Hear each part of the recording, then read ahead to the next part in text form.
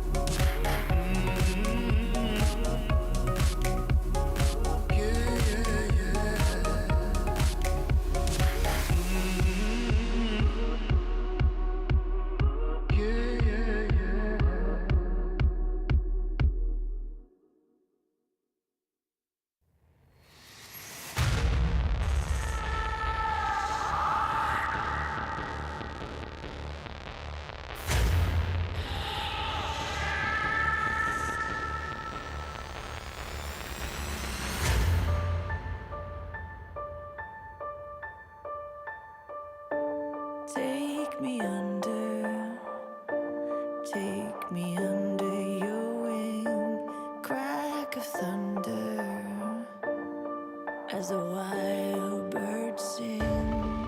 You can hear hunger crying out, a sonic echo that leaves no room for doubt. All the shots bring it back to what it's not. Make a move, do we do? As the world cries tears in our hands, are we all part of a bigger plan? All the shots bring it back to what it's not.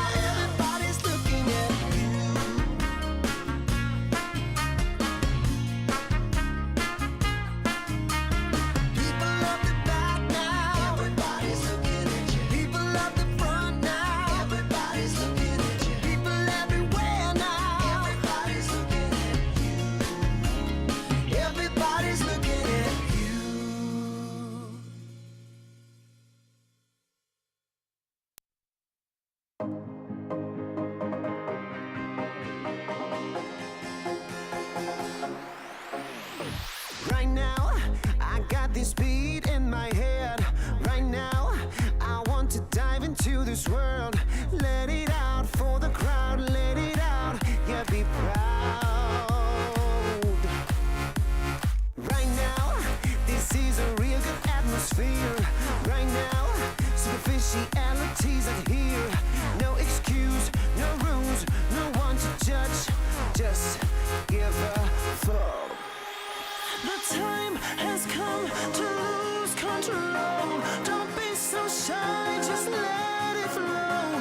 We are the masters of our own world, of our own world. We pray for fire in the sky. We show that desire is online. We stick together, together, together. We're alright.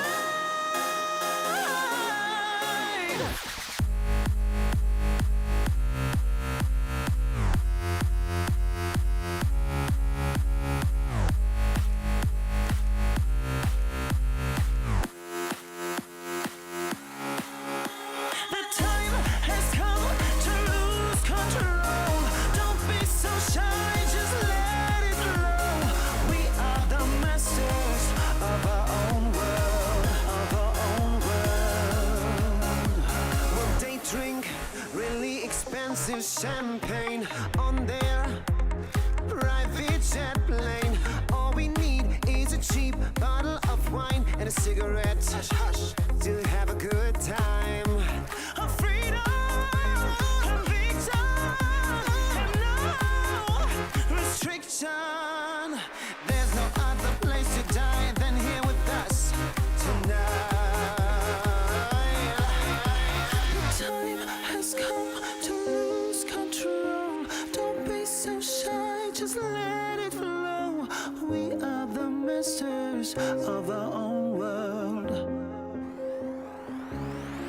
We pray for fire in the sky. We show that this night is online. We stick together, together, together. We're alright.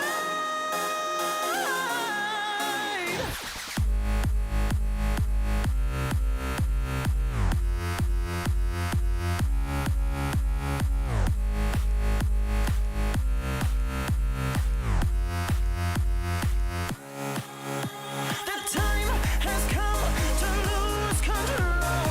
Don't be so shy, just let it flow. We are the masters of our own world, of our own world.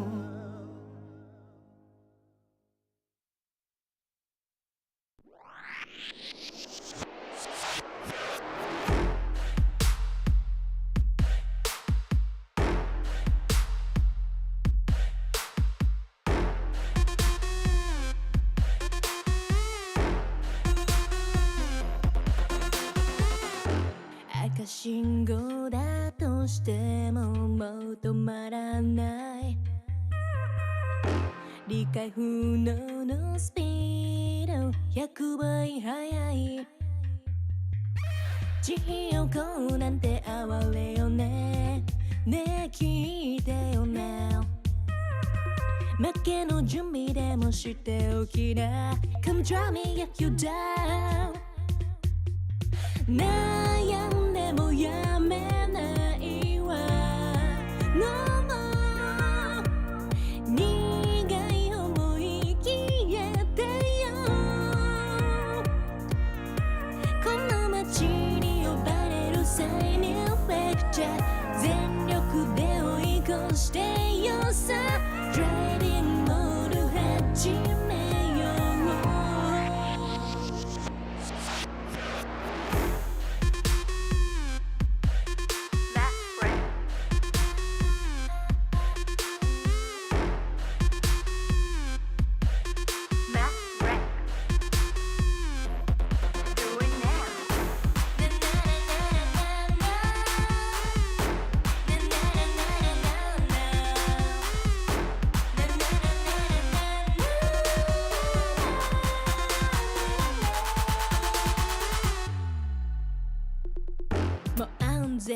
近道なんてのの完全にアウトだからあんたの後悔楽しみだわすげた気づいてよマジでベイベー一番でノックアウトするわ You better be listening 地位をこうなんて哀れよねねえ聞いてよな負けの準備でもしておきな Come try me yet when you were down 悩んでもやめないわ No more 苦い思い消えてよ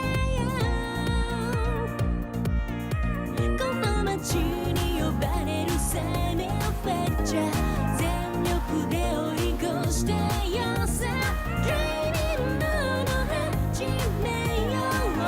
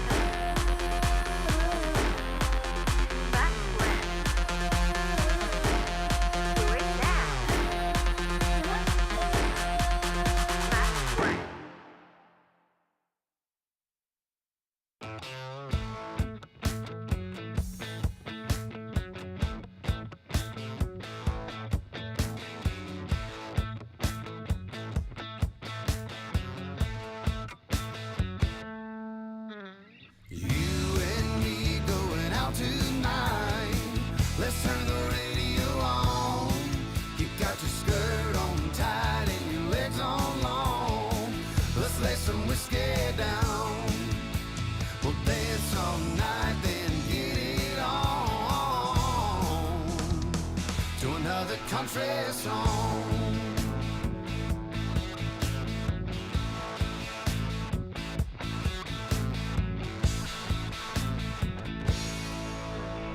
You and me going out tonight. Let's turn the radio on. You got your skirt on tight and your legs on long. Let's lay some whiskey down. We'll dance all night, then get it on to another country song.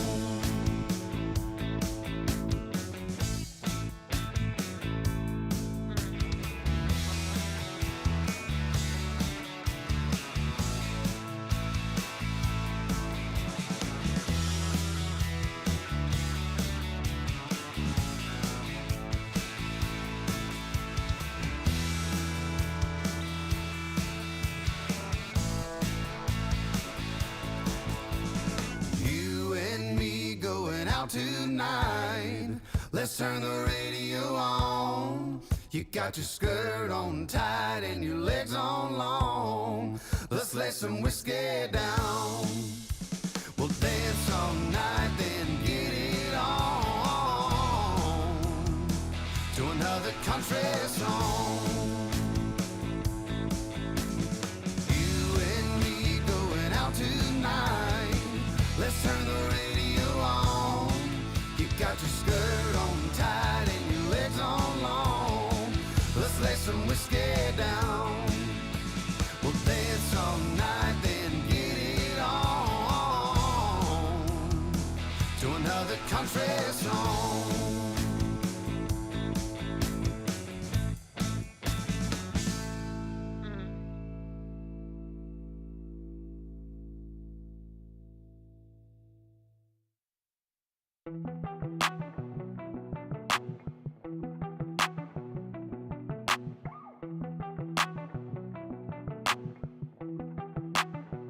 I saw you sitting in the moonlight. moonlight dripping, pain runs through your heart. Oh, we were skinny dipping, slowly sipping, then we fell apart. I'm just trying to catch a break from your love, oh, yeah, hey. Cause I need to find a new life, no love, oh. I can't lie, I've been thinking about us, but you, yeah. Tell me everything's gonna be alright.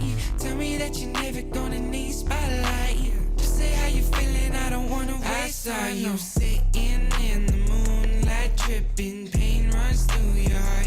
Oh, we were skinny dipping, slowly sipping, then we fell apart. I'm just trying to catch a break from your love, oh, yeah, hey. Cause I need to find a new life, no love, oh. I can't lie, I've been thinking about us, but you know better than anybody around me, yeah, you know.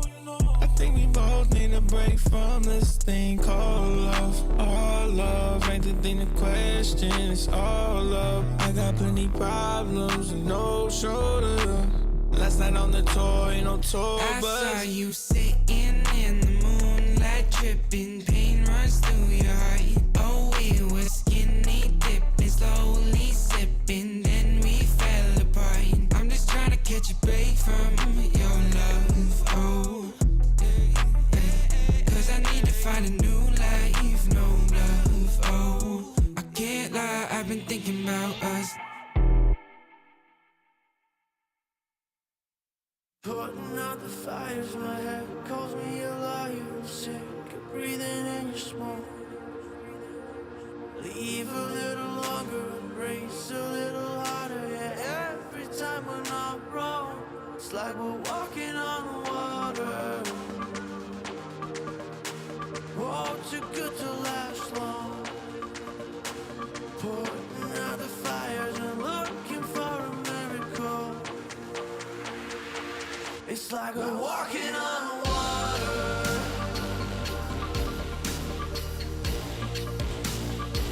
It's like we're walking on water.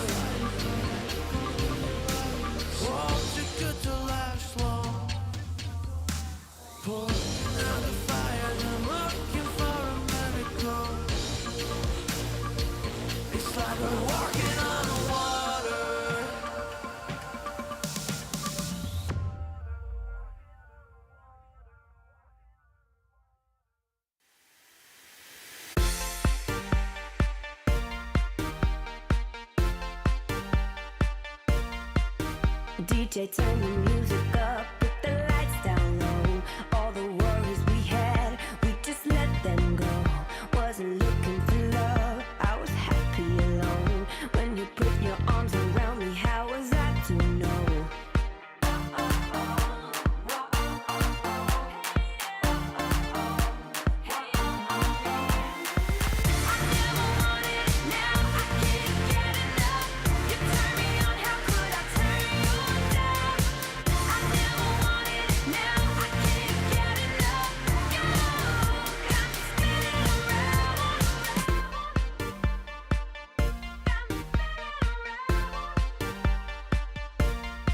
You got me feeling things I never felt before. We get lost in the music on the dance floor. If I leave you now, I'll leave you wanting more. If I leave you now, I'll leave you wanting more.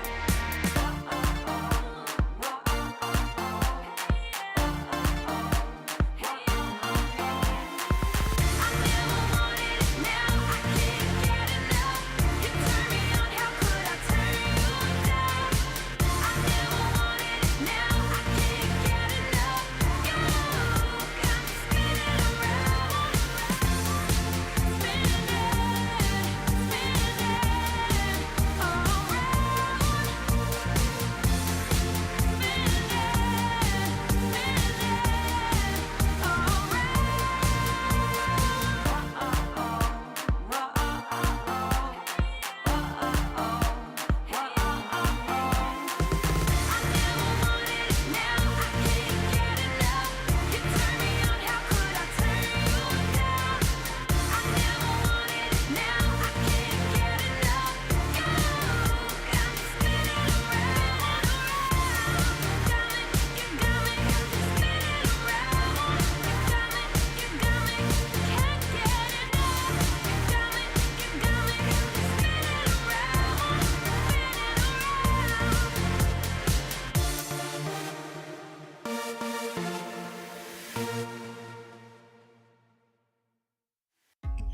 I think I'll sleep till it's over.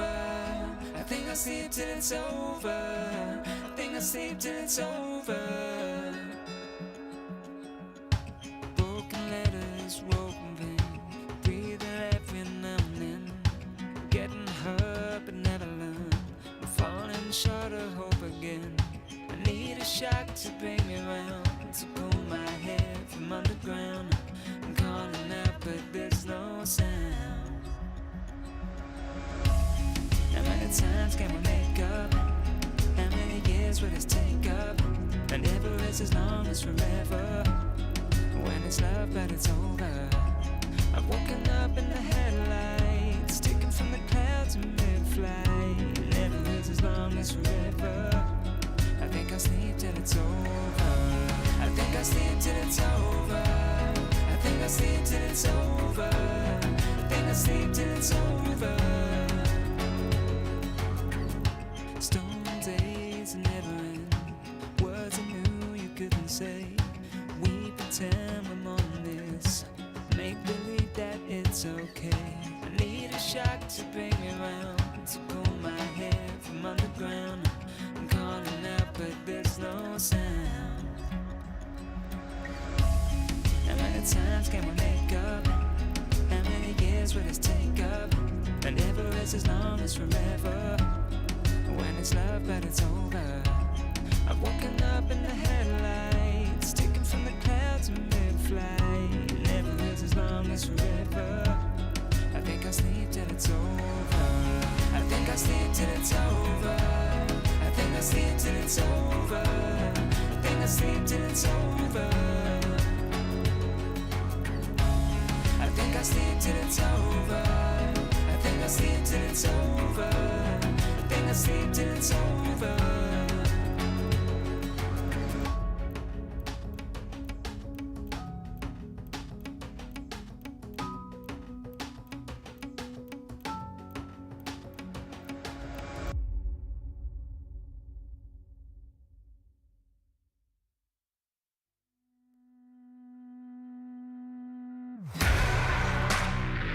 Oh, won't you break me out? Oh, won't you break me out? Oh, won't you break me out? Break me out, break me out. On the lock, on the key, and I'm doing time. Someone just save me, turn on the light. I don't know what is wrong, but it just feels right. Won't you break me out? Won't you break me out? Like a bad dream, but I can't sleep. Seems that I just can't get past me. Oh, oh, oh, oh, oh, oh.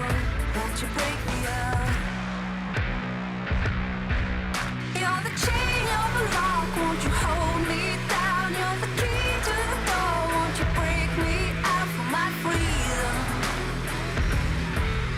my freedom.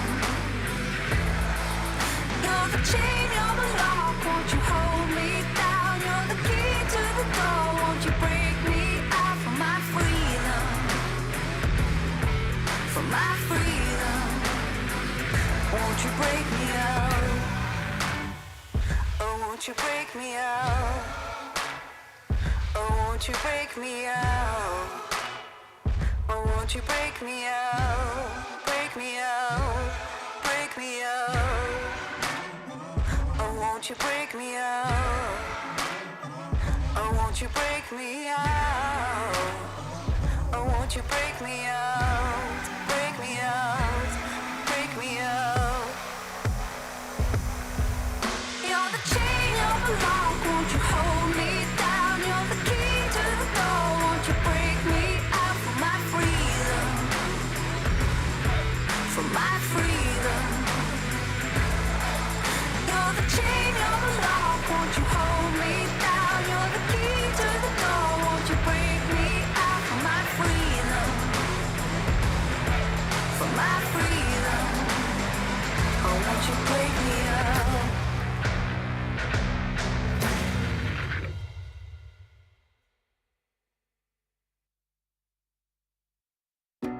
Wanna wake up in my bedroom with you right next to me, holding my hand. Something I could get used to, 'cause you're by my side.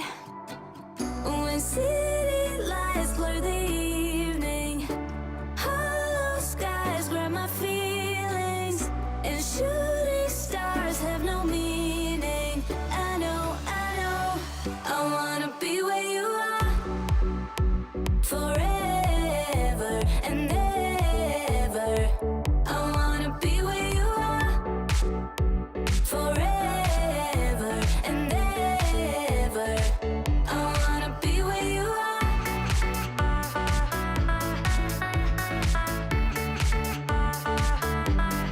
Be where you are.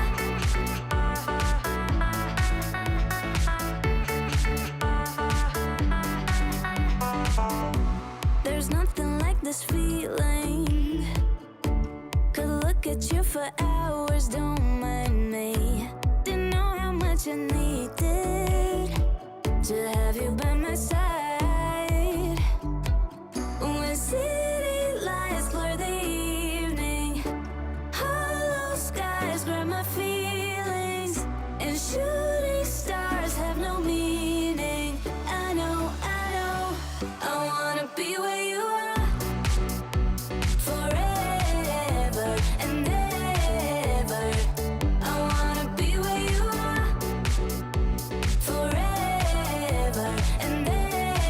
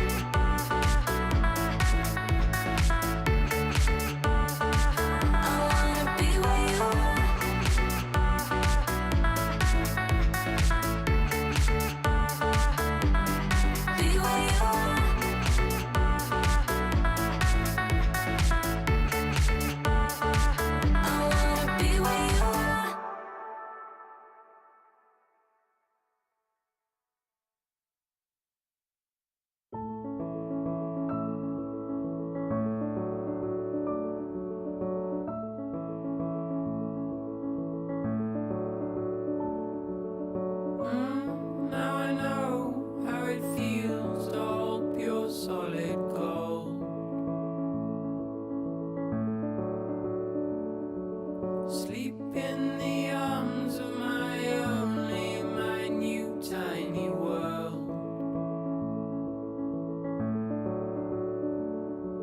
And right here in our arms you'll stay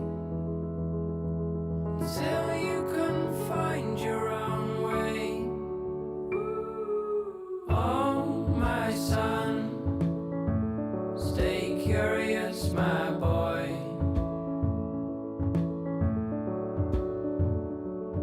Always ask where this road goes. Oh, my son, stay curious, my boy.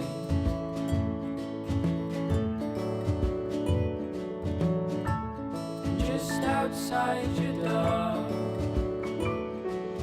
you'll find love where you don't know.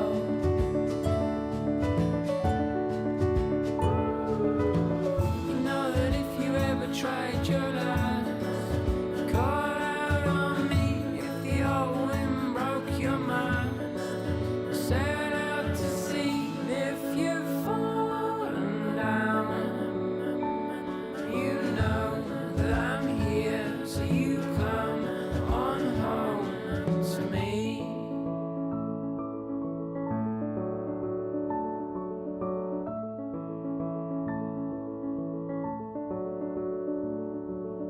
Oh, my son, stay curious, my boy.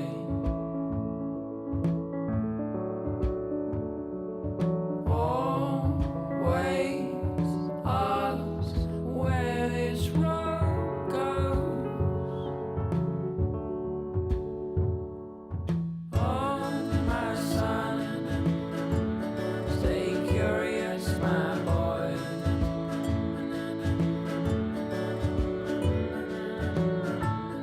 Just outside your door,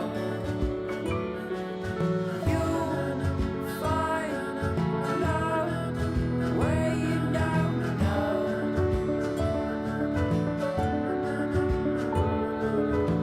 You know that if you ever tried your last, call out on me if the old wind broke your mind. Set out to sea if you've fallen down. You know that I'm here, so you come on home to me. The day you pick up all your bags, lay down your toys.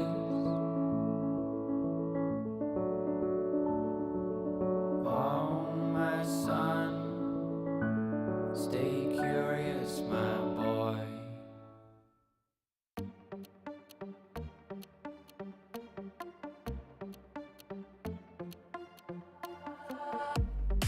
身も蓋もないわねマジでメール既読無視でもうてめトラブルならすぐ相談してよだなんて細い指先が僕を指す Please come this way ピンヒールで突き刺す血の味が欲しいまで純粋だと思ったバカね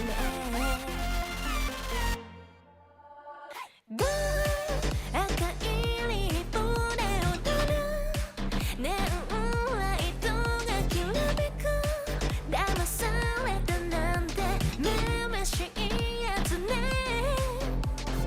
ゴー通報するならすれば罪深いの私よこの世のクズどもよかも民がひれ伏す農場の世界へようこそ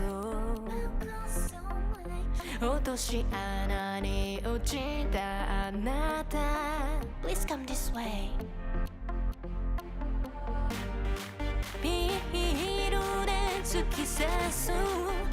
味が欲しい前に純粋だと思ったバカね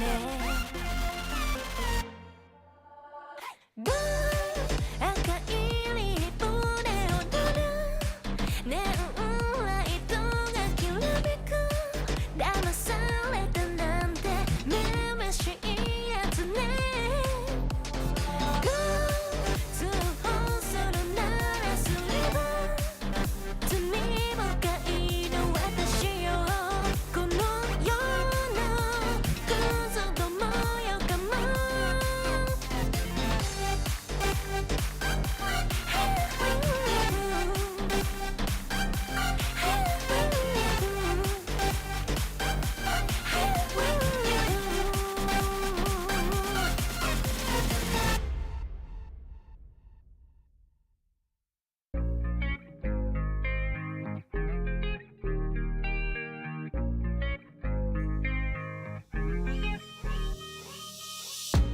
Stop playing with my heart right now. Girl, I need you in my life right now. Though I'm all tied up, need your love right now. Stop playing with my heart right now. Girl, I need you in my life right now. Though I'm all tied up, need your love right now. No, I'm balling out, yeah. But my heart plays loud, yeah. And I'm all freaked out, cause I got nothing to say to you. But will I be down, yeah, when you come around, yeah. So let's get right down, cause we ain't got much time. And every time you hold me, I think about the times that I was lonely. Keep reminiscing about how you the only one that makes me wanna look into your eyes and say, stop playing with my heart right now. Girl, I need you in my life right now. Though I'm all tied up, need your love right now. Stop playing with my heart right now. Girl, I need you in my life right now. Though I'm all tied up, need your love right now. Yeah, we could take time to work things out, oh, yeah. But I want you in my life so we could have each other, yeah. I know it seems hard to shine, but you're a million stars at all the same time, yeah. And you know I really mean it. And every time you hold me, I think about the times that I was lonely. Keep reminiscing about how you the only one that makes me wanna look into your eyes and say, stop playing with my heart right now.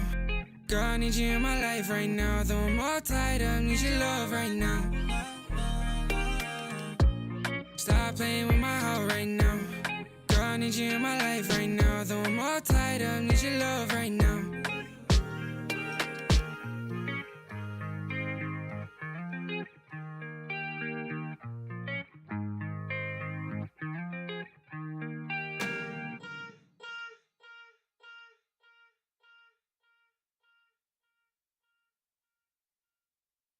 Different energies I bring, only sickness I fling. Bad like Gustavo Fring, can't try not a ting. Flyboy, I got the wings, and they can't keep up with me, dog. That's why all that I bring is wins. And they wanna hold me back, never doubt I'm a king. When they grab my killer chap on the ting, I don't wanna hear no talk from jokers. Say you got waves, I'll split that like Moses.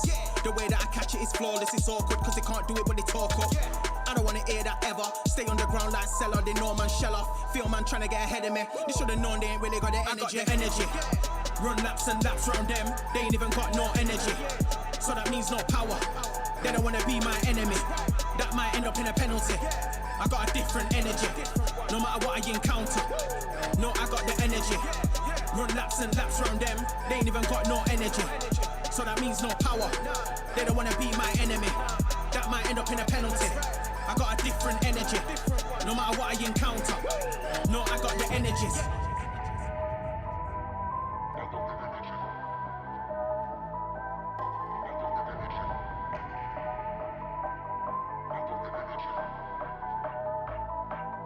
I got the energies.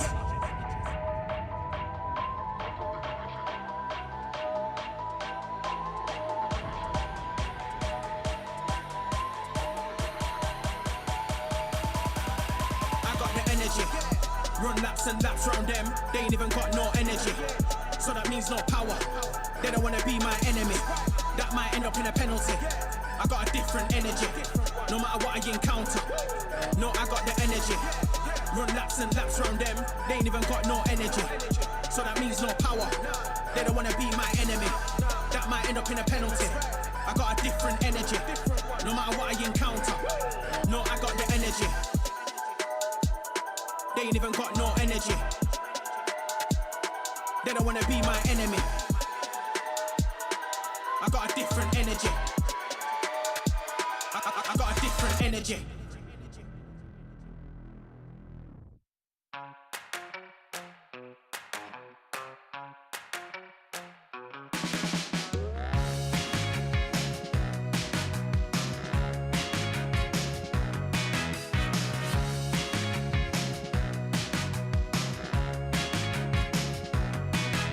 So I got my education in the old school,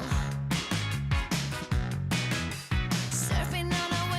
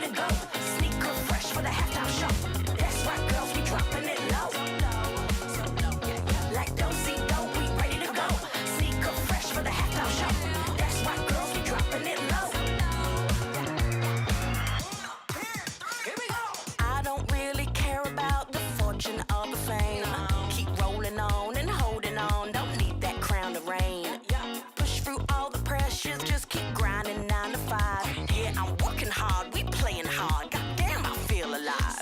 Like do-si-do, I'm ready to go. Been a damn long week, it's time for the show. Yeah, call my girls like, ooh, don't you know? I'm with my girls, yeah, my girls. We've been working all day. It's time to dance the night away. Here we go. I'm with my girls, yeah, my girls. We got records to play, so come let's dance the night away. Like do-si-do, we ready to go. Sneaker fresh for the halftime show. That's right, girls, we dropping it low. Like do-si-do, we ready to go. Sneaker fresh for the halftime show. That's right, girls, we dropping it low. Man, we're taking over, yeah, we're running the world. If we stick together, there's no stopping us, girl. Man, we're taking over, yeah, we're running the world. I'm with my girls, yeah, my girls. We've been working all day. It's time to dance the night away. I'm with my girls, yeah, my girls. We got records to play, so come let's dance the night away. Like do-si-do, we ready to go. Sneaker fresh for the halftime show. That's right, girls, we dropping it low. Like do-si-do, we ready to go. Sneaker fresh for the halftime show. That's right, girls, we dropping it low.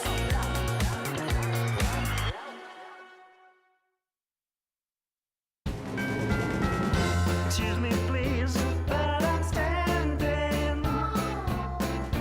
Left or right, we're trapped in the middle. Excuse me, please, but I'm crying. Catch your breath before you get old. I couldn't stay for the battle. I couldn't cross in the middle. But we are far too much too young. 2, 3, 4, 5, 6, 7, 8. I couldn't stay for the battle. I couldn't cross in the middle. I'm losing my mind. I'm losing my mind.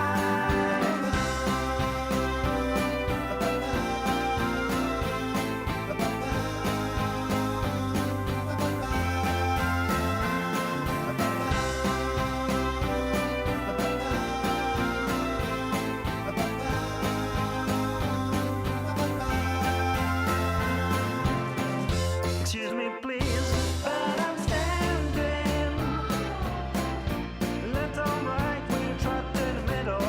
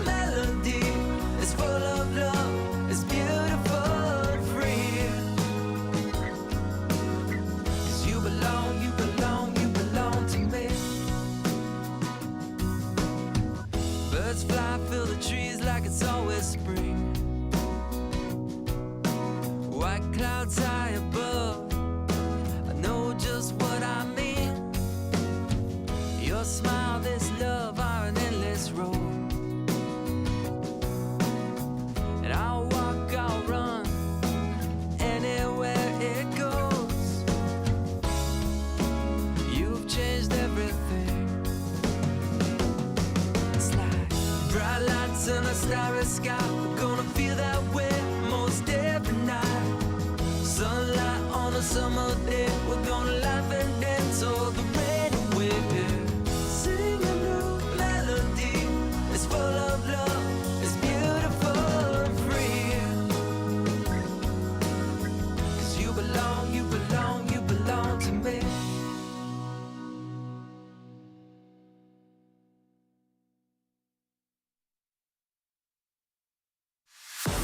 Tell me what you're dreaming of, waiting for your fate to come. There goes another day.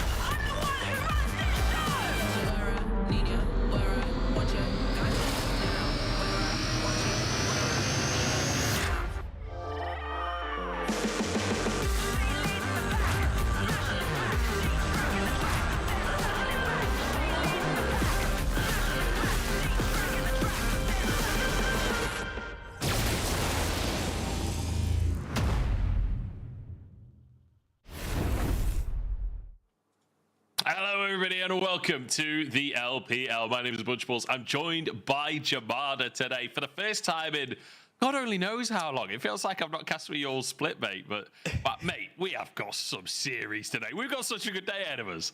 We do, and the reason why it feels like we haven't cast since basically the entire split is because I checked, and the last time we did cast together was in week 1, so it has been a whole split. Oh, wow. And there you go. I'm looking forward to it, and like you say, not a better day to really be reunited with one another because today's series are pretty much all important to playoff seedings. Yeah, it's a big day. It's one of the biggest days I think we have remaining in the entire schedule. It's week number 10, day number 2. Let's take a look first at yesterday, though, at what happened in the LPL, because some surprising results yesterday. Only 4 games, the second series going the way everyone expected.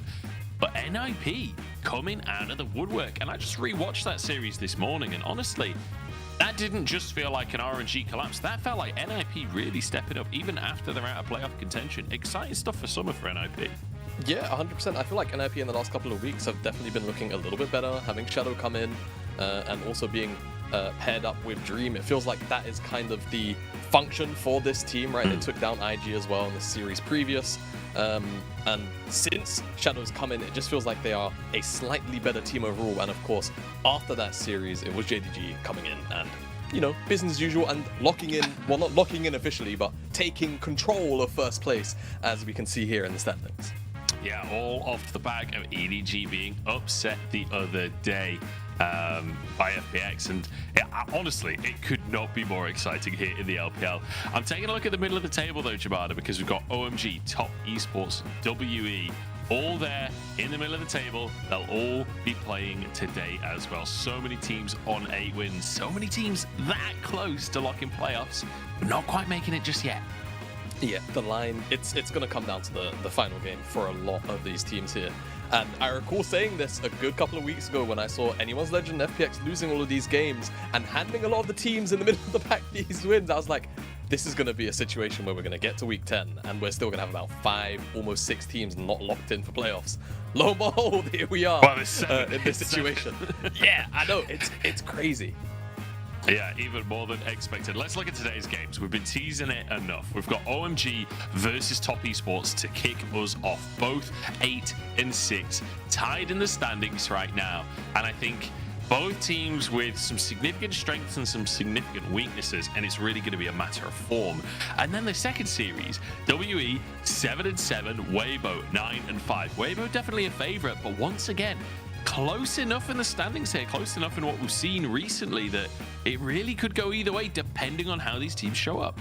Yeah, absolutely. And I feel like that's really been a big thing, especially for teams who are playing against other teams that are lower in the standings. It really does feel like some of these lower in the standings teams have been recently, you know, kind of showing it up to these sort of teams who are trying to vie for, you know, top 4, top 2 in the case of EDG the other day with FPX. So, you know, nothing's really off the cards here, and especially with a team like Weibo who are, let's be real, they're probably our most inconsistent in terms of level of play, top of the table team. You know, they've humiliated teams like Top Esports is maybe not as high a hurdle anymore, but also JDG, and then sometimes they'll just lose to bottom end teams. So it's a bit up and down. Yeah. But definitely that first series is going to say a lot because that is for playoffs lock-in. Whoever wins that series, I believe, locks in playoffs.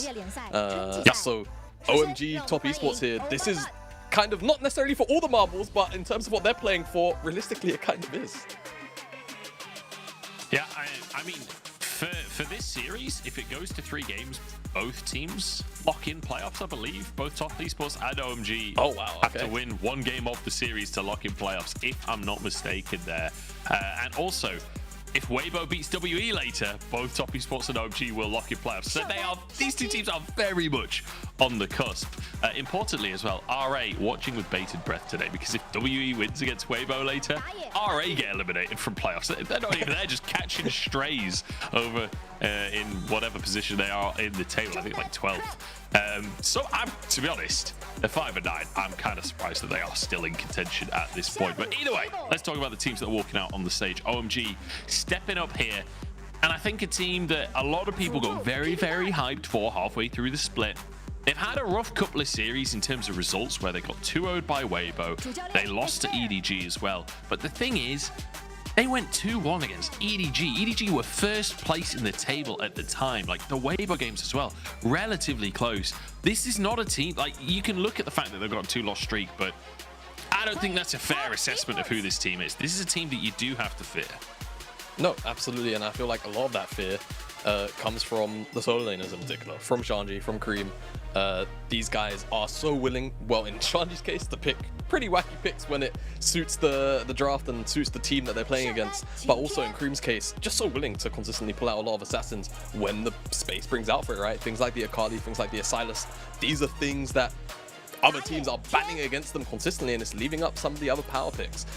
So OMG definitely leveraged that a whole bunch, and even in saying just the solo laners, you can't even really leave out players like Arky in the jungle or Abel as well. It is really a whole team unit here that OMG are able to utilize efficiently. Yeah, spirits do not look high on the Top Esports players as they walk out onto the stage, and they're on a 4-loss streak currently.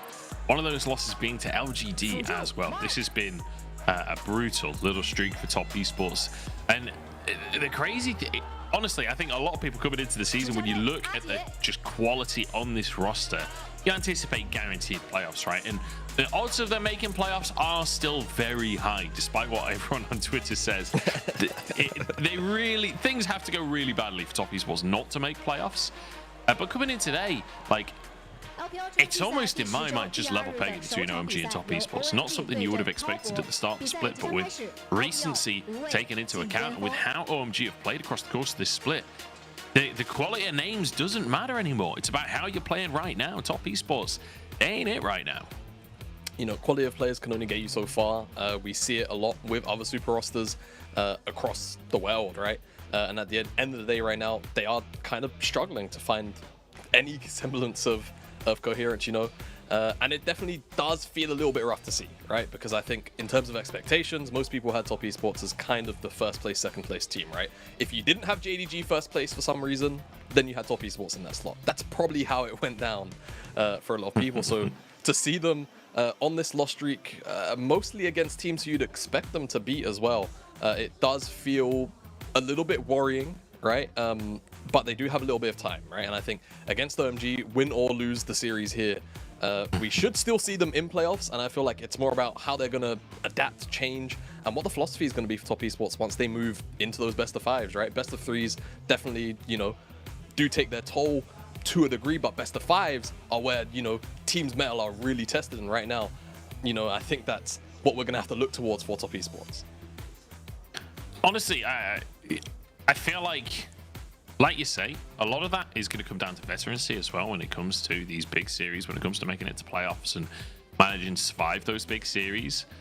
But equally, I'm just looking at the players' faces, or not even faces in the case of Jackie Love as he's looking down. But like across OMG, everybody's smiling and giggling. Across Top Esports, not necessarily the same, although I say that Mark definitely doesn't seem to be in too bad of a mood. So we'll see if the spirits are as low as it looks like on the camera once we get onto the rift. The thing is, these things can be deceptive. People do put on their game face as they're getting ready for the game. So we'll have to see if Top Esports can show up. Jackie Love looking okay as well.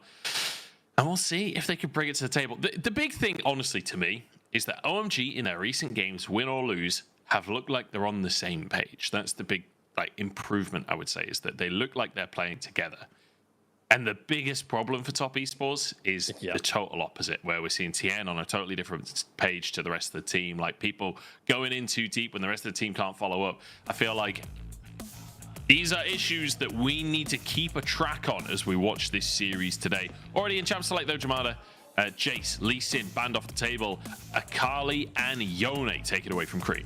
Yeah, this is what I'm talking about, man. Like, teams put so much respect on Cream because they know he can take over a game so quickly on these backline divers, these assassins. Top Esports just paying their credits in 3 different bans. Holy moly. Just so a little context for that as well. So far this split, 72% ban rate on Akali against OMG. Like, nobody wants to deal with Cream's Akali. Yeah, Cream is just a Giga Chad. And we're flying through the bans, the picks rather, super quick. OMG are going to snap up the Vi, so Aki's going to have a whole bunch of agency, especially once that level 6 comes in. Top Esports snap up the Sejuani and the Zeri, no surprises there. And then OMG as well, just immediately take up the next best AD carry in the Aphelios. Arguably, I feel like Aphelios might maybe be a slightly stronger AD carry in some slots, and Ari will be picked up for the pairing in that mid jungle. So OMG level 6, a lot of single target threat there. We'll see what follow-up they can find, as Top Esports will also pick up Ching Tian's Jax to ensure that they've got a strong 2v2 up in the top side with that Sejuani. Mate, we are flying through the draft here as Shanji's Rumble gets banned away as well. So, like you say, really solid mid-jungle 2v2 coming out from OMG. That's going to be crucial when playing against Tien and Rookie, 2 of the biggest names in the mid-jungle, but we're not necessarily seeing as much synergy as we would have liked. Veigar being banned away either from Rookie or Jackie Love. We have seen that a tiny bit down in the AD carry position across the course of the split, although Jackie Love not one to play it so far. Yeah, not one to play it so far, but Jackie Love has dipped his toes into the Ziggs pool before, so says to me that he's willing to play some of those mages in the bottom side from time to time, and Lulu as well. We know that pairing time and time again. It gets a bit boring sometimes, and OMG feel the same way. Top Esports will go towards the Jax, so just kind of stacking on some of that snapping gauge that Sejuani can bring, stack that up with the Rakan, and that can get a little bit oppressive. OMG eyeing up the Thresh wasn't banned away because Top Esports were very concerned with those AP team fighters that Shanji is so proficient at, and they don't want to deal with any of those flankers or anything like that. So it seems like Thresh will probably come in here, or we could get a last second swap over to the Renard. I think both these options make a lot of sense, right? Thresh brings a little more utility and a little more all-roundedness and pick to the composition, but I feel like with Vi and Ari, he can sometimes get left behind, right? That's one of the things with Thresh. He's not necessarily one to catch up with pick per se, he's one to start it, right? Yeah. So Renard, just as a means to potentially stop some of the dive coming in, and also being a massive dissuading wave to stop Zeri potentially from moving forward as Shanji goes towards the Cassante in the top side, a matchup that we're very familiar with, and it will be rounded out by Galio on the Top Esports side. Do you know, I was thinking it was going to be a Jace in that mid lane for the Sejuani passive and everything, but no, Galio definitely ticks the box of big CC chain. A lot of eggs in the Jackie Love basket, and Qingtian getting ahead on that Jax up top side. I like the Renata, as you're saying, PP God, an aficionado on the Renata. He's been the biggest proponent of this champion in the entire LPL, and Shanji going with the tried and true Cassante. 70% win rate on that pick over 16 games this split. I feel like we have comfort across the board on both of our teams. And honestly, Jamada, I'm not really sure how to call this draft, especially with Rookie taking this Galio. This is the first Galio game we've seen from Rookie this split. Definitely a different style than what we've seen out of Top Esports. Yeah, but you know what? I kind of like it. To me, I feel like Top Esports, they've normally put a lot of eggs into the Rookie basket, to quote you word for word, into the Jackie Love basket, because Jackie Love is Jackie Love, right? If you give him enough resources, pending he's not, arcane shifting forward or skating over a wall into 5 members, he's gonna 1v5 a team fight. I'm sorry, I had to, I did. And I feel we like all remember that game 5. We all remember it. So, if you've got something like Galio Rakan to sort of just perma-dive the bottom side, right? There's so much CC between Galio, Sejuani, and Rakan.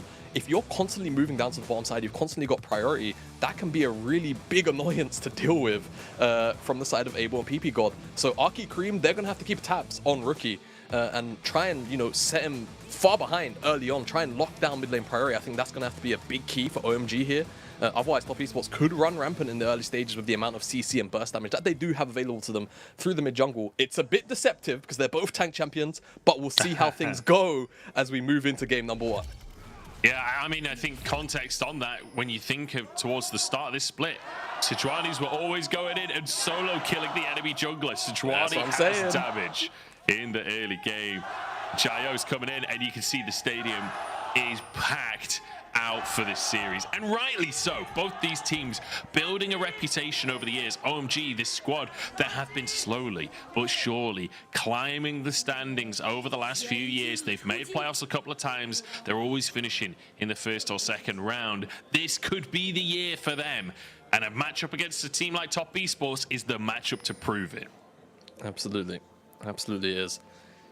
Take down Top Esports, you kind of establish yourself as a team that you have to be worried about in a best-of-5 situation. I feel like the flexibility as well that OMG can bring from their very creative picks does make a best-of-5 scenario quite scary. I mean, you saw how Top Esports opened out this draft. 3 mid lane bans, and all like, you know, pseudo off-meta to a degree, targeted at Cream. So we'll see how OMG get on. Like we said, I'm expecting a lot of focus from Top Esports.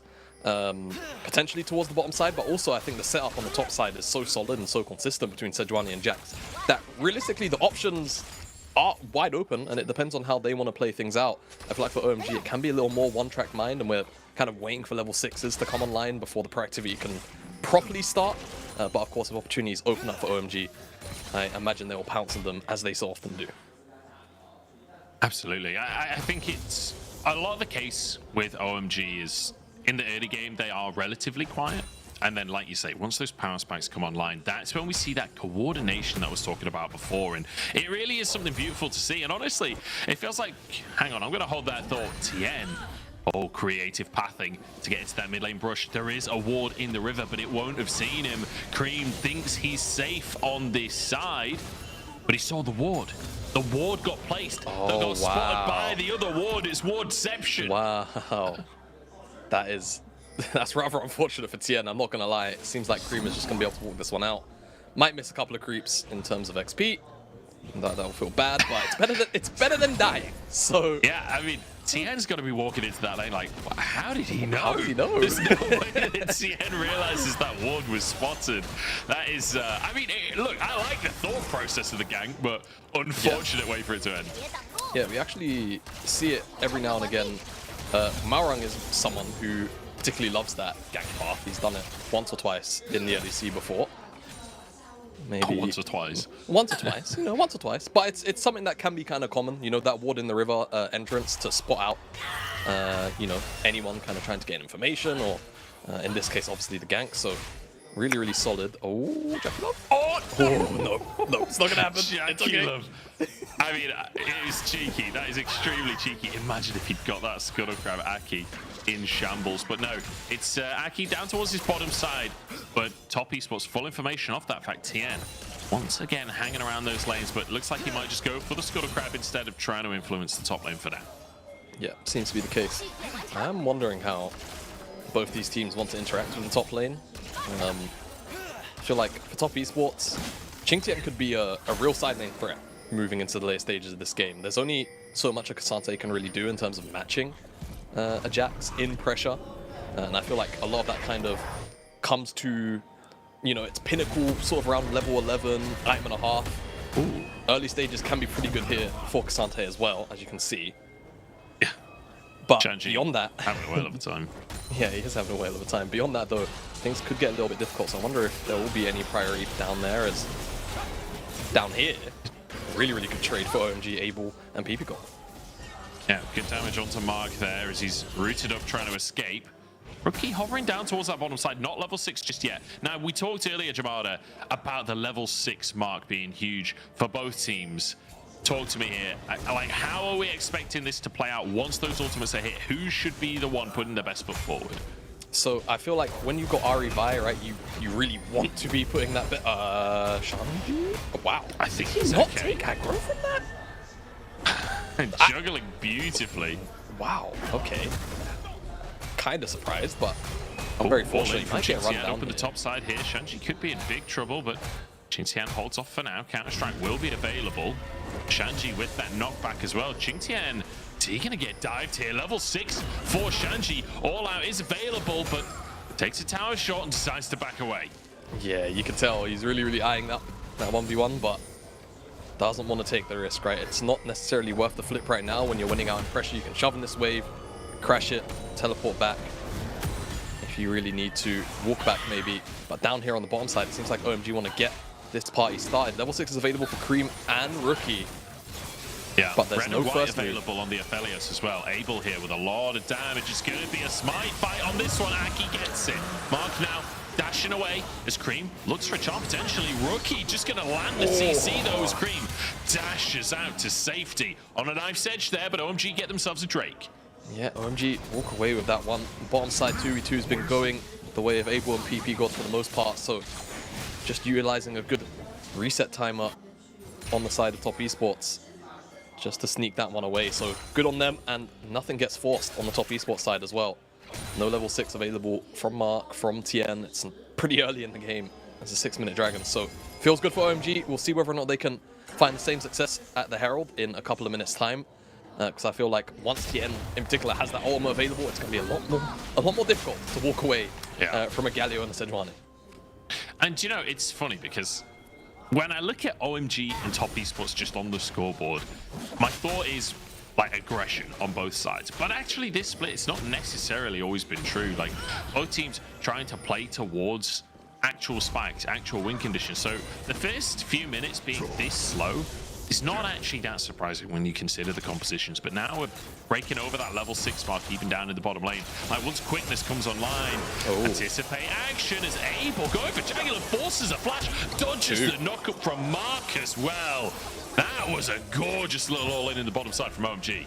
Yeah, really well played by Able. He's got the red and white guns, and he just pops ghosts, just runs at them, because he knows this could be, potential setup in the top side. Oh no.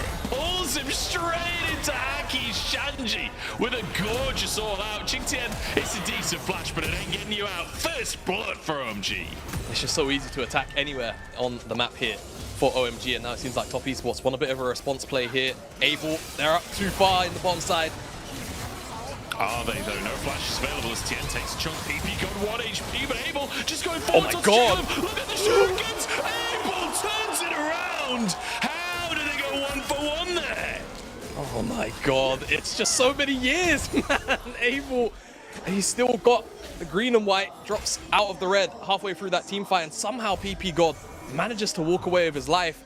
Able commits to the play. It's really solid from the OMG bottom side, and they get the Herald whilst this is all going on. So honestly, solid sequence for OMG. Top Esports, they're just looking for a cross-map play. That's all this is. They just want to find something because they've just lost their top laner to that gank, and at first they go onto PP God, the flash comes out, but it's not quite enough damage. And then Able just steps forward, he commits to the play because he feels like he's going to go down anyway, and he finds Jaculov with all the damage. It's absurd. And it's the fact that he's used his Severum Q, then gets to use his ult and his Q on the Calibrum as well. So the amount of Chakrams flying around him there, the damage is just insane. And that is down to Able comboing that beautifully. So now 2 for 1. And OMG honestly kind of winning on both sides of the map. The fact they go 1 for 1 in the bottom side, and Mark was the one to get the kill on PP God as well. It's pretty much perfect scenario for OMG. Yeah, it really is. Fuck that. All of the members that probably want the gold to advance the game right now are getting them. We'll see what they can do with it. I don't know if you see it in... I don't know if you see it in Vision, you know. I think it's purely a spectators thing. I hope. Oh, okay. I think... I know. It's a bit disappointing. It would be kind of... It would be annoying though. Imagine you're trying to get a bit of a... I was going to say, it is disappointing for me personally in this one instance, but in the grand scheme of League of Legends, I'm glad if that's the way that it works. Probably for the best. Surprised me though, I'll be honest. If it did work that way. Anything to nerf the jungle munch, I promise, right? It will do it. You know, I'm just saying. Junglers know the pain. Oh dear. Well, we've got a Kane enjoyer, so your entire life is pain as far as I can see. Cream though, trying to clear out this way, and I feel like this mid lane has been surprisingly quiet considering his Ahri and Galio. And I don't mean in the 1v1. I mean in terms of these two getting out onto the map. You would anticipate Cream leaving a little bit more often to try and make plays with Aki, but so far, both mid laners playing it very slow and quiet. Yeah, it seems like Rookie's not really you know, sort of investing resources, health resources, mana to get out on the map, and it seems like Cream hasn't just found the opportunity to roam to a side lane just yet. Herald down here, will charge in, give Abel, Aki. PB got some additional gold, which will definitely feel very nice. One thing to note as well, Abel actually started culling this lane. He's got 3 more CS, I believe, until that one procs, so he's going to get another massive injection of gold on the next wave as well. So OMG bottom side state feeling pretty good. They're up actually 2,000 gold, OMG as a team. Yeah. And now finally, nope, not going to find anything onto Cream. It does feel like OMG rather, Top Esports are struggling to really find a play to force where they're coming out entirely ahead. And now Mark. Oh, Mark, this is not where you want to be. The CC chain is there. Quickness gets him out, though, and Rookie here to save the day. Everyone locked in by PP God as Rookie dashes out. Health bar's low for OMG, and Jackie Love using that ultimate, jumps over the wall, but he can't quite finish the damage off. A great charm from Cream. Tien on the front line has to back away. Moonlight Vigil's wide, though. It means OMG have to leave the Drake. Yeah, the blood was in the water here for Jackie Love as he goes over the wall of the lightning crash. It might not be fully over. Does Aki want to flip this? It seems like the answer is no. And like you said, that Moonlight Vigil going wide is crucial. If it hits for Abel, he gets a couple more chakrams, he probably feels more confident to step up, has the additional DPS sooner of hitting that many members. Top Esports get away with the dragon here. When you look at the item inventories just before that fight as well, it's so heavily in favor of OMG. The fact that they don't win that fight, it is kind of unfortunate for them in the grand scheme of this game. Like, they had a 2,000 gold advantage. Everfrost was there in the mid lane. Black Cleaver in the jungle. You'd anticipate this is a skirmish that they'd win. Yeah, but I feel like what you're seeing at play here is just the Top Esports composition in terms of its defensive capabilities. So many zoning tools, right? Galio, Sejuani existing. And just generally the mobility does make it very hard to lock down anyone on the side of Top Esports. And this is what I was talking about. Jackie Love just, he can smell it. He can see a double or triple kill maybe. This W hits almost every member of OMG, but it doesn't find anyone. That Moonlight Vigil flying wide means, again, Abel doesn't have that DPS that he's maybe looking for to step forward and potentially make a turnaround play. Rod of Ages now picked up for Rookie. You can see the Gale Force for Abel as well. We're starting to get these mythics online across the board. Scream will grab his blue buff. And we'll see if the pace of this game starts to speed up. I feel like Top Esports, they do have some tools now, but with the Rod of Ages there for Rookie, you'd anticipate maybe they still want to play this one slow until perhaps the 2-item mark. I say that. Tien may be thinking of other things as he moves towards these Krugs on the bottom side. No vision here for OMG. They don't know this is happening yet. A 1v1 in the top side as well. All out from Shanji as Jingtian pulled away from his tower. Oh my god. Flash from Shanji to follow. He wants the solo kill, but he misses the knockup. Jingtian! 30 HP under the tower. Counter-strike gonna be used. Dodges away from the knockup. No minions left, but Shanji, he's pushed him away from the tower. Jingtian surviving as long as he can. Wait, can he execute? No way he can execute. Oh! The one-hop! Jingtian escapes, and now on the bottom side, it's Jackie Love to get one on Abel. I can't believe it. Oh, he got him in the end. He got him. I was about to say, there's no way Jingtian gets out of that. That is purely illegal. And on the bottom side, it seems like Top Esports finally made their play that they've been looking for a little while. They get their kill onto Abel, so I suppose a cross-map play, which Shanji finds a solo kill and a tower in. And on the bottom side, it doesn't seem like too many things besides the kill were picked up, so not too bad for them. As in the picture-in-picture, that's just how the 1v1 finished out. Jingtian couldn't run out the distance, unfortunately for himself.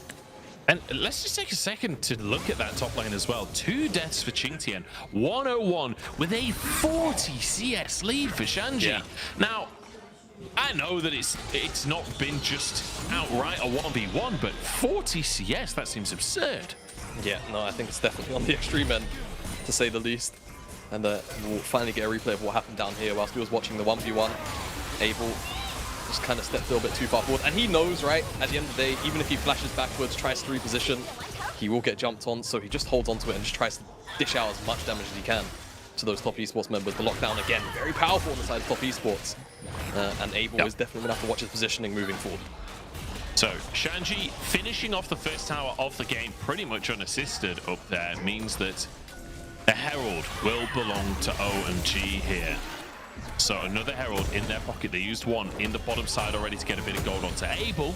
They don't need to use it on the top side, but perhaps that mid lane tower could be what they threaten to try and put a bit of pressure on Rookie and deny some map control from Top Esports. And there we go. You've instantly slammed in the mid lane.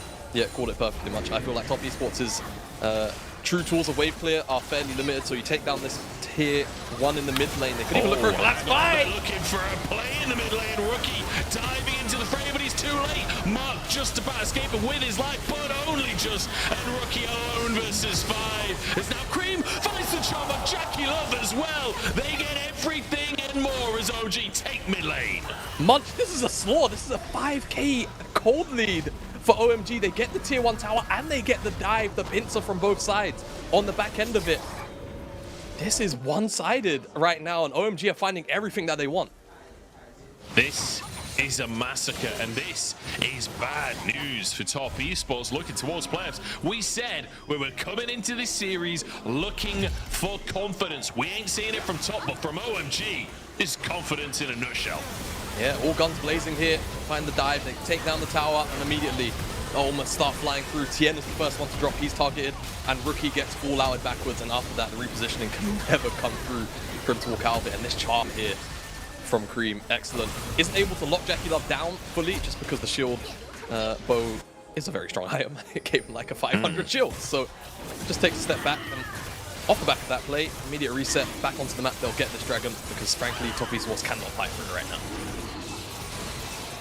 No, they certainly cannot. Is the Drake taken by OMG?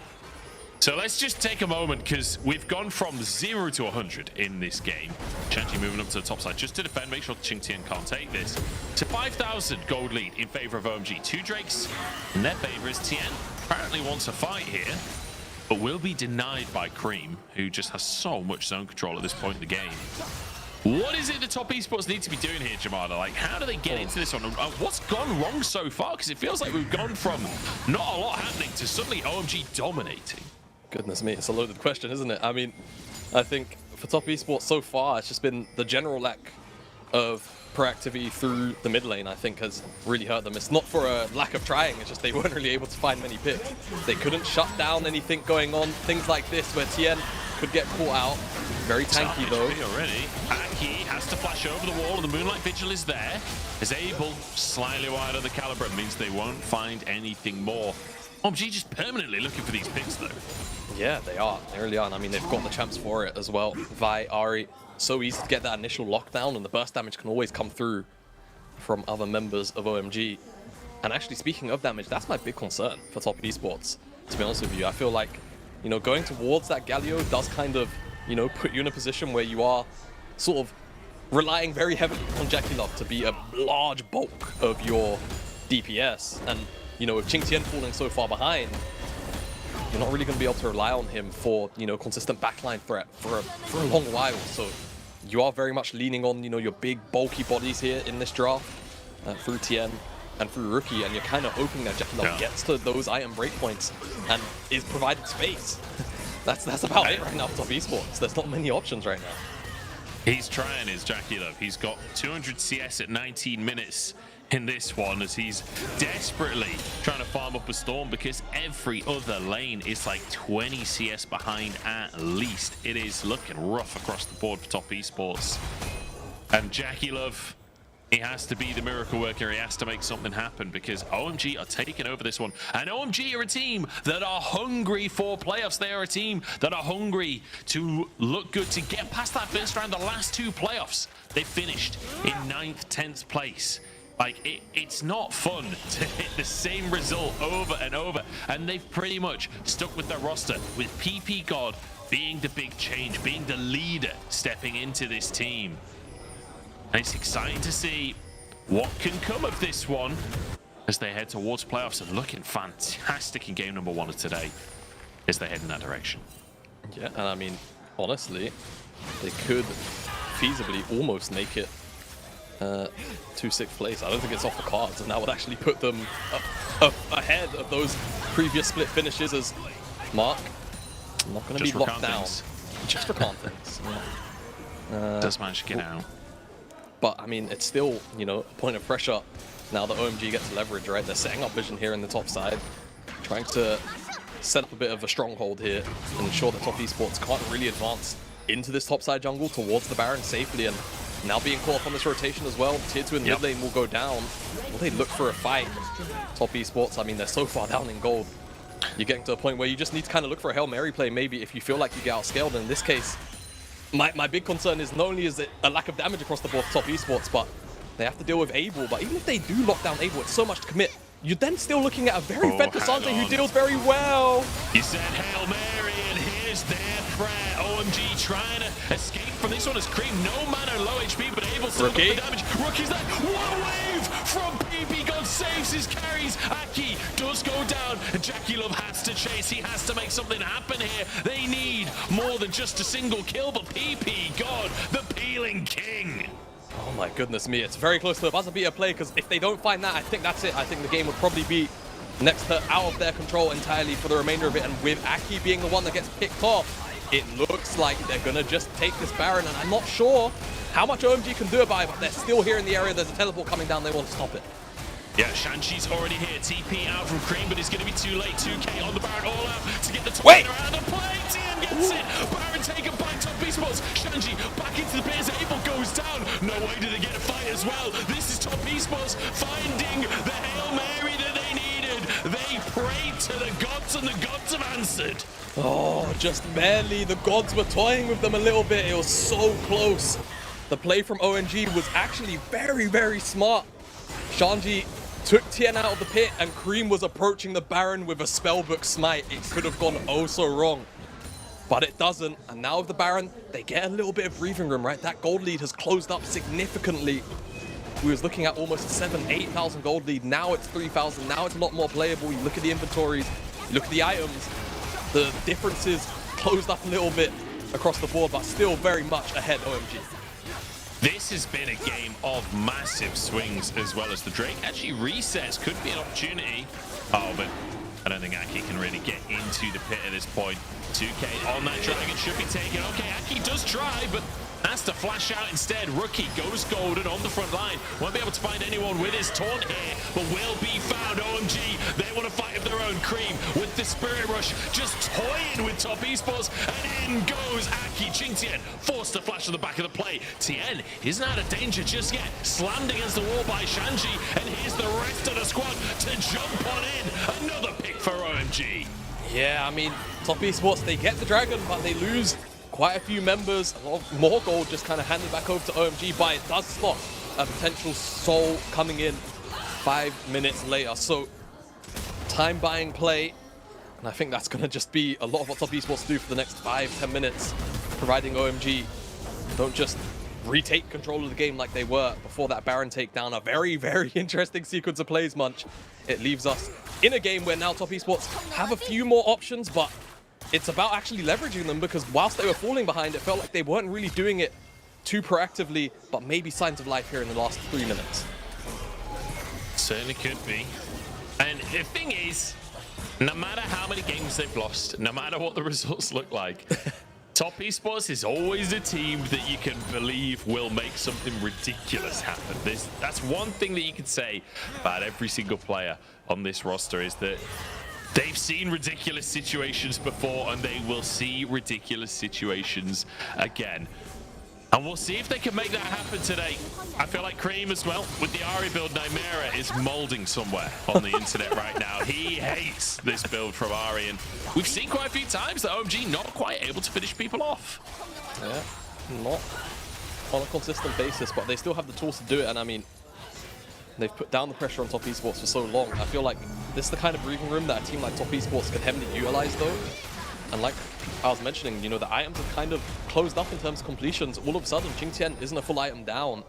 He's just some components now. He's got Divine Thunder, he's got Black Cleaver. He can start to consider taking a 1v1 here against the Cassante. And as well, and like, this is one of the great it's things. closed up too. Sorry, go ahead. Yeah, this one of the great things about having that Galio as well, right? You can side lane very comfortably, even without a teleport, still be able to join the fray if anything happens towards the mid lane. I feel like Top Esports setting up for a 1-3-1 for a while here, because neither neutral objective up for 2.5 minutes. One thing I do want to point out, Jamada, is that they will both be up at exactly the same time, and that always feels dangerous, no matter who's playing. Yeah, we'll see which team decides to take a bit of a gambit on those objectives. and who has control of what side of the map. And sort of going back to that point you said on that side laning, I feel like it was always kind of an option for top esports, but obviously Qingtian was falling so far behind in the 1v1 that it seemed kind of unlikely. But now that he's kind of a little more on even footing, it could be something that top esports rely on. And with Rookie as well on this Galio, it always means, you know, there's a little bit of side lane coverage to be had. There's always the threat of the hero's entrance coming in, and then a response being quite swift from the rest of the top esports members. So OMG, with that in mind, just bringing multiple members down here to this bottom side for now, and just ensuring that Qingtian can't find any pressure on this 1v1.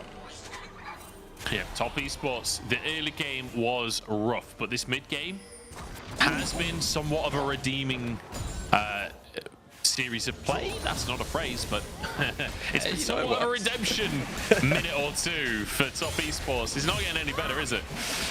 But they've managed to hold themselves in this game, but it feels like OMG have stalled out a little bit here. They had so much momentum, it felt like they were in complete control. They lost that Baron, they lost a couple of team fights, and now suddenly you're seeing them significantly less confident on the Rift. This doesn't feel the same as it did a few minutes ago from OMG. Yeah, tempo's definitely slowed down. It could be a good couple of things, right? They could have their confidence knocked a bit. They might just be waiting for the neutrals to spawn up again, right? And it seems like they're definitely taking their foot off the gas a bit. Abel's very close to an Infinity Edge, has to be said. He could even have it if he's looking to reset right now. I think he's been sat on those components for a while. We'll see whether or not he actually does go back to base. But OMG, like you say, definitely a lot slower in the last couple of minutes. It's a bit dangerous though, surely. Abel No, resetting with 20 seconds until the Drake's up. You're right, Hex Gate's in play. Perhaps that'll be enough for him to get back. The Infinity Edge that you mentioned does get locked in. Rookie clearing vision in the pit. Clearly, top esports prioritizing the Drake over the Baron here. Yeah, they don't want to give this one over. But I do feel like, depending on the severity of the team fight and how lopsided it is, if you lose this dragon fight, you could lose the Baron. OMG just going for this one. Rookie turns gold and keeps himself alive. Jaculum starts to stack up onto Shanji. Great little knock up onto Cream as PP got hits the whole squad. Once again, Qingtian getting taken out. The same for Shanji on the top side. Top for top, Shanji almost escapes. And now Cream looks for a charm, but he's between the combos. How many Chakrams? Abel, how's he even pulled that off? There's millions of them.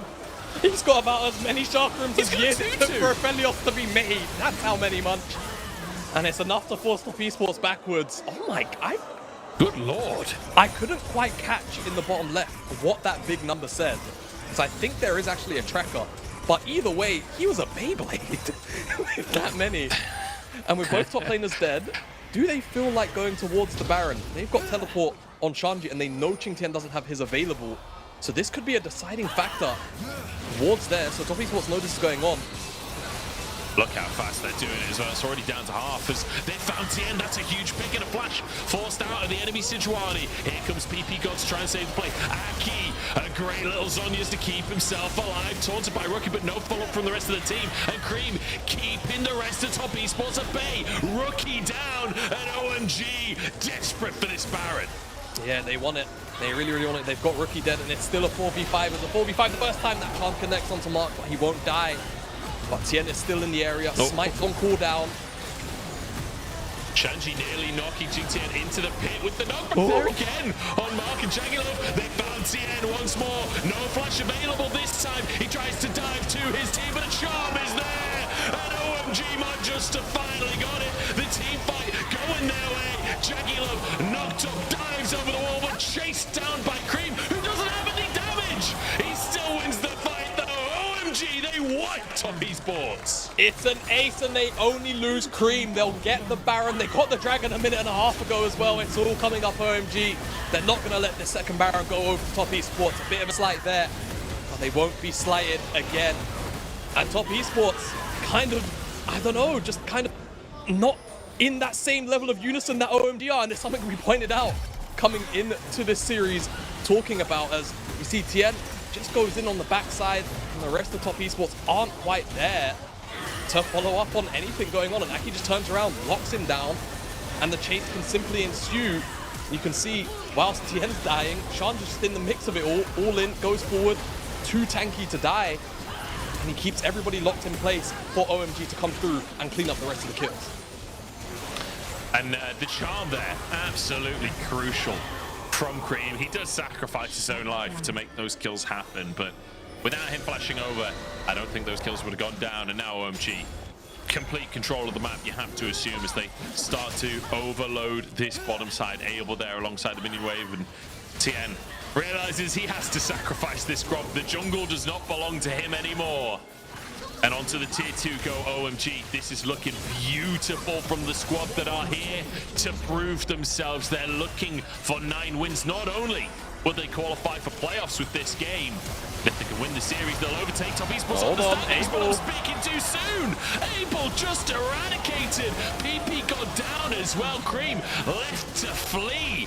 It's TN now trying to chase on to more members of OMG. A double kill for Jackie Lovers. Aki caught over the wall. The laser manages to land a tiny bit of CC. Will do a bit of blast cone as Ching TN is behind enemy lines. And Aki's got nowhere to go. The counter strike is there.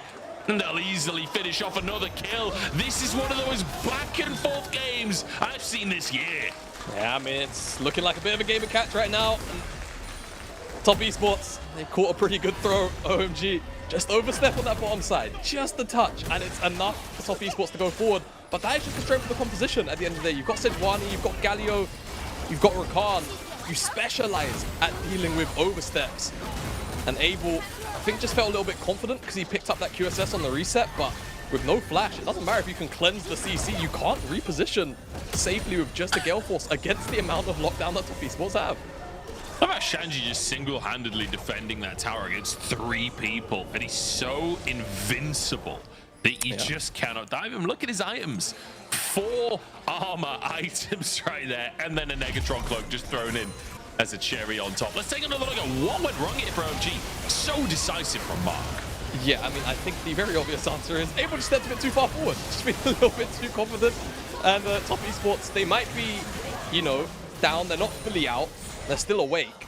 And they're very happy to punish plays like that, as this is just Ching Tian getting that full-blown chase down. And Aki, unfortunately, gets body blocked on the Q, trying to escape. And yeah, I just feel like OMG, a little bit asleep at the wheel. Felt like the game was maybe over. All right, they're so far ahead that should just be very easy to force. But Top Esports, again, able to pick up on that member now. 10 seconds on this Dragon. It's soul for OMG and Top Esports. They let that one go through. The team fighting's already been rough. It's just going to go from bad to worse. They let that one go over. Yeah, and you can see Abel will not make that mistake again. He's all the way back, away from the rest of the team. 5k on the Dragon. TN trying to move in as Mark goes for the quickness just on the front line here, but he's one shot by the team of OMG. And yes, Top Esports are tanky, but OMG have the damage. Ching Tian dived the battle and he almost gets Abel by himself there. In the meantime, Shanji does get the enemy AD carry. Jackie locked down as Shanji 2v1s. OMG have rinsed Top Esports. Rinsed? It's a bloody clean ace. No one on OMG died. And that should just be game 1. That final fight was about the back line versus the front line on both sides. And unfortunately, it's one that Top Esports do not have the facilities to win out on. And OMG are going to take game number 1 here from Top Esports and could be on their way to a very happy playoffs lock-in. Yeah, fantastic stuff here from OMG, taking game number 1. Confident fashion throughout the game. Not flawless. Definitely some mistakes to be showed up there at Top Esports. Even if they didn't look fantastic here today so far, like clearly showing that when you make a mistake against them, they will still punish. Still very confident in those moments of punishing OMG. But at the end of the day, when you fall this far behind in the early game, I mean, what can you do? I feel like Top Esports, a lot of the issues that we're seeing, it's not necessarily about that late game. It's about getting to the late game point. Yeah, it does feel kind of like that. It's, you know, a lot of Top Esports games, it's kind of weird because I feel like it's slightly past the true early game. Because in most of their games in recency, they've not been falling behind to a crazy degree. In fact, you could argue in some points they've either been even or even ahead. But it feels like that sort of post-First Herald world of League of Legends just sucks for them right now. And they're getting run over on the map very heavily. And I think, to me, it's in this game, just credit to OMG, right? They were able to constantly find cross maps. They were constantly finding 1-for-1s in plays where, you know, it was Top Esports looking for the proactive front foot forward. And Top Esports didn't really find many gold answers to those plays. And I think that was the crucial thing that balloon that gold lead to about a 6,000-7,000 by 20-minute mark. So to me, Top Esports, you know, it's a hard call to make because I think they've been drafting the proactive tools, but they've not necessarily been using them as consistently as they need to be. Yeah, I think that's the problem. It feels like almost a shot calling issue on Top Esports right now, where they've obviously got the mechanics, and when the play works, it works, but it doesn't feel like they are proactively making the plays. It feels like they're responding to what OMG are doing, which is kind of funny because that has never been Top Esports style historically. But I mean, looking at the positives on the side of OMG, I feel like there are multiple players that you could give MVP candidate to. I mean, Shanji was like 1v5ing in some of these team fights. PP God's ultimates were absolutely insane throughout the game as well. And then obviously Aki, so much great neutral objective control, setting up a lot of these plays. Felt like even Abel, massive down. Sorry, Cream, but the other four in my mind are the MVP candidates. Yeah, just, you know what? We don't like mid lane players. No, we don't like RE players. That's what it is. That's what it is. OMG, phenomenal game one, right? A couple of trip ups here and there. I think that is still the quality of Top Esports, you know, to a point shining through. And look at the AD carry damage, man. It was a bit of a battle, and it just felt a little bit unfortunate.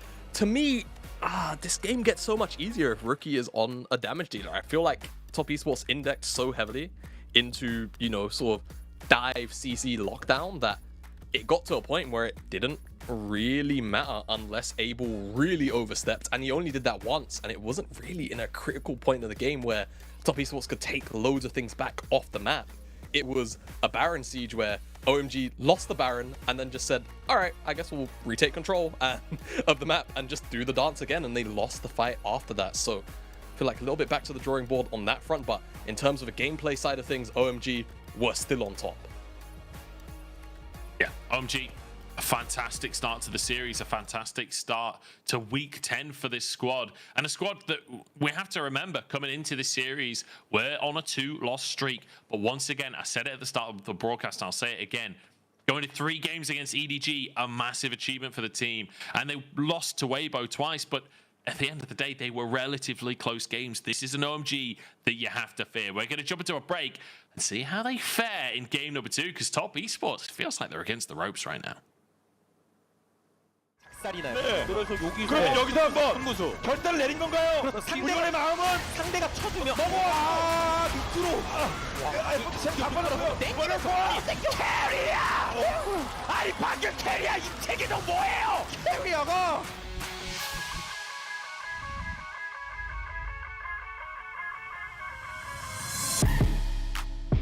But on roaming towards his top lane, having the flash available. Yeah, jumps on forwards, pulls the Cassante back into the play. All out, pulls better. Yeah? No way to Xiaoshu pull that off. Odell go down as well. Xiaoshu making his statement in the LPL. Double kill for him, surviving the damage from Yaku. puede ser la opción de Infinity de quedarse con la teamfight. Igual no están tanto en problemas, aunque ahora sí Kobe muerto. No, se va a salvar de milagro. Atención con esto. Cerito contra la pared de Isamini. El Rarito se mete en el medio de todos. Sacrificar al débil. Se muere Cerito. No lo puede matar. Doble asesinato para el top laner coreano de la escuadra de Six. Es una locura. Tenemos penta, me vuela, penta, me vuela. Pentakill para Viring. Y esto que se termina, mi querido Diego. Y con esta jugada preciosa por parte de Six Karma.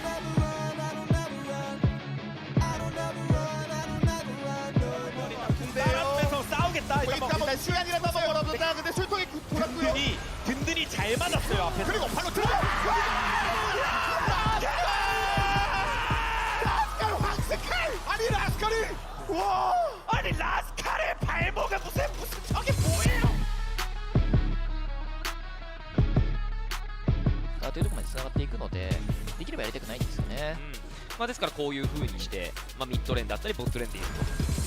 さあボディスラムフラッシュイン、さあレベル6タイミング帰国収集、しかしショックウェーブでメグミン返していきます。あっとタワーのアグロがワンスに入ってそこを狙ってメグミンが抑える。さあイグナイトをつけましたが自身にシールド展開。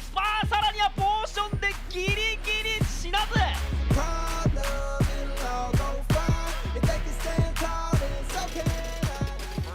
Love this from EG. Jojo gonna stick around in range as well. But here goes initiation. Oh, Boogie wanted to go for the Q flash, but he does not connect to the FBI, and he had to use the OP immediately after, but Chime is already about to die, and JoJo gets him. Now Turtle's gonna try to kite it out. TSM have been absolutely crushed. Holy hell! Disgusting! From Evil Geniuses, and a quadra kill for JoJo.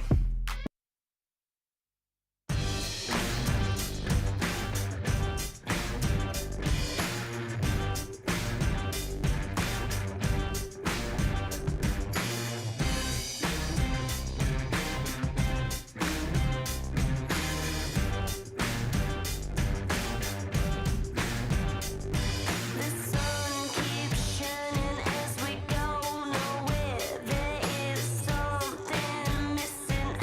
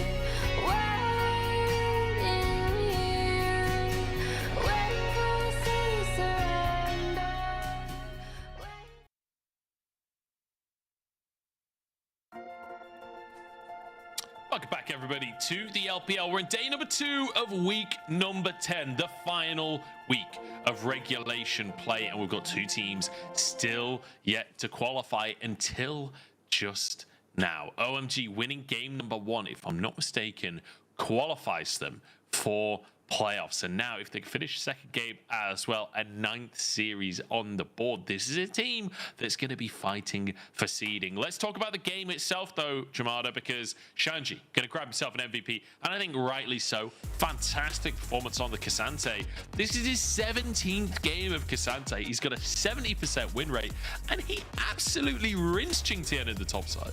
Yeah, just bump that win rate up a little bit more. 729 on the scoreline by the end of it, and an 84 KP for a top laner, which is pretty damn high, all things considered. I mean, it was high because every single team fight he was involved in, he was murdering everyone and pretty much 1v2ing, 1v3ing in many cases. And it did kind of start, I suppose, with this play, but even here you can already see he was, 10, almost 15 CS up. He was having a grand old time on this Cassante, and even in this clip as well, just unkillable. Even when he goes into the all-out where he's supposed to be squishier, he's not taking that much damage, and he's one-shotting and locking people in place, doing his job excellently. Yeah, I mean, he was just farming so well as well, and a part of all of these plays, he had so many items so early on, it was completely invincible. This fight especially, where you see, Qingtian jumps onto Abel and puts a bit of threat there. In the meantime, Shanji literally just 2v1ing. Tien trying to protect Jaculov, but there's just nothing you can do. Shanji flashing onto him and finishing the job. Like, what a great series of plays coming out from Shanji. Yeah, that final fight in particular was a really, really good sort of, I suppose, marker for what was going on in a lot of the other team fights as well. Already into picks and bans here for game number 2.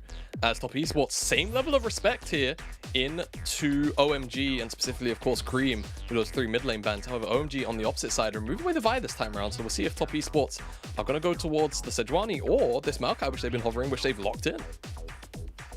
Yeah, so Maokai as a first pick here for Tien. It's not something we've been seeing as really a first pick candidate for quite some time, but decided to go for it on this one, and we'll see if it pays off for them. Looking at those bans as well, it is almost mirrored from the previous game, but this time Zaya open for Top Esports, and the Vi being banned away from OMG instead.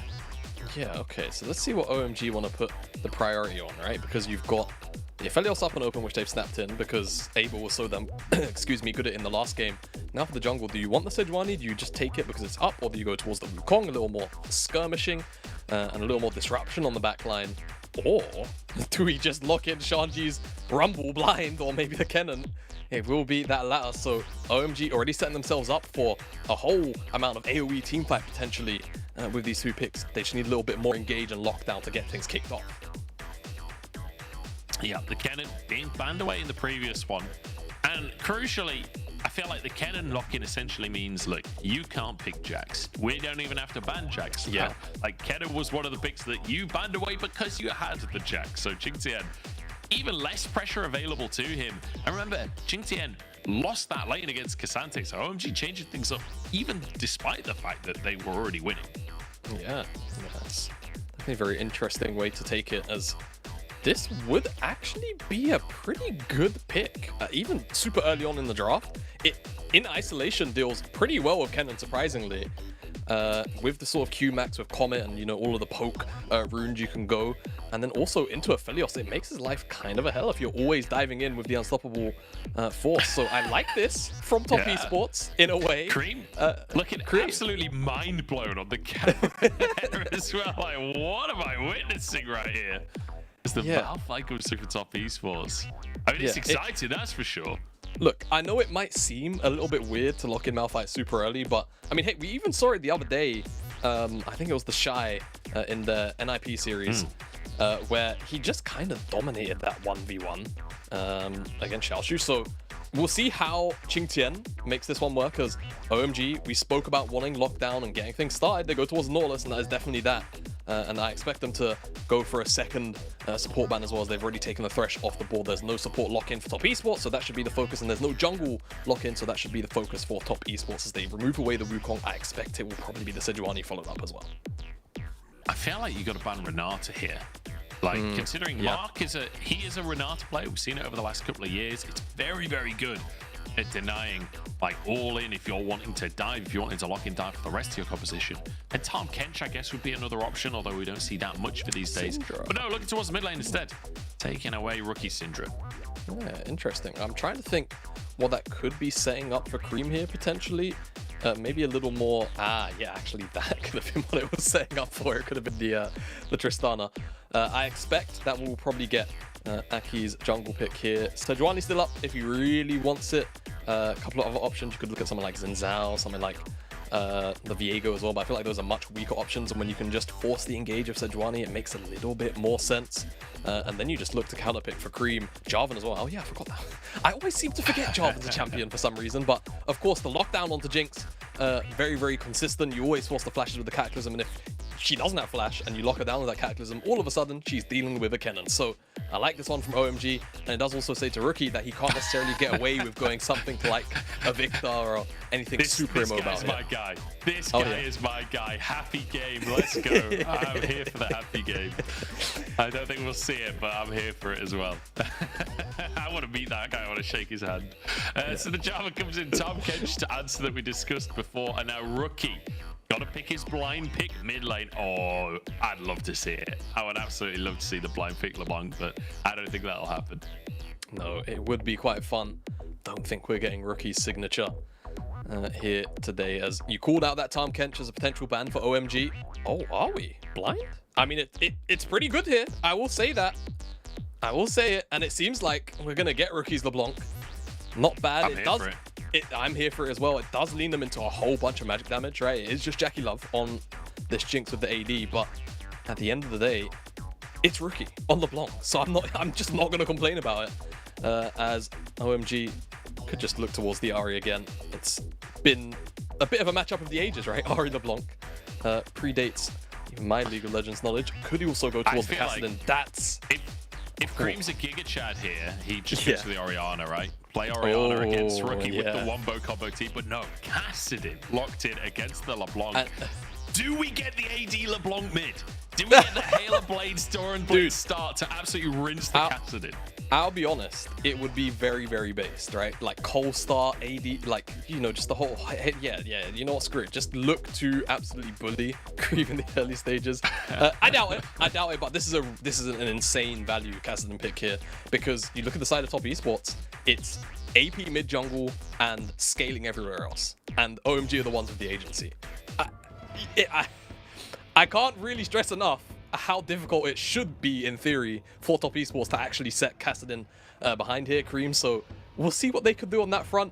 I feel like the playmaking tools are limited, but definitely effective and there. It's just about actually using them like they quite couldn't in game number one. Whereas for OMG, you know, scaling across the board, yes, but the ability to always force plays through Jarvan or Nautilus, I'm looking at them and I'm saying they could take this 2-0 very comfortably if this game goes the distance. Yeah, they are absolutely chilling with this draft, and I'm loving it. OMG really coming out of the woodwork across the course of this season, and I'm excited with this kind of drafting to see them in best of fives. But this series ain't over just yet. Top esports with Rookies LeBlanc, Jackie Loves Jinx. They've certainly got carries. They've certainly got the hands to pull it off. But do they have the coordination? It's been a consistent issue for them across the split, and it feels like it's getting worse with time. Now is their chance to prove me wrong against OMG. Yeah, they have to. If they can't take a game off OMG here, they won't even play playoffs today, not play-ins. Different tournament. As Qingtian could actually be the recipient here. This is not how Qingtian wants to start his game. Flash forced immediately. Good reactions from him, but a great level 1 from OMG.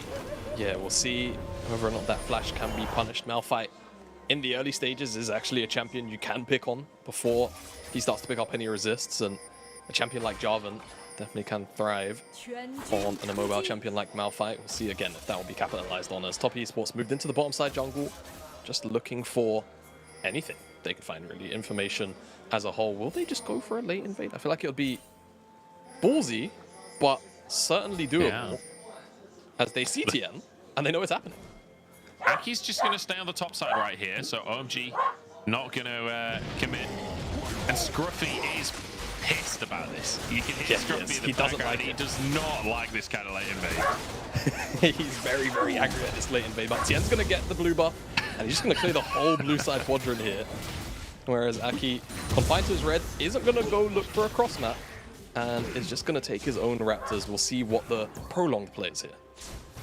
We do see the Doran's Blade for Rookie, by the way, in the mid lane. He doesn't go for the Halo Blades or anything like that, but still going for the early attack damage just to bully in the laning phase. Nice little hook from PP God, but answered by the AD carries here. Calibrum coming in big for Abel. Yeah, not a range poke available to that Aphelios in the early stages. Very annoying to deal with at times, but Jinx can match it with the rockets, so we'll see what Jackie Love does get done there. Mid lane though, lot priority, and you know, you did call out the Doran's Blade start for Rookie, and he has done it.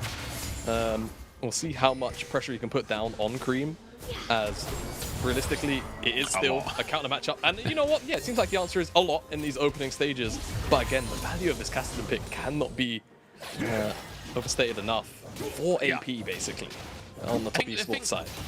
The thing for Cassidy, right, is it's not about the early laning phase. Yes, the early laning phase is gonna be rough for for Cream. Sorry, that is just the nature of it.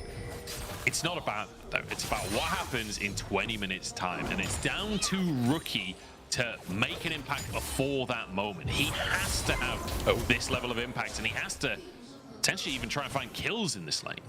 Yeah, absolutely, if possible. And that's one thing I will say is I've just noticed Tien has Guardian, so I actually don't think that's a misclick. And the reason why I'm bringing up Tien is because I was going to say he's likely going to try and pair up with Rookie here, right? Twisted Advance plus Chains is a lot of CC, as they're actually crossing paths where Tien is.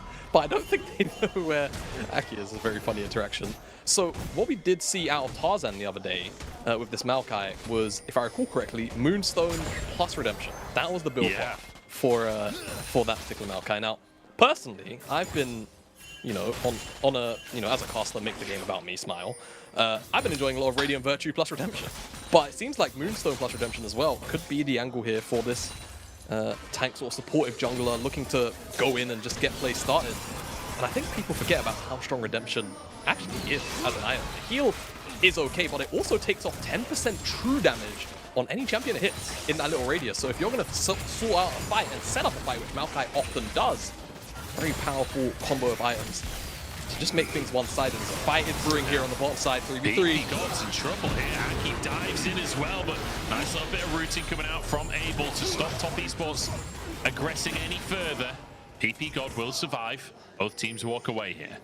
Yeah, exhaust, ignite, blown, no flashes. That's the crucial thing. So I think you can say all is good that ends well. Something like that. All is well that ends well. That's the saying.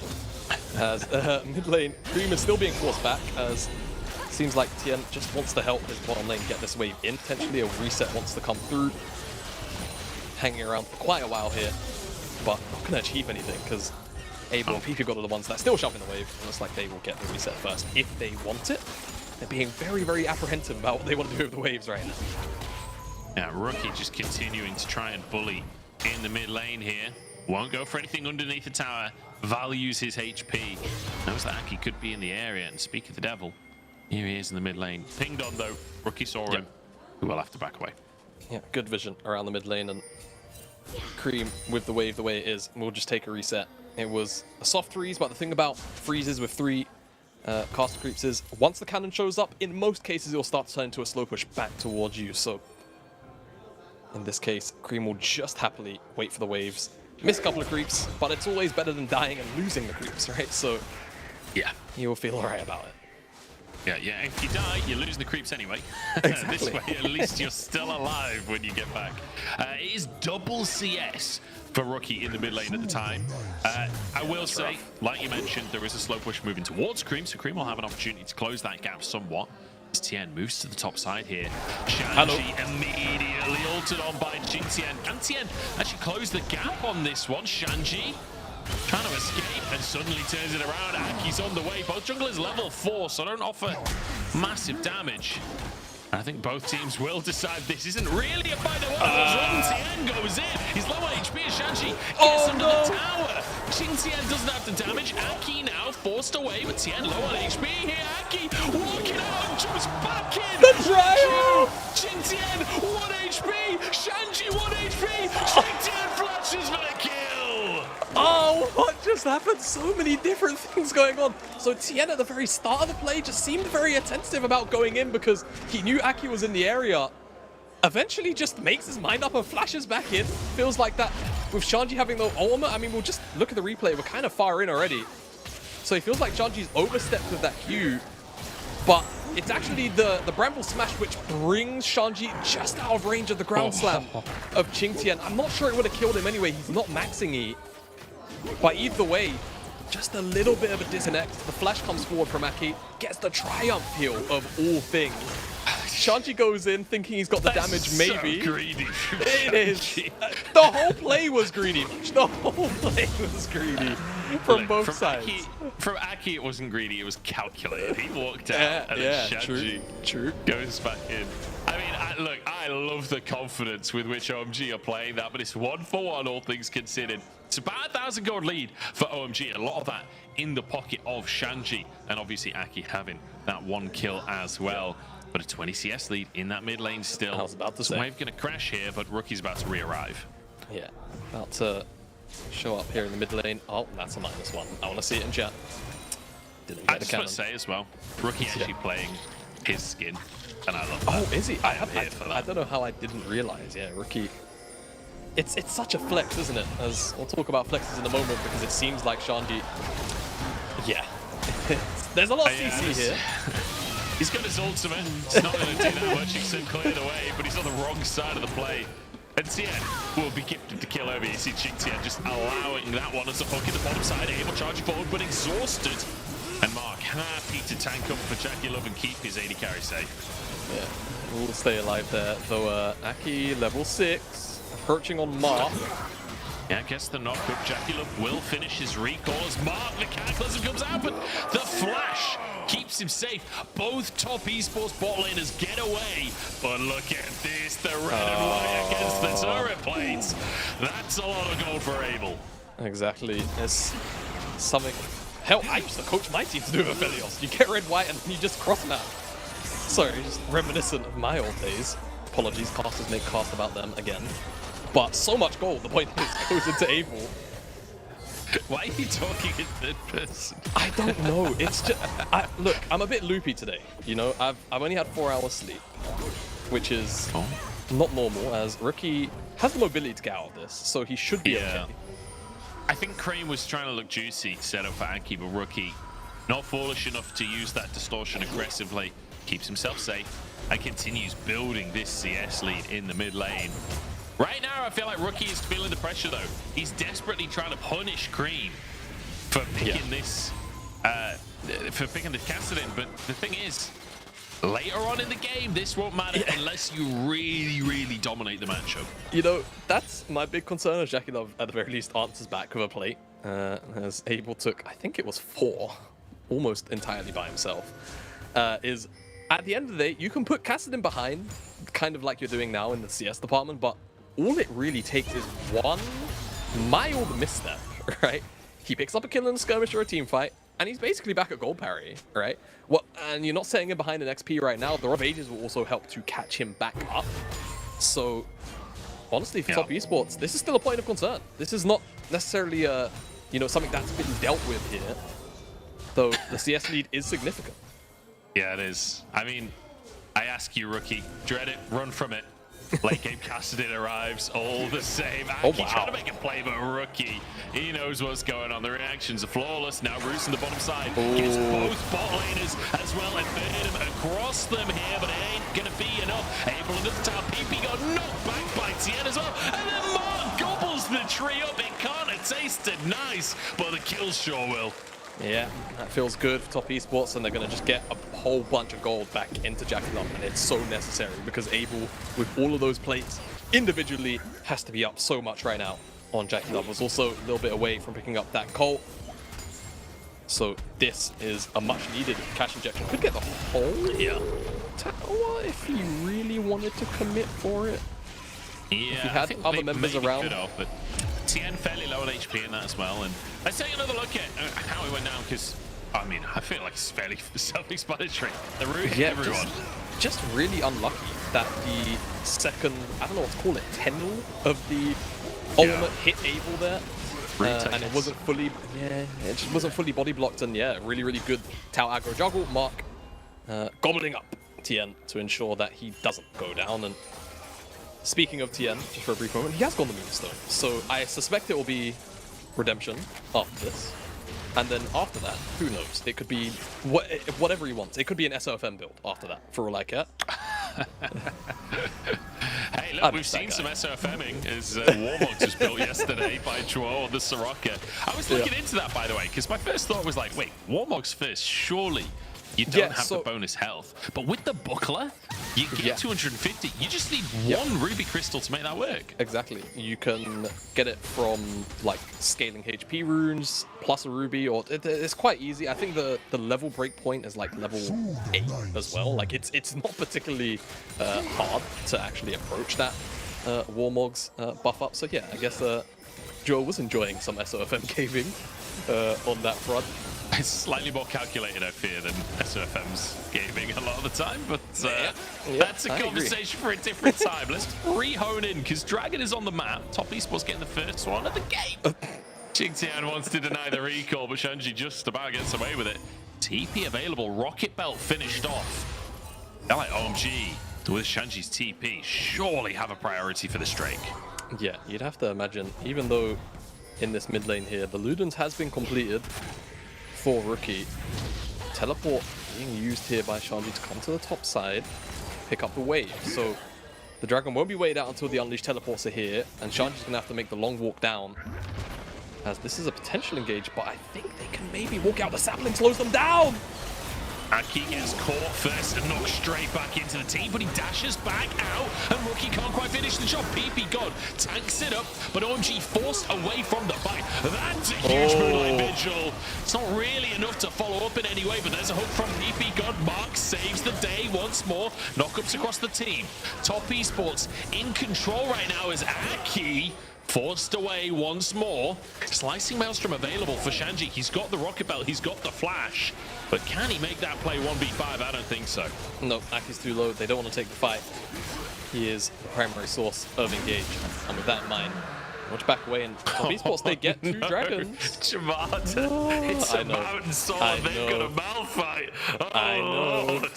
It could be dangerous. Now, fortunately, it's a fair amount of mixed damage on the side of OMG. However, for Abel, that's going to be a very tough rock to crack. We'll see how things break down, as this sapling here slowing down everyone to confirm not only the lockup, but the lockdown from the ultimate from Maokai. Very crucial in this chase down, and it basically means that Aki has to flash away as he gets chunked out too much. Same thing for PP God here on the retreat.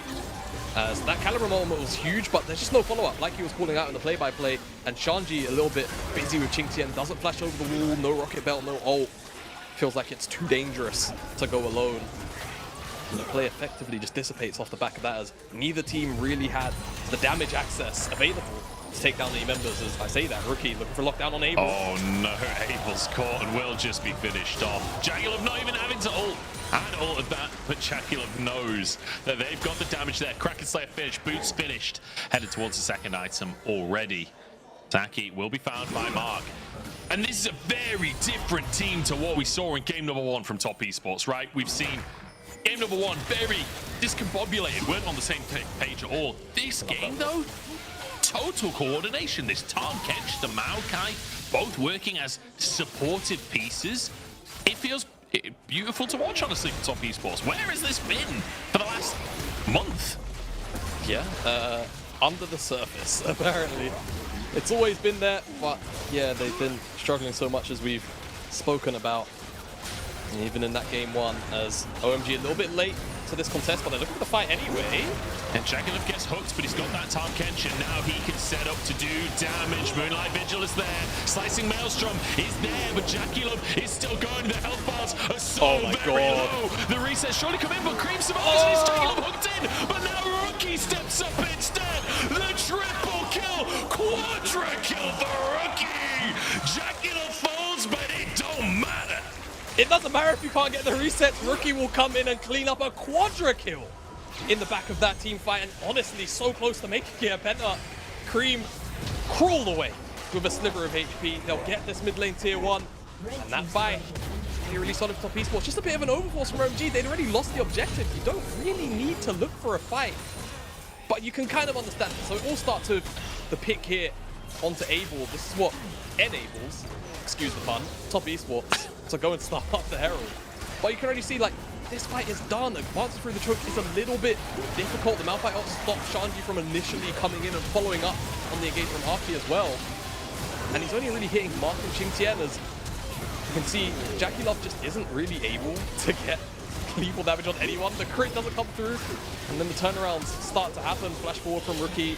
Easy pickups here onto basically every member as they were all so heavily chunked out. This very easily could have been a Penta. And I will say, we're seeing that on Plays of the Week next week. Probably. I can call it. Yeah. That's a Doranblade diff right there, is what that is. But in actuality, though, it might be a Moonstone diff, because the length of that fight, you're probably getting a lot of value out of the item. Yeah. Maybe I'm overstating things here. No, I don't think you are. I don't think you are. Like, I think people forget how strong Moonstone actually is. The thing is, with a champion like Maokai, is that you're not really gonna see its effects like full frontal unless there's like a really sort of obnoxious call out. As speaking of things that could be obnoxious, this collapse for Cream could feel kind of bad. He's gonna spot it out. So yeah, Mark's thinking he might be in that brush there. Yeah, he's like, no, he's not brush. But yeah, something like a redemption, not a redemption, a Moonstone, you're only really gonna see its like proper effects when it's something that can spam shields. You know, a Karma, Lulu. Ivan, we don't really see that champion too often, but those kind of champions with spam shields. With a champion like Maokai, he's just got like passive healing, and that's kind of it. So it's just about that supportive playstyle, but it can always tilt the edges much. You are right. Certainly can. 5,000 gold lead in the side of Top Esports. I do just want to bring attention once again to Cream's casting in here. We're level 12. We've got the Rod of Ages. We're headed towards the Seraph's Embrace that the tier is already stacked for. So keep your eyes on that. 4 levels to go until Cream is in that terrifying late game Cassadin form. We'll see if that's going to impact the game though, because Soul Point now taken by Top Esports with no contest whatsoever from OMG. And we've been asking for map control, we've been asking for coordination for Top Esports. They've certainly got it this game. Yeah, coordination, that's something you just need between players. Map control, certainly being helped out as well by the Maokai. It's very obnoxious, annoying, just downright irritating to walk through saplings, and OMG haven't really been able to move past that just yet. Teleport's going to come through from Qingtian to secure a shove-in of this Herald, and they'll get to tier 2. They probably want the charge as well, but they're actually rotating away from this Herald, so it seems like that won't come down, as they actually want this tier 2 on the bottom side. A lot of gold in the side lane towers, of course. And tough to defend here from OMG, as Jackalope can just step up, get some autos in. Flame Chompers to deny the rotation, but OMG will be able to defend it for the time being. Just for now. Next wave is on its way. Top Esports are pretty committed to this siege. Cream is back in base. Just picked up his second item. Oh, it's a dive, not a siege. If BP God stays too long, basically flashes on the spot there and taken out by Jackalope's rockets. The resets will come through for Jackalope here, and you do got to be careful. The turret saving the day, blocking the zap, as Rookie will clear away any semblance of vision before leaving the play. Yeah, and OMG this time around receiving the treatment that they gave to Top Esports in game number 1. Felt like the gold lead was kind of manageable like 5-6 minutes ago, but I think that Herald play really broke the game a little bit beyond a situation where they can look for proactive plays and feel good about it. Now it is about waiting realistically and hoping that Top Esports take their foot off the accelerator, as like you said, kind of sends up flash and replace BP God, dies to the rocket. It's an unlucky one. And then the chase down comes through, but there are no follow-ups. And you get the tower top Esports. And honestly, in a situation where you've got an AD carry with 2 items already at 20 minutes, Baron is on the cards. It's not really unlikely. And with something like Maokai as well, drop the saplings, people are walking into it. You're getting healing whilst you're on that Baron. It feels good. Rookie just hunting as well around this Baron area. Like searching for Cream, making sure that he can't get away with anything. Complete vision denial. There is not a single red ward in this entire top quadrant from OMG. In fact, I don't think there's a single red ward on the map. On the map. Yeah. It's a coach's nightmare lunch. This is what coaches, you wake up in the middle of the night of. Yeah, cold sweats. Okay, Baron started. Rookie on the hunt here. I feel like I'm watching Alien versus Predator. Rookie being the Predator. Beefy God trying to walk in. Half his health gone immediately. He even dodges the rocket belt, so he still has his Banshees. Aki wants to get in, but he's rooted. He got it! Oh my God, he gets it anyway. Aki saving the day here for OMG.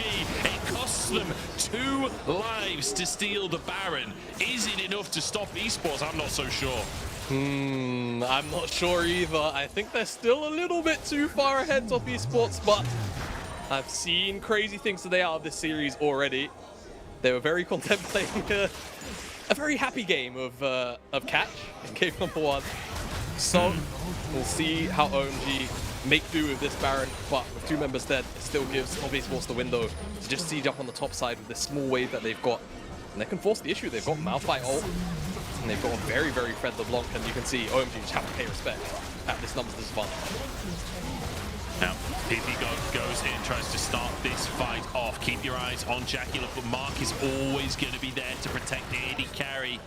And Tom Kenchult is so powerful. This Rookie just trying to get the harass in. Inhibitor threatened here. But a nice slow play from Top Esports. This is exactly what they need to do.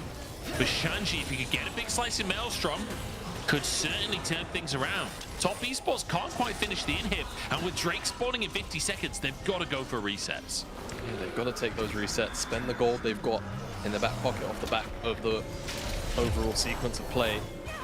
So let's just see how Aki's able to get in. I think it's just flag drag. He makes it to the wall, and the Maokai route isn't quite lengthy enough to keep him out of the pit. So you can see the call from Top Esports is to burn, and unfortunately, the CC doesn't last long enough. And Top Esports flip the Baron, and it goes over to OMG. Rookie should be fine. Trench line flies wide. Yeah, he's on the LeBlanc. He'll be okay. Cream level 14, about to hit 15 off for the Rod of Ages, but not at that crucial 16 mark just yet. Rookie blast cones in, and it's Cream to retreat. I can't believe he's got away with that one, honestly. It's now Top Esports moving into the river, trying to muscle their way towards a Mountain Soul. There is space for shenanigans here if Top Esports just trying to go for the base instead. You see Jaggilov shoving that wave in towards the mid lane, but they want to go for the strength. They want to commit to this one. Aki tank for the time being. Xingtian trying to move in as well as Rookie. Continually trying to find this poke damage, trying to threaten OMG squad. Red and white for Aphelios is certainly nice for OMG. Is it nice enough? Xingtian call up on the front side. He is Malphite though. You've got to be careful if you're able right now. His hand hovering over the flash key. Aki got to find another 50-50. This Cream to take it. But at what cost? Maelstrom is there. Do they have the damage? Cream trying to survive the play. But Jackie loves getting the resets. And Abel can't bring him down. Top Esports, it's a gold dip in the fight. And that's going to be game. Yeah, it's just too obnoxious. The initial fight looks so good, but the unfortunate situation is that Jackie Love just gets gobbled up by Mark, and all of this AoE damage is for naught. OMG, they get the dragon, but it looks like it will cost them game number 2. Top Esports, with this victory, lock themselves in playoffs. Feel a little bit more content about that, but they definitely want to take down OMG for the better seeding. It seems like for now, they're just going to go for the... Yeah, it looks like they're just going for the inhibitors. Don't feel like they've got the timers, and definitely didn't. But definitely a fight like that again in 5 minutes time will result in a game end. Isn't it crazy to see the difference in discipline? Them not trying to end versus what was happening in game number 1. How the hell does Cream get this Drake? Yeah, so I think Cream still had Smite from Spellbook, but the engage here you can see just basically dissuaded on Jackie Love, right? All of the focus. It was a massive cataclysm as well, but it's just not enough. And oh, the Moonstone! Moonstone! The Moonstone healed him! There you go. That's like, it can make the difference. That's the thing about that build. It's so obnoxious. Redemption as well. You know, you're in a game like this. I'm sorry. I'm trying to sell this build because it is actually quite good. In a game like this, where you're getting dived on and you have to defend like one spot, if you drop a redemption down on that massive cluster, not only healing everyone, but you're going to deal like 1.5k true damage to the entire enemy team. It's a broken item. It's not balanced. Yeah, redemption, insanely strong. Third item, give me an ardent sensor. Let's see the Moonstone buffs onto Jackie Love's AD carry. That's building with portals right there. We've got two in him staying on the top side of the map. Top Esports trudging towards the bottom lane now. And I feel like this one is all but done and dusted. But where has this team been? How can they just turn on this discipline for game number 2? After not even just game number 1 of the series, but the last few weeks. It's been weeks. It's been weeks. It's been weeks of disarray. And as we praise them, maybe an overstep, but maybe it's an overstep from Mackie. I was going to say, I think they're just baiting him in. Shanji tries to jump into the frame and take it down. And the redemption saves everybody. A big knock-up, but Jackie Love just shredding them. Able the next target as Rookie grabs one for himself. TES surviving. The Moonstone saves everyone. Triple kill for Jackie Love. Ladies and gentlemen, that's game. That's game, and we're going to a third one to the side. We will take this series. Crucial for seeding. Top Esports, they'll lock in playoffs here with this win. It's massive for them. It's got to feel great for the confidence. As they know, even if they lose the next game and they lose the series, they're at the very least locked in to the top 10. Yeah, what a weird series this has been so far. Honestly, I feel like I've watched 2 separate best of ones with totally different teams involved. Like OMG, like so confident, so coordinated in game number 1, dominating and taking over Top Esports. Top Esports coming to game number 2, and I feel like I'm watching vintage Top Esports. You know, I feel like I'm watching a Top Esports from previous years where it's cool, calm, collected. They know exactly what they're doing. They're all on the same page and winning out these team fights. But again, I feel like I've said it 9 times, but where has this team been for the last few weeks? How can they just pull that out of the bag like that? I mean, it's always been there. We've seen it this split, right? They were one of our stronger looking teams. The expectations were they would be one of our strongest teams here in the LPL. You know, it's just been obvious, you know, sort of, it seems like just behind the scenes issues, which they're clearly trying to work out, which is bleeding onto the Rift a bit, but they're still capable, right? They're still capable. Even if it's, I don't want to say even if it's into OMG, because OMG are a serious contender this year. But, you know, for the expectations of Top Esports, OMG should borderline not really be a contender, right? They should be fighting out with JDG at the top of the table right now with EDG. We'll see whether or not they can keep this same level of play that they've managed to find themselves with in game number 2 moving into game number 3, because again, the series win is going to be super important. They're on the border, right, of that 6th place, kind of fighting it out. And of course, if you finish 6th, you start in the next round of playoffs, you drop an entire best of series. So, you know, definitely very crucial to try and find this win here, moving into game number 3. Yeah, absolutely. This isn't just about making playoffs. This is about seeding at this point. So really, really crucial wins here. And yeah, again, just wacky stuff coming out across the course of today. OMG really struggling in this one, it has to be said. I'm not sure we saw much of anything out from them across the course of the game. Obviously stealing away the Baron, big moment there for Aki, but aside from that, we really didn't see much of a contention, aside from early on for that first Drake. Or the third Drake, was it they got? Yeah, I think it was the 3rd, maybe it was the 4th even. It was the 4th, and it was just a team fight, and they lost the fight, Yeah, it was definitely a bit of a painful game. I feel like what's kind of probably going to be frustrating for the side of OMG is they had a lot of pretty solid tools to work with, but I think levying that Syndra ban over instead of picking up the Tahm Kench and like stopping that from being a combo, you called it out as well in the draft as it was happening. I think it really stopped a lot of the potential snowball effect that you could find in a team fight. Just because not only now is Mark this big, bulky health bar that you have to deal with, but he's keeping Jackie Love alive. He's stopping him from being blown up by the Cataclysm, by the Slicing Maelstrom. And those are 2 crucial tools that, you know, OMG never really found success with in the earlier team fights, which you could then use as a bridge to finally have Cream come online. I think he just barely ticked level 16 as the game ended. So, you know, more room definitely needed. And I think a lot of the pressures could have just been alleviated by leaving the Syndra up, removing that Tahm Kench. Curious to see what the draft decisions will be for the next game, because we've had two very different drafts in game 1 and 2. Yeah, I have no idea what's coming up in game number 3. All I know is both these teams are going to be fighting tooth and nail. We'll be back in a few minutes' time. You do not want to miss this one. And it's kind of pick your poison on what you let get through. They pick Draven, and they're getting poisoned now as Hansama just cutting through in terms of overall damage. That's the knock. Gosh. Easy combo. Jack Spectre on the backside, untouched for now. Jack Spectre desperate to get anything back, but Caps is just so beefy. Now looking for the 1v1 versus because Hansama's killed one carry. He wants to kill another. Is it a penta? Is it a penta? Oh, the penta for Hansama.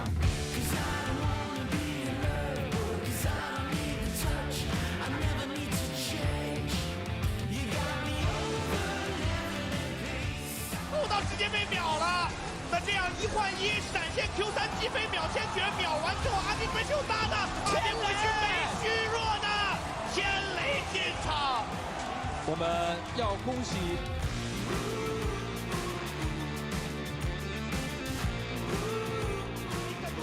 네.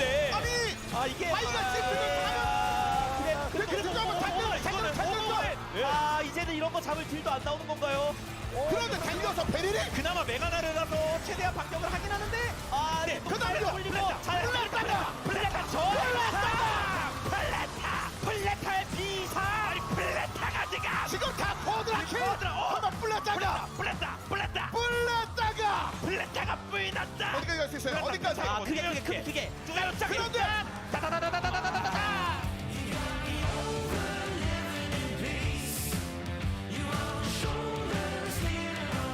打野位上的话，全部来这里只有一个圣殿，第二件有点久，哇，是第一件圣殿，不是第一件黑线，但是现在在边线要尝试抓手勒克又是有一个 GA 的回头刷了一个护剑化形，一波的伤害灌上，但是他还没有打，反而是反杀了顺，哇，这他还要再继续 A， 这边被晕到被锤死，但是他还有 GA 在站，看看能不能救一下，而一收购了出手，他这边躲掉了，第二冲击再冲2下，无暇重刃，这边晕到2个人，这边绑住，还有他带掉了3个，回头再也是追回来，他还在操作，哇塞，用他手上的刀应该 rest 这死前来了一波硬式的1波1换1。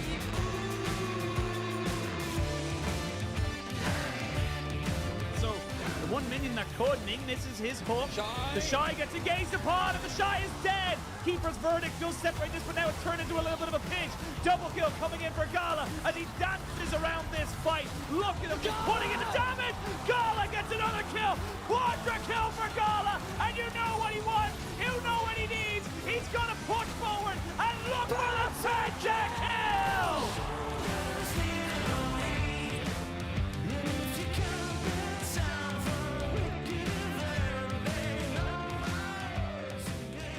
Completed as well, but is it enough? Konami gets picked by Tarzan, and now the cast comes to separate, and LSD are separating JDG from their life. He got Ruler Pop the Lightning Crash, and he's getting that AoE. Nobody has touched him just yet, but LP has red white. This is the moment to step up, and Ruler, he gets the kills, and huge moment from JDG.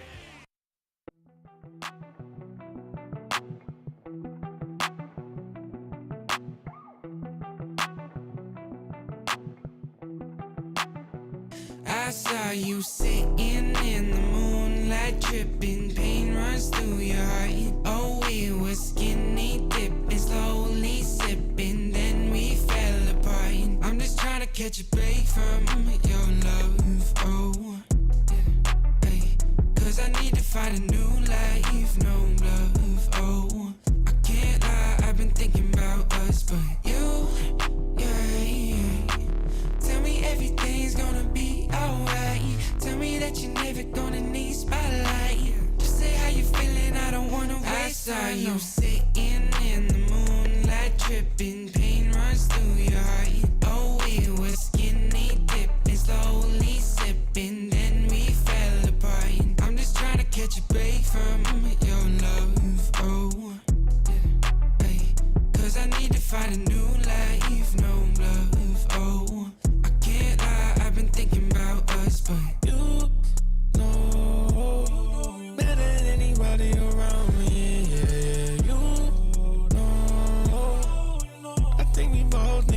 came from this thing called love. All love ain't the thing to question, it's all love. I got plenty problems and no shoulder.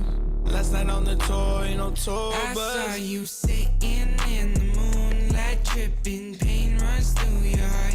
Oh, we were skinny dipping, slowly sipping, then we fell apart. I'm just trying to catch a break from your love, oh. Cause I need to find a new life, no love, oh. I can't lie, I've been thinking about us.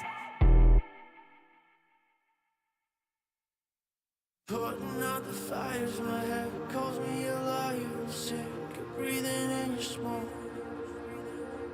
Leave a little longer, embrace a little harder. Yeah, every time we're not wrong, it's like we're walking on water. Oh, too good to last long. Putting out the fires and looking for a miracle. It's like we're walking on water.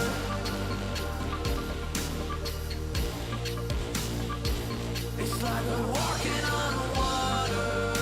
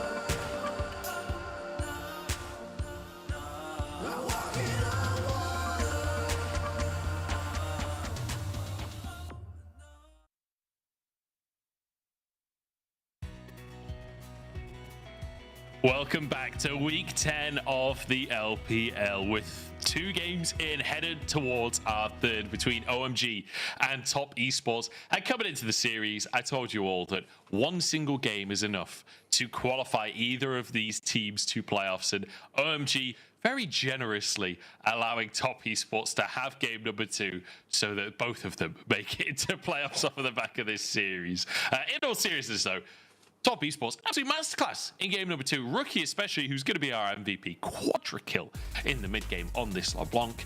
I feel like Top Esports have just kind of lifted the veil and been like, here's what we can actually do. We've just been messing about all split. Yeah, it did kind of feel like that, didn't it? Like, this was a bit of a peek behind the curtain at what Top Esports should normally be up to. And they've just not been up to it for the last couple of weeks. And it did feel like, in many cases as well, to a point, despite the 4 AP and Castellan being locked in, the Tom Kench kind of just made a bit of a draft diff, right? If he's keeping Jackie Love alive, Mark, that's all he really has to do, because he is the AD damage at the end of the day, but he's also the one that was getting all of the damage out, and in this case, giving Rookie all of these kills, which secure him his 9th MVP of the split so far for Top. Yeah, amazing stuff from Rookie. I mean, Rookie's LeBlanc is always going to be something special, but we're already into draft. We're already into picks and bans for game number 3 of the series. Top Esports back on red side this time around. Both teams having one on blue, if I'm not mistaken. So the Zaya taken off of the board. OMG going back to their original draft strategy, which means that Vi is available. Yeah, so that's the thing with Top Esports. Will they remove away Cream Silas, or will they ban the Vi? It seems like they're going to go towards Silas, so Aggie, there you go. Vi first pick. Zeri Sejuani, question mark for Top Esports. Did anyone want to go back to it again? I think, honestly, the opener itself wasn't bad. I think just indexing into so much, CC and AoE via the Galio pick just made their composition lack as much return damage as it probably needed to navigate what OMG had. This time around, potentially eyeing up something like the Wukong instead. I definitely wouldn't mind it. Wukong Zeri look for something like Lulu on third. And it does make, you know, a Vi's life quite difficult moving forward. I do have to say, we'll see what the call is though, as Aphelios as well could be the other shout out here to take the other side carry matchup that we've been seeing all, or at the very least we saw in game number 1. Instead, going back to the Jinx for a round 2. So the Jinx taken, the Jin? What? The Jinx taken for Top Esports as my brain just malfunctions on stream. Time Catch available, and you'd expect that to be the third lock-in for Top Esports. As Cream going back to this Ari once again, was happy with it in game number 1, and the Aphelios as well. This feels like stock and standard from OMG for what we've seen in recent games. Yeah, absolutely it does. So Top Esports have this decision to make, right? The Tom Kench, which had a whole bunch of value last game and is going to have a whole bunch of value this game with a Vi in it, and it's just got to be the choice. So I don't even really get to talk about it, or it would have been the mid lane, right? So now OMG get to pinch Rookie's champion pool a bit, but like, it's Rookie. So how much does it matter, really? I think Rookie's champion pool is so deep that I could even see OMG realistically banning away a couple of top laners from Qingtian that they don't want to deal with. And speaking of top laners, actually, I do suspect that Top Esports might put a little bit of respect on Shanji's name, but no, they go towards the Thresh for the very least. I think it's probably going to be something like Thresh plus the Kennen, if I had to wager a guess, maybe the Rumble, and from there, Top Esports should feel quite comfortable. Veigar going to be banned away as well. Okay, yeah. We'll see if those top lane bans do come on through, but it's all going to be down to player decision making. And I mean, the Thresh being banned away, Tom Kench already taken. You could ban something like the Nautilus, maybe. Just remove some of that hard engage. Maybe the Renata, if you want to be diving the Aphelios yourself. But no, Rumble, take it away from Shanji, which is understandable. Yeah, Shanji always willing to pull that one out. And if Qingtian is looking to go towards something like the Cassante or anything like that, or anything potentially tanky, could be a little bit difficult to navigate into what is a very, very hard lane bully in Rumble. OMG are going to pinch more on Rookie champion pool, so it will be this Syndra removal. And honestly, Rookie, I mean, with the exception of the Vi being there, could go towards the LeBlanc again. I feel like it's pretty okay. The lockdown from Vi can get a little bit frustrating, but good in the 2v2 with the Wukong, and that's really what you're setting up for in that regard. A whole bunch of CC and damage, so it makes sense from the side of Top Esports. Give Qingtian R5 and see what we can counterpick here into Shanji's champion pool. Yeah, worth mentioning as well that, you know, you talk about how tough the Vi lockdown can be. LeBlanc can also kind of bait that Vi ultimate and bring Vi all the way into your own team and force a bit of a misplay if Aki's not careful. So we'll see if that's going to happen. Rakan locked in for PP God in the bottom side. So hard engage, bit of protection there with the quickness as well. And then we already saw the Cassante hovered. Would not surprise me in the slightest. I mentioned it before, Shanji, 7 teams this split on the Cassante, 70% win rate. But the Kennen's still open as well. Yeah, I think either or, the Kennen for a little more shock and awe on a backline does actually kind of sync up with what OMG mostly want to do holistically, right? You've got Vi, you've got Ari, you're moving forward probably anyway, Rakan as well. All of the extra burst damage on the lockdown. Go for it. And again, just going towards the Malphite pick again. In isolation, pretty okay into this Kennen and into Aphelios always. It's just something that he has to watch his positioning for, and if he doesn't, he gets Malphite with, and then the rest of Top Esports collapse very happily on that knocked up target. So for Top, it's a lot of diving for both of these teams, really. It's a lot of diving forward. The only real exception is Jackie Love is probably just going to be protected and man-marked consistently by Mark. That's about it. So both these teams kind of looking at similar goals, just approaching them slightly differently. For OMG, a little more flank focused. For Top Esports, you can find flanks, but you can fight full frontal when you've got something like a Malphite. Yeah, that Jinx is going to be an absolute machine to follow up on the Malphite as well. Like, Malphite lands his ult, the LeBlanc damage in there, Jinx rocket lands. Fight's over before it's begun. There's a bit of a wombo combo available here for Top Esports. We'll see if they can pull it off, though, because that will always be the question with these kinds of compositions. Can you pull off the team fight? Can you even find the team fight? Because OMG have shown that they're more than happy to play the map over the course of this split. And we'll see what Cream is able to do on this LeBlanc as well. The LeBlanc in game number 1, while having some decent charms and that didn't have that much damage, wasn't able to have that much impact, and he's against Rookie's LeBlanc this time around. That mid lane matchup I feel like is going to be huge in this game. Cream versus Rookie.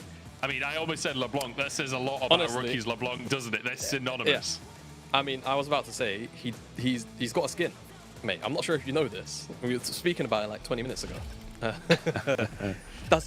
He's all right at it, and he's wearing it again. Because honestly, if you have a skin on a champ, why wouldn't you? Do you know, actually, I heard this.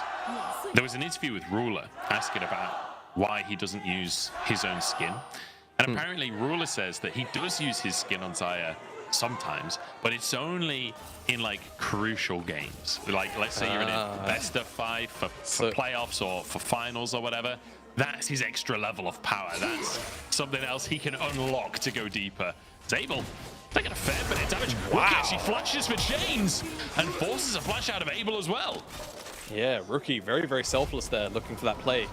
And now it does mean that, realistically, if OMG want to, could be very, very vulnerable. And look where the wave is as well. It could even miss a creep, maybe 2 of XP with no summoners, so vulnerable. We'll see what that play yields. And, you know, for Rookie, it's not much a loss. It's a flash so early on that the window to punish it is quite small for OMG. And realistically, you need Vire to lock down LeBlanc in many cases. So should be fine. And even what we just saw there, really smart from Mark, because he knows OMG won't be on the wave, pulling it into the bush, making it slow push in, and making sure that one creep at the very least dies on the shove-in. So you'll see really nice from our observers to zoom out. He misses at the very least 1 XP, and that's just going to slow down the level 2. Certainly will. Gives advantage to top esports in the bottom side for the laning phase. But on top of that, just the fact that Flash and Ghost are down, Abel's going to have to be that much more careful when TN and Aki are hovering around that bottom side. Granted, they are both pathing up towards the top side for the time being, but still has to be a little bit cautious. Worth mentioning as well, we saw it flash up on our screen there. Jaculov, this is his 500th game in the LPL. Not bad. I was gonna say half a Centurion, but then I remembered Centurions are 100. So 100. Million? Yeah? Yeah, sounds a little bit too wordy though, you know? Like, yeah, it's definitely not a real word, but we'll take it. We'll take it. But yeah, whatever that word means, just yeah, half the way to 1,000. Like Jackie Love, he's no longer that, you know, young spring AD carry that we feel like was a rookie anymore, right? Like, so he's an experienced lad. To have played 50 games is a half century, right? Yeah. So to have played 500 games would be a half millennium, surely.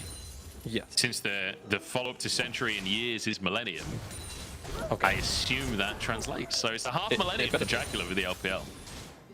Better dice, they're just talking nonsense. Well, it wouldn't be the first time. Yeah, I was about to say, it wouldn't be the first time we talk nonsense on any broadcast, really. Cream looking to pounce here as Aki waiting in the wings, but I think he's just going to go for the scuttle crab. No, play towards the mid lane. I mean, again, like, look at our AD carries. It's going to be a fairly slow start to this one as Jaculov picking up a cull on his recall. He knows it's going to be slow as well. I feel like we're looking towards the solo lanes for action in this one, and whether or not the jungles can get involved in those lanes. Yeah, exactly. And the setup in the early stages is quite limited on both sides, so it's going to have to be, you know, blood in the war situations. Oh, this champion's 300 HP underneath their tower, come dive them all. Just flat out overextensions. Other than that, I think it should be relatively slow. And like we said, you know, even though Rookie blew his flash in the early stages, very hard to punish LeBlanc without the Vi ultimate, and that window is a little bit too shallow. Cream could be the recipient of a gank here from TN. No, he doesn't see the wolf, though. It would be pretty funny. Yeah, I don't know what the wolf was even doing. Why is it just running into the lane? TN finds the stealth, gets in. And you know what? You'll be happy with that. Get some flash out of him. Yeah, not bad. Get the flash. Oh, Rookie missed the cannon, though. Was it worth it? Another Was it worth it? I'm not sure. Like, honestly, I think just remake the game. Don't get the kill, and you miss the cannon. I'm not sure that's in the rulebook. I don't think you get a remake if cannon's missed. I know. Maybe Mark just felt like going on that small voyage as it could still be on cooldown by the time Aki looks at this play, actually. So, double knockup from PP God here. Aki moving into the bottom side. Gravitum available onto Mark. He's already used his flash. The knockback is there. Mark surely goes down. The shield keeps him alive for a second, but there we go. Ignite finishes the job for PP God. Yeah, quite strange. I'm not sure whether or not Mark would have been able to W out of that play, but the fact that he doesn't have it just kind of confirms his death 100%. And like we said, plays should be slow unless we see outright overextensions, and that was one of them from Top Esports. And Aki and PP got that double knockup pounce, and they pounce quick. Yeah, absolutely fantastic knockup from PP God. The fact that he gets it onto 2 players, both of whom have flash available, that is something special right there. Managing to pull it out. Tien waiting in the wings, but Aki's still here as well. They've spotted Aki on the tri-brush ward, surely. Yeah, I think Aki also pinged out that Tien was there, so they actually know. And it's just both teams working with full information about each other's whereabouts. It feels tense. It's a mech to cut off, you know. I can hear the music playing. You know how it goes in those good old westerns. As Mark. So well, Mark this is a Chinese stand-up. True, it's an Eastern stand-up. So I'm not really sure whether or not Mark would have been able to have Abyssal Voyage out and kept himself alive, but again, the skill is down. It's also being highlighted by our observers. I feel like maybe E into W. Yeah, I don't think it's unrealistic. The channel is kind of short, so gets himself killed with that one on the back end of the play.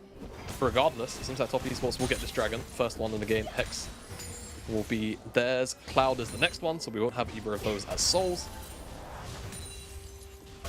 No, certainly not.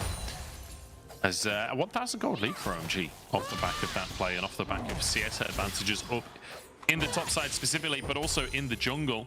Shanji, about 20 CS up though. It's not a bad little start, especially with where the wave is in the lane.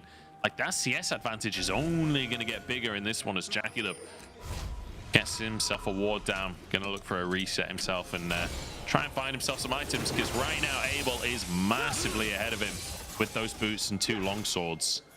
Jackie wanting to get a bit of power for himself, and the boots will come on through. Yeah, but this is a big wave that not only is Jackie Love going to find himself missing, at the very least, the cannon and maybe a melee, but crucially as well, you saw Abel just walks up to the tower, gets himself a solo plate.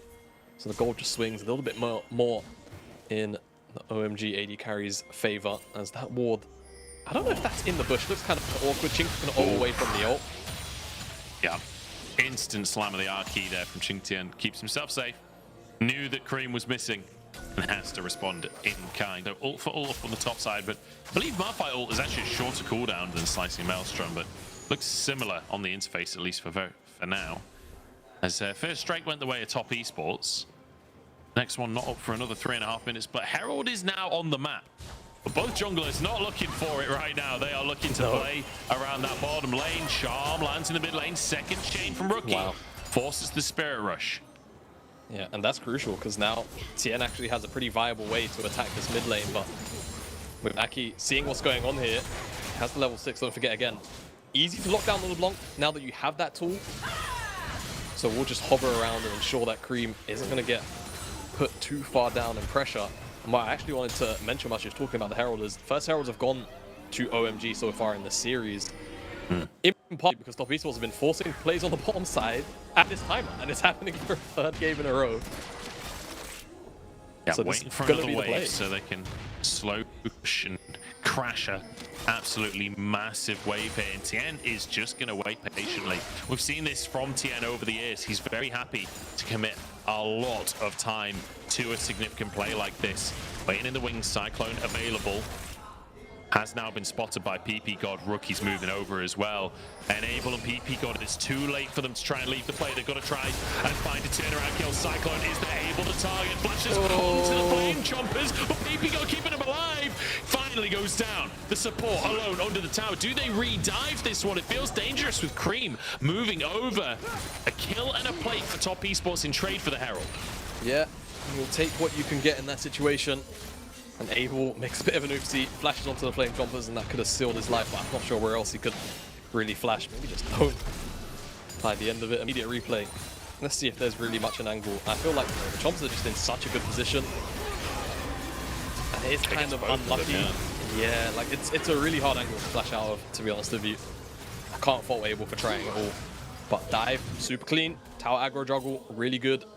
Really hard to walk out from OMG there. Good play to cross map from Top Esports. But it's about what the Herald actually gets on the back end. This is an all-in. This is an all-in from Shanji. Qingtian playing way too dangerous. Oh my days. Sub 100 HP. Yeah, don't worry about it. He's all right. He's, if I may say so myself, rock solid. So he's good. No. Oh no. He's going to walk out of that. He's coral solid in this one. Yeah, I guess. Is that what that skin is? Yeah, I can. Yeah, he's coral solid. He looks like he's one of Davy Jones' crew off the second Pirates film. Yeah. I haven't seen Pirates of the Caribbean in so long. Oh, I rewatched them a little while ago, and I will say the first one's still amazing. Okay. The second one, I don't know. It's not as good as I remember. I love Bill Nighy, but that film, it ain't it. TN, good little clone to dodge away from the knock-up. And she's committing to the play here. You don't have a top laner right now, TN. I'm amazed that he went for that. Yeah. Oh, okay. Pass back. They Look at the all in. They like critical information. Aki surely dies. And now Rookie 1v1 against Cream. It's a good charm, but the Spirit Rush on cooldown. That's pretty much all Ari's got on the tank. Rookie should be able to just walk this one out, although misses the chains. Just waiting for the distortion to come back up. Hiding behind the blue buff so the charm can't come out. And will walk away with his life. Yeah, Cream doesn't want to commit the flash, so it's not going to happen. A very, very funny sequence of plays there.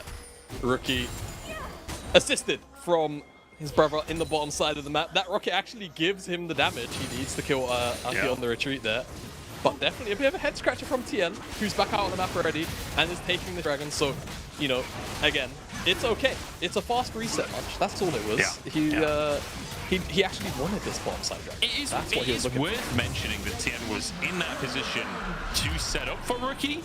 The thing is, Rookie wasn't in position yet, so it just all gets a little unfortunate. I think he's actually just looking for Shanji, right? And then he kind of runs into Aki and Cream preemptively teleported. So it's an unfortunate sequence of events. Speaking of unfortunate, this rocket for Aki, it's about 300 damage. But it brings him...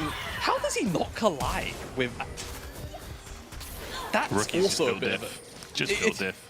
He just like Ultra Instinct dodged by. I can just hear the trumpets in my head now. It's the fact that he throws the chain backwards as well. Yeah, and like hits he it on the preemptively moving hits target. the flash. Yeah.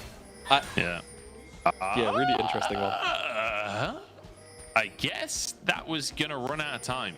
That's the only logical reason I can think to just slam it. But then again, it's gonna get the tower. Doesn't So matter. it's not It's bad. still gonna get the tower. Yeah. Yeah, not bad at all. And you know, I'm thinking about it now because we have a little bit of a moment to breathe. I think if Aki hit Rookie going over the wall, it would give him his passive shield. He could have maybe walked it off for someone else to come back and help him. So kind of unlucky there. As now Top Esports pressuring in the bottom side, looking for this red buff as the Herald continues to slam Qingtian up in the top lane. It's a 50 CS lead for Shanji on that cannon. Top Esports, they've got 4 people in the bottom side and they find nothing off of it. No, they don't. That Herald, of course, so much gold into Shanji's back pocket. Got a second charge as well. Half HP's the tier 2 up here, so potentially standing gold, right? For a play up here later on. As we've got players on the Shanji's side. basically 1,000 gold ahead of anyone on Top Esports right now. Yeah, I was about to say, he's up highest in the game. And 1-to-1 with Qingtian, he's up 1.5k. And he is strong. Rocket Belt, Pen Boots, and an Alternator. He's going to blow up Jackie Love or Rookie if he gets on top of either of those 2 targets. Hell, even Tien this early stage in the game with no magic resist. So Top Esports have to be concerned about that if they fight at this next dragon, OMG. And they should look to fight. They should be talking about Tien as well. Like Wukong, you know, the clone can save you from a lot of situations. Kennen is one of the few champions in the game that the clone will not save you. When that Slicing Maelstrom is there, like, it's just shot your clone and also hit you. Like, it does not matter whether you clone or not. Qingtian looking for it all in. Onto Cream at the top side. Spirit Rush is available. Can't dodge the ulti though. And he just autos him down. Cream, no idea that he was even in danger. Rock solid Ching Tien. And he is a bit of a tank himself, isn't he? Ching Tien just runs Cream down. He's just not expecting the damage at all. Flash comes in late. Really funny play to watch happen. But I mean, it's the just nature a of little bit Malphite, man. embarrassing for Cream, it has to be said. It's a little bit embarrassing. Off the back of that, this could be a Herald, and you can see OMG moving in strike contest as well, but Jackie with a marker here. Tien already on the Herald. Big damage from Jackie. BP God. Flag. He goes in, but then across the team from the Look at side. Shanji. BP God trying to make it happen. Shanji behind enemy lines. Rookie escapes. Slicing Maelstrom doesn't do enough.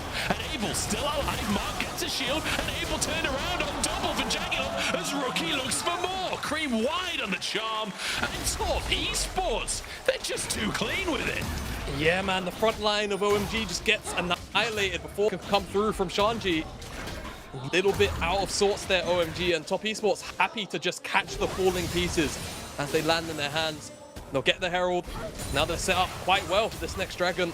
The gold difference for now, though, across the teams isn't actually as big as you would maybe expect, but a team fight going the way it does. Did we need a replay of this one? Did observers? Absolutely, we did. They're so cruel, but I mean, yeah, Cream, you know, no flash away from the Ultimate. It's quite close range. It's difficult as the air slap onto Ari takes Cream's life. And that's what I'm talking about.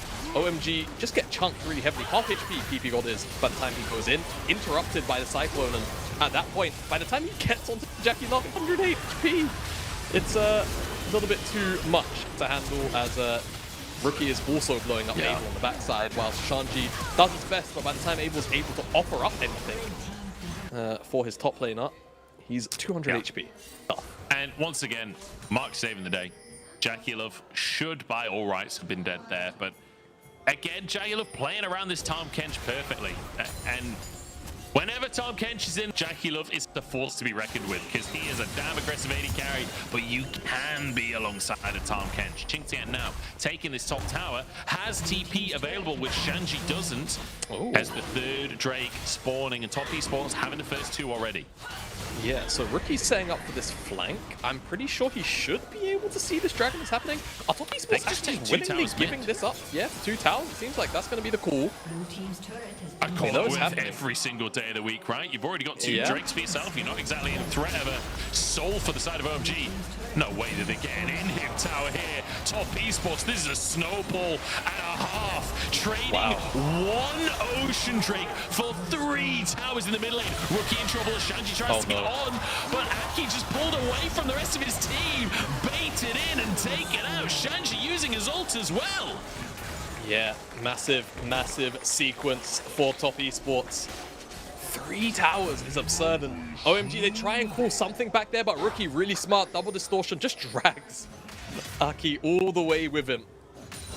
And there's nothing he can do about it. Once you press that R key, you're going on a journey, whether you like it or not. And Top Esports happily picked that kill up. Jamala, have you seen that video of that dog that's like pretending that his leg doesn't work, then just gets up and walks away? Yeah. That's Top Esports this series. Game number 1 looking pathetic. And game number 2 and 3, just, they're playing mind games with OMG right now. Yeah, hold no punches, Munch. Pathetic. This is a strong way to put it. But you know what? You're right. They were getting pushed about by I'm OMG. a Top Esports fan, okay? Yeah, I know. That's what I'm saying. The true fans are the ones that'll say it real. Yeah, that's a good. It's like Arsenal TV. The ones from England will know that one. But yeah, it was definitely a really shocking game 1. To be polite, and now these last 2 games have been much more like the Top Esports that we remember, and we're expecting and we're beginning to get comfortable with until the last 2 or 3 weeks. And it could have come at a more crucial time in this series. Against OMG. Now, of course, both of these teams with their individual game wins locked in playoffs, but this is all about seeding. And, you know, brought up Arsenal TV a second ago to bring up football as well. This is, you know, what you would refer to in football as a 6-point game, right? Winning this series, not only, of course, gives you an extra win, but it's denying pretty much your direct competitor that win and giving them that loss. So it feels like that extra buffer against them specifically. And, of course, both these teams, only 1 game left after this, so very, very close to being done. I just want to mention as well, like, both teams have now made it to playoffs, For OMG, this isn't just about making. They keep on making playoffs and they keep on finishing in 10th place. If they could win this series and the next series as well, they could skip the first round of playoffs. They would guarantee that this is their best year in a long, long time if they could just win this game. And it's not out just yet. Like, it's only 3 and a bit thousand gold lead. Now, granted, top esports are looking good. Their composition's looking good. But OMG certainly not out of the running just yet. And I don't want to count them out just yet because, again, getting wins here, getting a win in their final series, it would be successive, not just for the roster, but for the organ as well. In, like, going with this rookie experiment, keeping the same rookies a long time on the roster, building up over years. It feels good to see from the squad, and I want to see it rewarded. I want OMG to succeed so badly. Doesn't feel like this is the game for them unless they can find some turnaround on what's been happening. Yeah, and you know what? It's not even impossible. Even if they lose this series here against Top Esports, the ones with the control of the game right now, the next series, who's in 5th place, man? Off the top of your head, do you know? I'm not going to call you out for BLG? No, Weibo. Yeah, Weibo. yeah. No, it is BLG, correct. BLG is OMG's next series. And BLG, comically, only have IG besides OMG left as well. It's not unreasonable, even if they drop this series, to pick up that win against BLG and then potentially still finish in 6th place and get themselves their best finish ever in the LPL by default.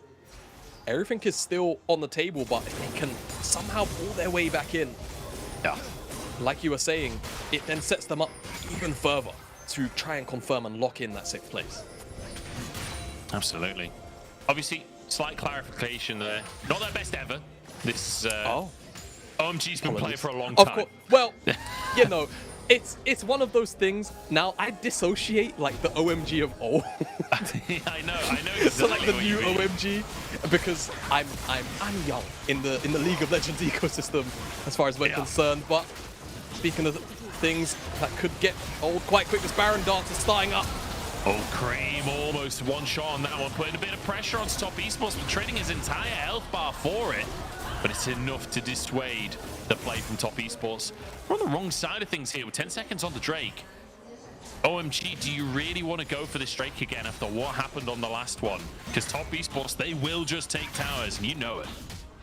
Definitely been willing to take towers for Dragons so far. They just gone, you know what, Ocean Dragon's not really worth it. It's okay. And I'll take this tier 2 up here off the back of that peel away. So very happy about this trade. Dragon will go over to OMG, but I don't think they care. And they could just return to the Baron if they so please. Abel is still on this Dragon down here. You can see in the picture-in-picture. It's finally picked up. And they're going to start this one back up. Yeah, they're going to slide back up. And the vision control still in their favor much. So it's still OMG that have to check into this fog of war. Yeah, OMG got a face check. Cream, no ultimate for this one. All ults available for Top Esports 5K on the Baron rookie over the wall. Keep your eyes on Xingtian. That Malphite ultimate to start fights off. So crucial. Azaki, the target, knocked up, taken down. No smites when you've got no jungler. As rookie. Oh, Jackie's dead! Shanji turns it around. Abel still alive as rookie finishes him off. Flashing forwards to make the hero play. Dodges the knockup. Uses his clone, somehow dashes back out of the play, blocking, and Mark saves his mid laner. Absolute heroics from rookie. Oh, it's pandemonium in front of the Baron though. Junglers go down, and OMG, they find Jackie Love finally. It feels like they've been trying for 2 games, and it's the first time they're able to just blow him up. Let's look at how it even happens. It caught me off guard, to be entirely honest with you. Steps forward, Shanji's just not really being tracked here. He gets knocked up. But the charm in the middle of it all, is that what it is? Yeah, it just kind of catches them off guard as they're still walking forward, and Shanji just deletes him. Cream silently set up there the play that could have maybe snowballed even further. But such an excellent sidestep from Rookie in all of this tension. The clone comes back as well, just in case to potentially block a couple of skill shots. But Cream is slotting that charm home. Could have just kept OMG in the game. Yeah, PP God with a triple knockup in the midst of all of that as well. I feel like PP God has been on it with this Rakan today. The fact that he misses the knockup onto Rookie, that's just Rookie things, as opposed to a misplay from PP God. That was an insane escape. 3, 0, and 3, and we are witnessing a masterclass from Rookie. Oh, Cream, we've seen this before. Not again. He'll just walk away this time. Not 2 times in a row. Yeah, Chingtian's not going to find it this time. I think you're a little bit too late into the game for Malphite to be finding those kind of shenanigans. But for OMG, a massive team fight improves. You know, even though they're down several thousand gold, they're still capable of finding pretty positive fights, but they really do have to overstack, you know, CC onto multiple members, and they have to hope that somehow Jackie Love isn't caught up in the ultimate from Mark. Yeah. And on the opposite side of that, right, for top esports, you have to wonder if they're feeling the pressure, if they're starting to sweat, because this is a team that has had insane expectations put over their heads since day one of this roster, like replacing Knight with Rookie. What a roster move for the off season. And they've not really been able to live up to those expectations. They started the split strong, but weren't really able to keep the ball rolling. And now they have made playoffs, but they obviously want to skip the first round if they can. And they want to be looking good moving into playoffs as well, as Rookie trying to fight for vision here. Whether or not that pressure is going to go to these players, you have to ask, but they are veterans. This is one of the most veteran squads in the entire LPL. Shanji needs to be cautious on his pathing. Same for Abel. If they walk through there, could be disastrous. Rookie just trying to poke back and forth. This is tense. Yeah, actually resets will come through. So they're just saying, you guys aren't going to start this up, but Cream gets chunked out. Teleport if he really needs it. Cream is boxing with shadows right now. Did you see those trades back and forth between Cream and Rookie? Like, Rookie just doesn't take damage back. He doesn't even take an auto, just dodging every skill shot. There is a ward in the Baron pit, but can Aki get there fast enough? It's just being burnt down. 5k. It's gone, I think. Jingtian wants to try and zone Aki here. He got it! How are they flipping this? And are able to fire the Weibo combo is massive for OMG and top esports. After everything we've seen today, they flip a Baron and throw the game. They're flipping burgers again, and OMG get everything they could ever ask for.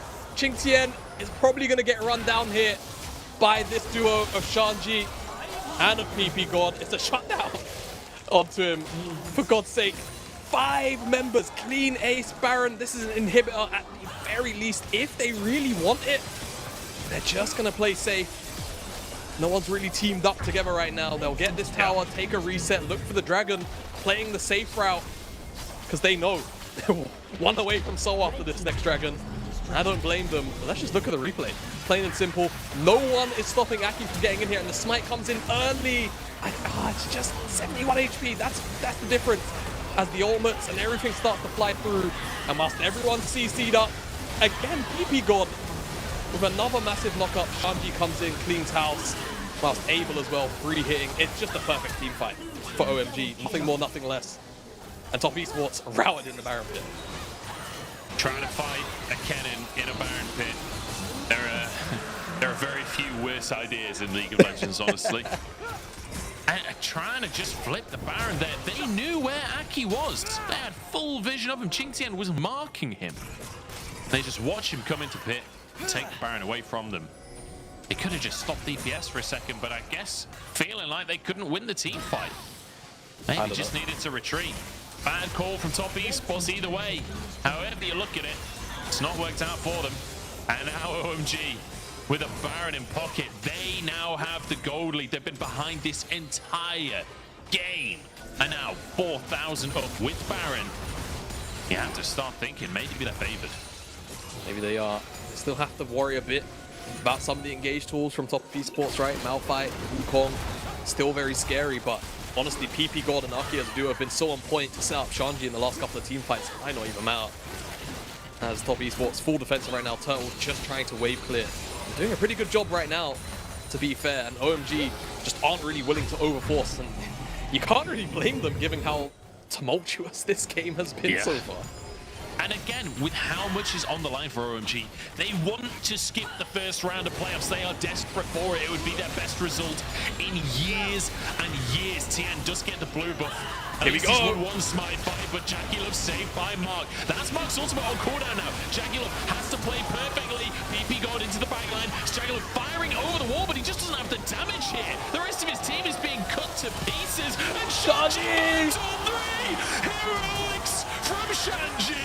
A double triple for Cream. OMG, they might just have done it. I think they have much. I think they've got a wave in the mid lane to work with, and they can end the game. The timers are there. OMG. I don't even know if you could call this non-secular for top esports and performances, but given the course of where we were in this game 5 minutes ago, certainly is one. Yeah. Top esports, they throw away, and OMG happily close this game out and take down top esports 2-1. What a moment for OMG. What a win over top esports. Colliding, sending themselves closer to that 5th, 6th position, to skipping the first round of playoffs. As you can see, massive smiles on the faces of the OMG players, and rightly so. As top esports, I feel like they gave us a bit of a charade. They gave us a bit of a song and dance. They managed to mimic what 2020 top esports would have done for a game and a half there. But then throwing everything away at the Baron, that felt like pure panic, that play. Yeah, and it's just such... the only way I can describe it is just a head scratcher. Plain and simple. There's no real reason to take that flip, and you can, almost in the way Jackie Love, like you said, you can see it seemed like a frustrated call from the side of top esports. OMG weren't prevented from, you know, making that fight happen. And that's all it took. That is all it took for top esports to lose this series. One bad Baron call, and OMG very happily take the series and move up now into 6th place for now. It's so good to see the OMG players' faces, like grins across the board, especially PP God was absolutely beaming on camera there. It feels so good to see for OMG because, again, this is a roster that they have been building up over years, bringing PP God in as the leader, and it feels like it has changed things. It feels like this team is coordinated, on point, and clearly working together. Like that moment where top esports, they flip the... Sure, Aki gets the smite on the Baron, but actually it's the team fight that ensues that is more significant in the grand scheme of the game, I would say. Like, the gold from the Baron is obviously fantastic. Denying that from top esports is fantastic, but it's the fact that they call that play, the whole team is there. Shanji can get into the pit to get the slicing Maelstrom, and then Shanji again in the follow-up play on the tier 2 and the bottom side managed to get all 3 remaining players, including both carries. Like, absolutely phenomenal performance on the Kennen. Yeah, I mean, I think it was everyone from OMG was playing their part, right? Even Cream in that sort of 2nd or 3rd to final fight, finding the charm to keep Jackie Love in place for PP God to then go in, get everyone knocked up, and Shanji collapsing. It was a perfectly oiled machine once the team fight started to come through, and it felt like, you know, top esports had this answer in the Tahm Kench, but in the crucial fights where it needed to be working, unfortunately it was prevented by OMG, and Jackie Love caught out, dies, and it feels like the team fighting capabilities very quickly collapse without the jinx and the threat of the resets.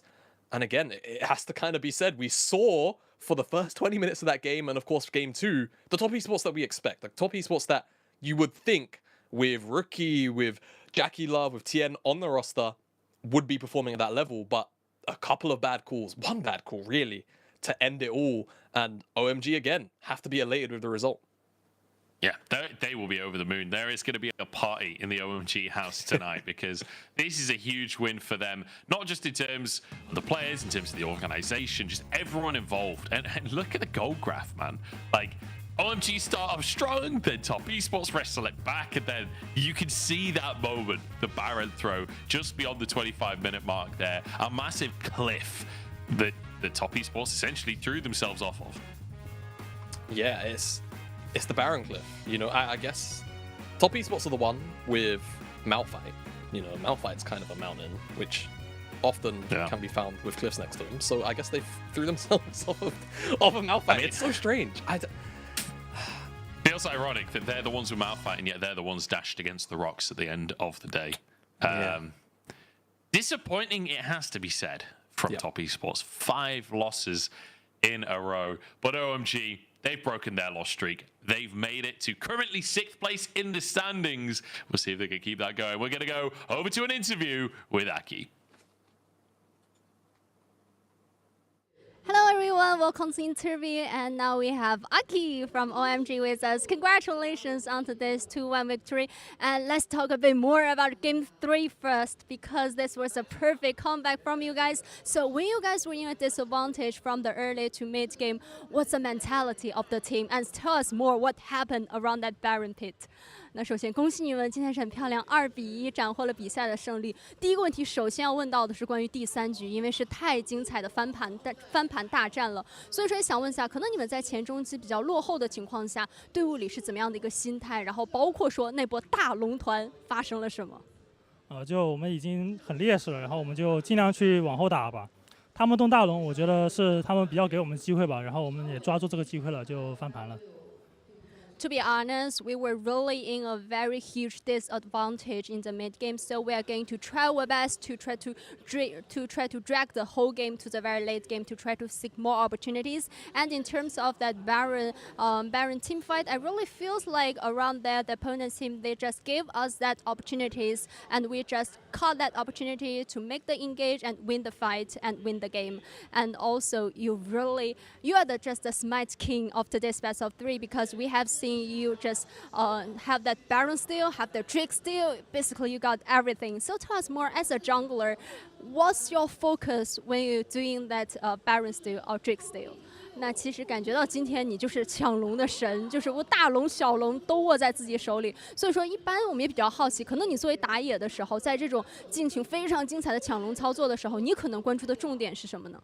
我觉得抢龙的话，就是 抢龙的那一方打野是有优势的，心理上的优势嘛，然后就可能正在打龙那一方的打野会比较怕被抢龙吧，然后就是这样的。 To be honest, I really feel the one that trying to steal that Baron or Drake is the one that we can put ourselves in a advantage, because we have the mentality advantage, and also the opponent's team, if they would like to just try to rush the Baron or Drake, he was the one that have much more pressure on his shoulder. So I'll just try my best to do those steals. And also after today's game, you were able to get a ticket for the playoffs. So at this moment, which part do you think OMG as a whole team, maybe you still need to make some improvements on, and what's the strength of this OMG at this moment? 那其实，在赢下了今天的比赛之后，你们也获得了通往季后赛的门票嘛。所以说，你可能觉得队伍目前哪些方面是可以进一步的去提升、去提高，哪些方面又是现在队伍的一些强项呢？我觉得队伍现在要提高的点就是前中期的运营吧，然后 就因为这是个偏小龙节奏的版本嘛，然后我们尽量要选那种下半区强的那种阵容去打小龙节奏。快到季后赛的话，我觉得多提升一下自己吧。 So I feels like maybe we need to make more improvements on the early to mid game macro. Especially, I really feel in the current meta, the Drake Temple is very important. The early game Drakes are very important. So maybe we would like to have some drops that can really help us a lot to snowboard from the lower half of the map, from the bot lanes, to help us to control more Drakes from the early phase. So for this part, maybe we need to make some improvements on. And also my last question, there's still one matchup left for the regular split for OMG, is a matchup between you and BLG. BLG, their strong opponent, they are on a very high note. So what's your expectation towards the next matchup? 那距离你们的常规赛收官战还有最后一场对决，也是和 BLG 的对决，他们现在也是状态火热嘛，所以说你觉得对下场比赛有什么自己的期待吗？BLG 现在连胜，他们的气势很旺嘛，然后就是我们最后一场常规赛的话，我们会尽量去拿下，但是我们主要的还是更关注季后赛的吧。 So definitely BLG, they are on a winning streak, they're a strong opponent, they are on a very good form, and we are going to try our best to try to get that point for the last matchup in the regular split. But of course, we are going to put more focus on the upcoming playoffs as well. And best of luck and congratulations again. 再次恭喜你们，希望接下来要加油。And back to you guys. Bye bye. Thanks very much, Wendy. Great to hear from Aki, and obviously feeling good. Moving towards playoffs up against BLG as their final series, which not only a huge series for OMG in terms of trying to get 5th, 6th, but also BLG trying to lock in top 4 as well, which we'll see if they have a chance of that, because Weibo are going to be coming up next. I do just want to quickly mention as well, for OMG, if they do manage to make it into 6th position in playoffs, it will be the first time, it will be their best result on a regular split since summer 2017. 17. Wow. That is a long old time ago. That's 6 years. Shanji grabbing himself an MVP. Yeah. Well deserved, I think, for Shanji. No big surprises. I feel like you could definitely give PP God a bit of honorable mention here. But Shanji's ultimates broke the game, plain and simple. I think when they finally connected and they were, you know, finding finding Jackie Love, crucially, it felt like Top Esports had no answer. And again, you know, OMG as a whole looked good, but Shanji's ultimates were what really brought everything together. Yeah, absolutely phenomenal stuff coming out from Shanji. With all that said, though, we're going to jump into our next series of the day. Obviously, with the nature of us having multiple arenas, the first one was in Shanghai. Next one going to be over, I assume, in Xi'an, in WE's arena. So it's WE versus Weibo to end our day here. And I will say, I think this is a matchup where Weibo a definite favorite, but we've seen highs and lows from Weibo, and WE on an upward trajectory recently. I could see this going either way. I could certainly see it going to 3 games. Yeah, I could see this one going to 3 games. And I could also see it being a 2-0. It's way weird, man. Like, Weibo have dismantled JDG and Top Esports in the best of ones. In terms of the round robin. Sorry, not best of ones, obviously best of 3s. But then it feels like other times they kind of just play at the level of their opponent and they just fist fight and scrap. So I guess we're going to have to see whether or not we're getting the Weibo that we saw against NIP on the weekend, where it was literally, I think they played about 47 minutes in game time. It was something ridiculous. Or we're going to get that team who plays at the level of their opponent when they're playing against some of these mid-of-the-table teams. But WE, nothing to, you know, turn your nose up at, and a very interesting draft. They got Karma, which is not something we see very often, but across the board, a lot of picks that we are very familiar with. For Weibo, it's a little bit different, but still very much picks that are in the meta. Lower third here we're looking at. So I think for Weibo, looking at Na, trying to be a pretty strong side lane threat, coming to team fights, collapsing. There's a lot more nuance in Weibo's team fighting, where I feel like for WE, it is a lot more straightforward. It's use Vi, go forward, lock down a target, blow them up. Yeah, just trying to one-shot someone and hoping Saya can survive with a Feather Storm in the meantime. We'll see if WE can pull it off, if they can get to that team fighting of the game. But I think we're ready to just jump straight on into this one. So without further ado, let's head into Weibo versus WE game number 1. And once again, this is a series that playoffs is revolving around. Weibo have very much locked themselves into playoffs, but with a win here, they might just put themselves as a favorite to take top 4 with a 2-0 here. I'm fairly certain BLG wouldn't be able to contest them. Oh no, sorry, BLG still have 2 series remaining. So they can't quite lock in top 4, but a 2-0 here would get them almost there. Yeah, it would. Oh my god, that dude. What a voice. I was about to say. He's going for it. He's louder than we are. I was about to say, honestly, those Gyos so loud for the side. You have to remember, W as well, they've been on the world stage before. It's been a while, but fan base still very much massive out in China. And you know, like the opportunity here after last year to make it back into the playoffs standing, definitely going to feel quite good for themselves. Sat 7-7, like we said, a win here comically for them. We spoke about what it means for Weibo, getting them towards that top 4 finish. For WE, if they do win, it doesn't actually lock them playoffs because of the nature of the standings, but it eliminates poor RA. Poor old RA, who are still not mathematically locked out, but they are trailing 2 games. So the likelihood, not in their favor, but mathematically, there's always a chance. Yeah, so the way it works, I don't know if I'll have time in the early game, whether we get shenanigans or not, but I'll try and explain. So RA still have to face RNG and Weibo. Now, that would put them on 7 wins if they could win. Just 2 zeros there. They'd be on -4 game difference on 7 and 9.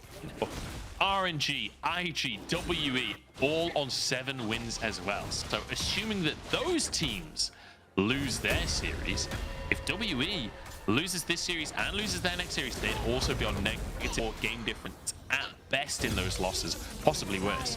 So if WE collapses, IG and RNG don't get wins, and RA can win their next 2 series 2-0.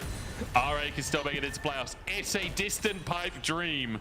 But this top gank might not be, as Carcer moving in. Bubu uses that knock-up. Carcer looking for the slow. We'll find it, but the Shy not interested in this one. Knows it's not going to happen.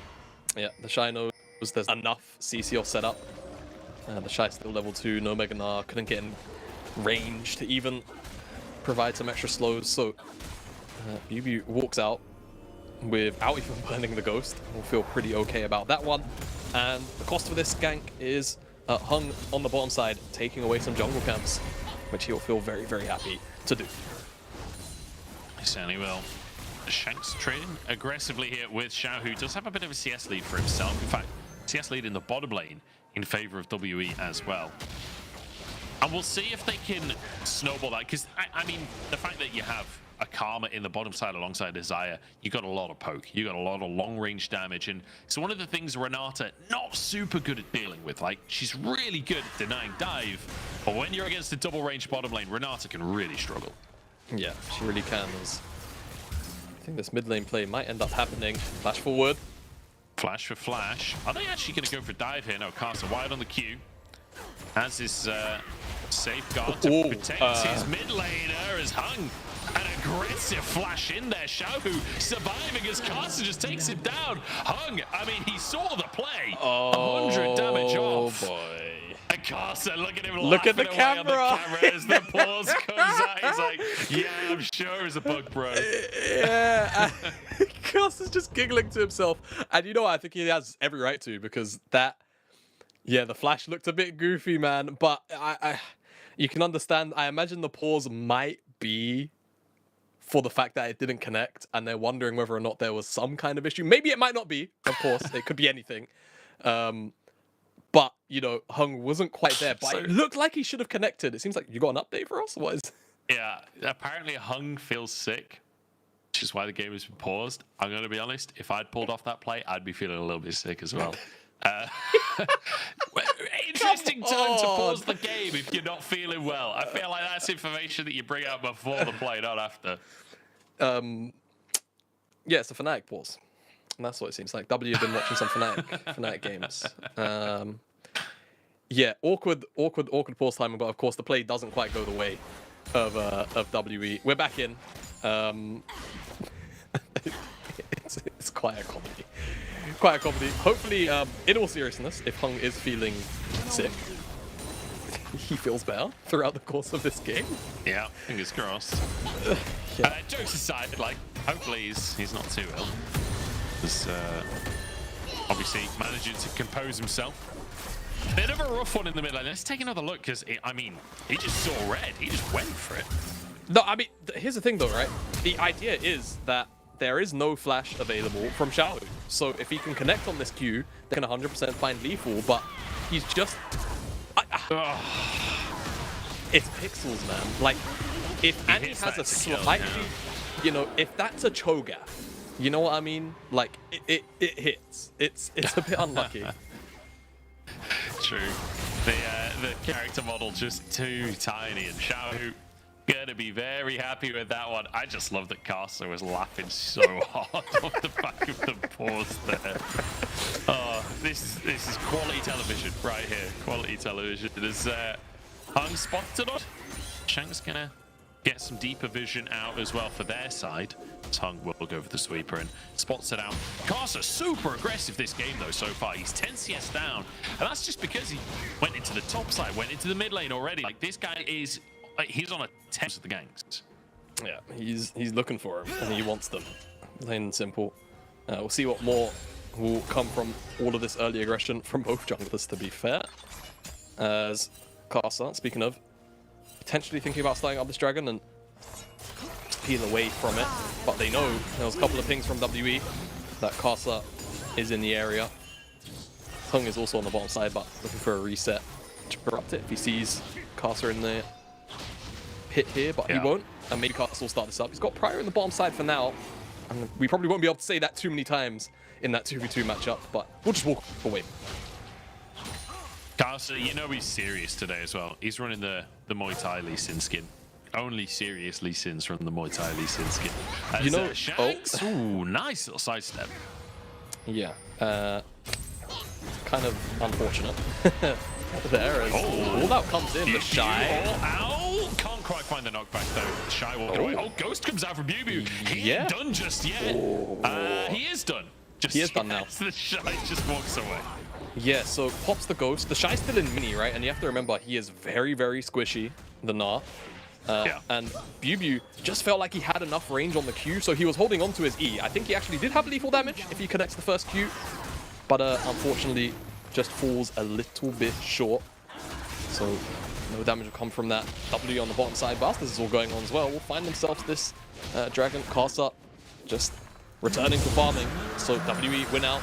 They had that small window where they could have picked up that Dragon, but the window wasn't quite big enough. They didn't want to take the risk. And WE will get the Dragon, which we were expecting, given how the bottom side matchup has been going so far. Fantastic stuff from WE to be able to get themselves an early objective.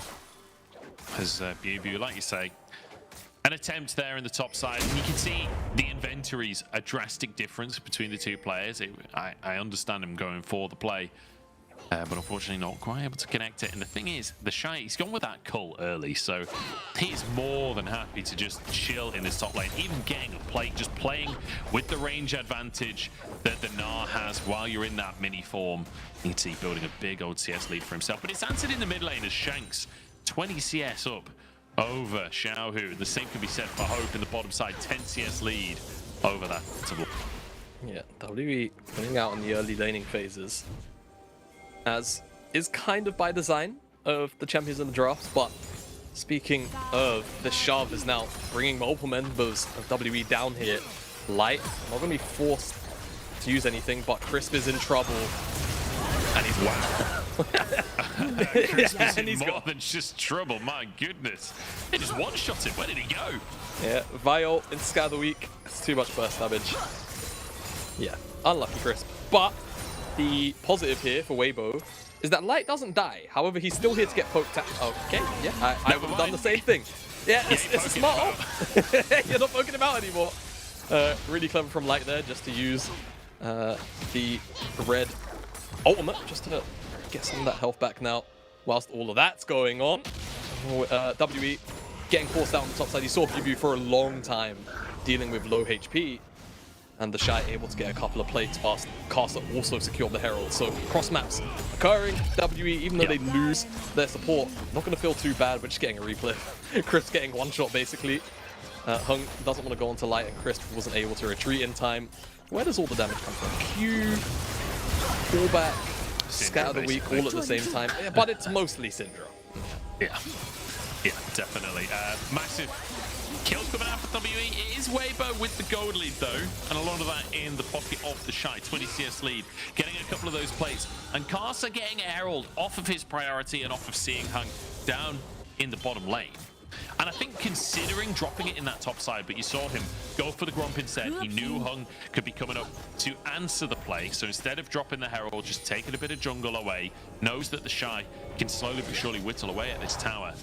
And now we'll have to keep our eyes on where Carcer opts into playing that Herald. Could drop it down in the bottom side for Light to try and get your AD carry ahead.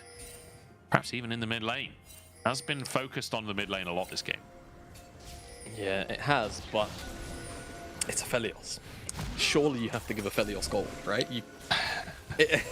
You know, like it's just how it is. It's bot side centric, and WE know this, and they're guarding any potential entrance here from Weibo as hard as they can. Mid lane pressure as well now means that Shanks can move over, and yeah, Weibo just have to back away. Honestly, the way that WE are playing, they might just force Weibo to drop the Herald top at this rate, as the tower's almost in lethal range.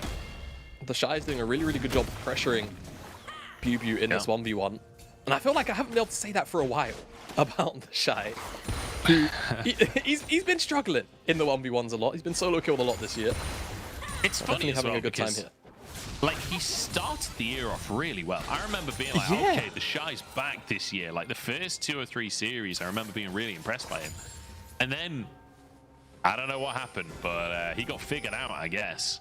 As he's had a couple of rough series, but looking good so far today. on the 30 CS lead. And like you say, maybe Carson has to look towards that top lane. Could just drop the Herald mid here with the wave pushing in. And in fact, not only is he going to drop the Herald, he might just drop Shanks, forces the flash out. Hung jumps in onto Xiaohu. Carson defending as WBG trying to finish the kill himself. Ignite for hitting, and Xiaohu will walk away with that shield. Herald getting his charge. Bit of gold into Carson's pocket. Yeah, not too bad for Weibo, but definitely not ideal. As is Carson going to be able to wrap around the time? No, not going to make it to Shanks, who had his flash blown, and that's honestly going to make him a fairly easy target now for Weibo on a potential return play if they so want it. As BB wants the all-in. Mininar, remember, very squishy. Round 2, let's see if he can finish the job this time. Ghost used once again. The Shy has flash available. BB jumps in. The knockback, not going to land. BB realizes, once again, can't quite finish the job. Yeah, I was thinking maybe he would go in, just try and blow the flash of the Shy, but isn't going to happen now. Weibo, they're on this dragon, and unfortunately there's not going to be too much a response that comes through. I thought I wanted to go that for a second. Very, very close. But that will be a dragon apiece, and that means no soul for a while, and it's a cloud. So I feel like both these teams not going to be too pressured to necessarily fight tooth and nail over the next couple of dragons, and we'll see whether or not that gives us a couple of extra opportunities for, you know, creative look-ins at plays on the side. Yeah, the Shy training with BB to try and defend his control ward on the top side. He's in that Mininar form, but he knows all out's on cooldown. He knows Ghost is on cooldown, so just continues to wail away at BB. And this is the terror that is Mininar when you don't have cooldowns. You commit to a trading river, he will chase you forever to continue to harass you down. Carson looking for Shanks here. Not going to go for the combo though. Oh, they will look for Chris. Oh, but Xiaohu with a double Tibbers to answer it. I wanted to target as Carson goes in. Doesn't even have to use his ultimate. Light trying to finish the job, but he's too late to the play. Xiaohu down now as Carson back in. Dragon's Rage was used actually, in fact. As Hung tries to get over the wall, but denied by Crisp. A bit of revenge for the play earlier in the bottom lane. Yeah, so WE kick that one off. They look for the initial play onto Crisp, but Xiaohu stops it all with the Tibbers, and the turnaround is pretty much all there. I think 2 for 1 in the exchange in favor of Weibo, but with no objectives on the map, it's not going to mean too much. We'll see potentially how things will look for the Herald in about 30 seconds time. First one was picked up by Weibo, used in the mid lane, not to great effect, it has to be said. As, again, the Q comes through, and they just go onto Crisp. And Shanks and Iwandi are just not in a position to catch up, and Xiaohu makes that a confirmed situation as Iwandi gets blown up by Carson. Yeah, just one shot pretty much. As Xiaohu gets collapsed on. And then this ultimate here to cancel the Q. Yeah, just a tip. Well, it's like a box, I don't know. It's a weird one, but just gets caught on the side. And Masku is actually in this replay. The Shy took the top tower, all to himself. So now he's wailing away at BB at the tier 2. Yeah, I mean, 40 CS lead. He's got his Triforce. Karsa has the freest Herald of his life with this top gaps going on. BB once again tries to find the all-in. Might this time around. Needs to find the knock-up with the Shy. And flips it on its edge. The Shy with a solo kill on BB. Finally, the Shy, what he's been looking for a little while here in this 1v1, and gets himself a solo. The demolish here. The Herald is going down the mid lane. So WE, as you're calling out, this is not a good sequence here. This tower's not going to drop, but I mean, look at its HP. It's as good as dead. The Shy's going to get 600 extra HP gold, rather. And now he can slingshot even further ahead in this 1v1 on the side lane. And that's not something WE need to be dealing with right now. As that's, you know, Cassante is a pick that you go into now with the expectation that you can just beat up on him in the mini form for a long time. But Shy taking advantage of BB winning where he can. Yeah, this is a beautiful game from the Shy, and he's got a thumb. He's on 2 items at 16. The Xiao who drops the Tims to try and clear the way. He is going to be dove here. As Crisp comes in with the hostile takeover. I don't think that's enough. Xiao who goes down. Hung with a nice little kill there. And a good punish from WE to catch a player out. Yeah, I can respect that. Is it the replay on the solo kill? It is. All right, let's take a look. So, UBU, knowing that the Shy is still going to be exhausted, takes a tower shot. That's the go button, and everything here hits. It's just this flash over the Q3. Just too much. Yeah. If the Shy gets clipped by that, oh, hello. Speaking of the Shy's in the bottom lane. A great little kick onto Hung, but no follow-up from Weibo. I don't know what the hell is going on, but how did this happen? All have been used. How did this occur? Drake's all not right. even up. Nope, Drake is not even up. It's 30 seconds away, which means that the Shy has the opportunity to reset, then go build up the Mega Nash. Shanks, is he in trouble? Ooh. Good flash from Shanks. Yeah, Casting no ultimate means they have to back away. Enough trouble to flash away, and like you say, Casa, no ult, so won't be able to chase in the play. So got the picture-in-picture. This is what's going on. It's just an attempt to collapse onto the Shy, but he gnaws out in time. Doesn't die. That's what happens. Is speaking of collapses, Xiaohu has flash, so he should be okay. We'll just walk that one out. Certainly should be A-okay on this one. And Weibo, a slow and steady win it's looking like right now with a 4,000 gold lead. It's not over just yet, but they're looking good in this one, and they certainly have scaling on their side as well with the Aphelios. The Annie doesn't exactly do too bad in the late game if you're building for the damage, and the Rod of Ages is there. So Xiaohu will start to scale up. Shy and Meganar is trying to go for a red buff here. I think maybe over as much control that they have over the top side of the map as Shy moves in to try and take it.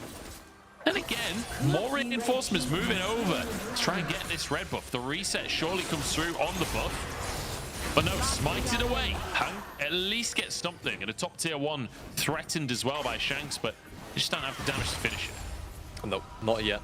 And I believe the call whilst that was all going on, I heard a tower. Yeah. Drop as well. Bot lane tower. Yeah, I think that was picked up. And the dragon too, actually, by Castle. All the nonsense was occurring. That's what it was, I think, the call out. Yeah, was the dragon. Yeah. So I was trying to figure it out in my head as well. I heard the call out. I was so focused on the red buff and who got it. I didn't actually catch it. Which is hilariously the significantly less important part of the exchange, but there we go. It's a Cloud Soul this game as well. Yeah, and this is my favorite part of the game where nothing's going on, and I assess whether Cloud Soul is particularly in terms of, you know, the R press part. And honestly, no one really gets too much use out of it. I guess Asante zooming around could be quite scary, because that's the one thing you know, Cassante is to a point kiteable, smile. And if you get 15% extra movement speed on the all-out cast, I guess you can't even run away from him. So that'll feel good if WE get there, but right now it's Weibo in the Dragon lead. And also just the lead in general. They're up almost 5,000 gold. And it feels like with this much control of the map, as soon as the Baron becomes an opportunity for them to take, they will try and get that one started up as soon as they possibly can. They just need light to hit 2 items, and then look at the vision control, man. Look at this like blue buff area on WE's side of the map. It is littered with wards. This entire Baron half of the map is completely dominated by Weibo. It's like clears away the wave in the mid lane. WE, they've just got to try and face check in. Luckily for them, the Shy's not here just yet, but he has TP. This could be dangerous, and look how many great wards are available for him to TP to. So many. So many. WE are in actually a much bigger hole than you might think, because walking into Fog is typically quite scary anyway, but Renata, Annie, potentially Anar, it's not ideal, and you only really have, I mean, Hung, you can sacrifice Hung maybe, but you need him for the turnaround plays, right? You need him to set up. So you maybe just have to get BuBu in there, but BuBu might get one shot. He's not really tanky enough at this stage in the game because he's so far behind. So we'll see how Weibo play it out, because they are at a pretty significant lead right now. They certainly are. But the wards are starting to time out. That's the one thing. Yes, they've got a lot of vision control. Yes, they've got a lot of vision, period. But can they actually use it? They're not threatening Baron in any way. The Shy's still in the bottom side right now. They're kind of just chilling. So I don't think, even though they had this great amount of vision for the Baron area, Not going to try and overforce things, not going to try and do too much. Not feeling like they had the power spikes available to brute force a Baron. Yeah, not just yet, but I mean, I feel like normally the rule of thumb that I like to follow in pro play is, does my AD carry have 2 ions? And if the answer is yes, you can do it. And in this case, Light has a Bloodthirster as well, so even if he gets mildly chunked out, can always return back to it as long as he doesn't die and help out with the rest of Weibo. I don't think they're gonna fight, but these guys have been so LCK-ish in their approach in this game. I know. It's been tense. It feels like Weibo taking this one very, very seriously. Remember, top 4 on the line for this team. Yeah. And WE is not a team to be laughed at. Like, I think WE building a reputation over the last few years of being one of these teams that you expect to just be at the bottom of the standings every time. But this split has been different. They've been looking good. They're on a 3-win streak right now.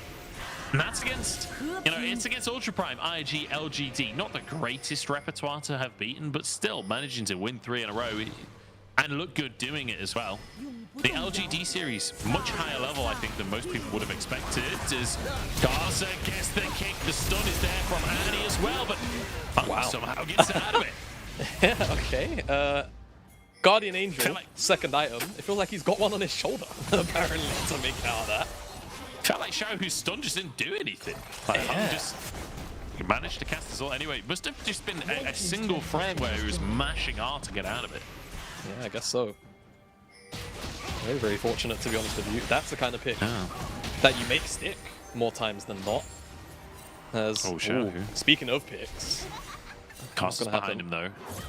I think they realize they can't make this play happen. Drake going to be by the Shy and Light, while Weibo protect the top half of the map and make sure no Baron pressure can come on through from WE. But at least WE making hay while the sun shines. Yeah. They're going to take vision control and actually going to try and threaten this Baron here. So to speed things up, Jamada. I mean, the Shy doesn't have Mega Null. That's going to time out. That's a bit of a big timer for WE to work with. And honestly, this is going to be the only opportunity maybe that they get to start this one up. So it's a 50-50, but it's one they have to take. Shahu's behind. I wonder is going to be one shot there by the Tib is used. But can't get the smite. He's golden in the back of the pit. But like firing onto this one. The feathers there. Hope escapes with his life. Yes, WE, you've got the Baron. But at what cost? 4 deaths so far. Not a single kill for WE. And there's the ace for the Shy. They get the Baron, but by the end of it, they're like lambs to the slaughter in the back of that pit. And WE, it's a creative attempt, and you can't really fault them, given where the game has been going and trending for a while. But they do lose out. I guess, at the very least, if we're, silver linings and all that good stuff, the Baron's off the map. That can't be taken by Weibo for a massive snowball for the next couple of minutes. But how long can you afford to wait? And frankly, does waiting even necessarily benefit you? All it really does is raise the stakes of each individual team fight, which could be enough to make a turnaround happen. This element was massive from the Renata as well to keep everyone in place in the pit. Like we said, not really enough dashes that can be used to get out of the pit. Light, or Hope rather, tries to base in place, but Xiaohu doesn't let that one happen when the chase down comes in. Not much to say. It feels like WE were just all trapped in the pit and Weibo happy to collapse and pounce. Karsa actually getting down to lethal HP as well, but Crisp just pumps him with drugs. And Karsa powers through. Wrong. Baron so far is in minus 431 gold for WE. Not an ideal situation. There's a very even team fight here for Weibo, sharing that damage out. Yeah, everyone played their part. And I'm sure, actually, even Crisp's damage was likely higher because he ulted so many people, but I assume that just doesn't track in a team fight. Yeah, I don't know. That's a great... I wonder how that works. I wonder if that is tracked, like, as a damage dealt. It should be. Yeah. That's a because like when you hit your ultimate and it hits a vein and they turn around and just 3-shot their own tank, like you should get damage credit for that. You should. You definitely should. But we take a These guys have been waiting here for a while. I think that's Shanks and Hook. Xiaohu doesn't know. They're not gonna get now, anything. how much longer will they be willing to wait? is the question. Wait. Oh, did they he didn't see it. get No, they didn't see it. They didn't see it. 100%. Otherwise, they'd be pinging it. They'd be pinging it. But they've gone back. He's just Oh, no, he didn't cancel the recall. Oh Ah. my days, this play is lasting forever. Nobody's doing anything. Shang is still in the rush. He's been there for years at this point. Have you seen the film 7 Years in Tibet? Well, we've got Shang 7 years in the bot lane He's brush. still here. They're moving towards him.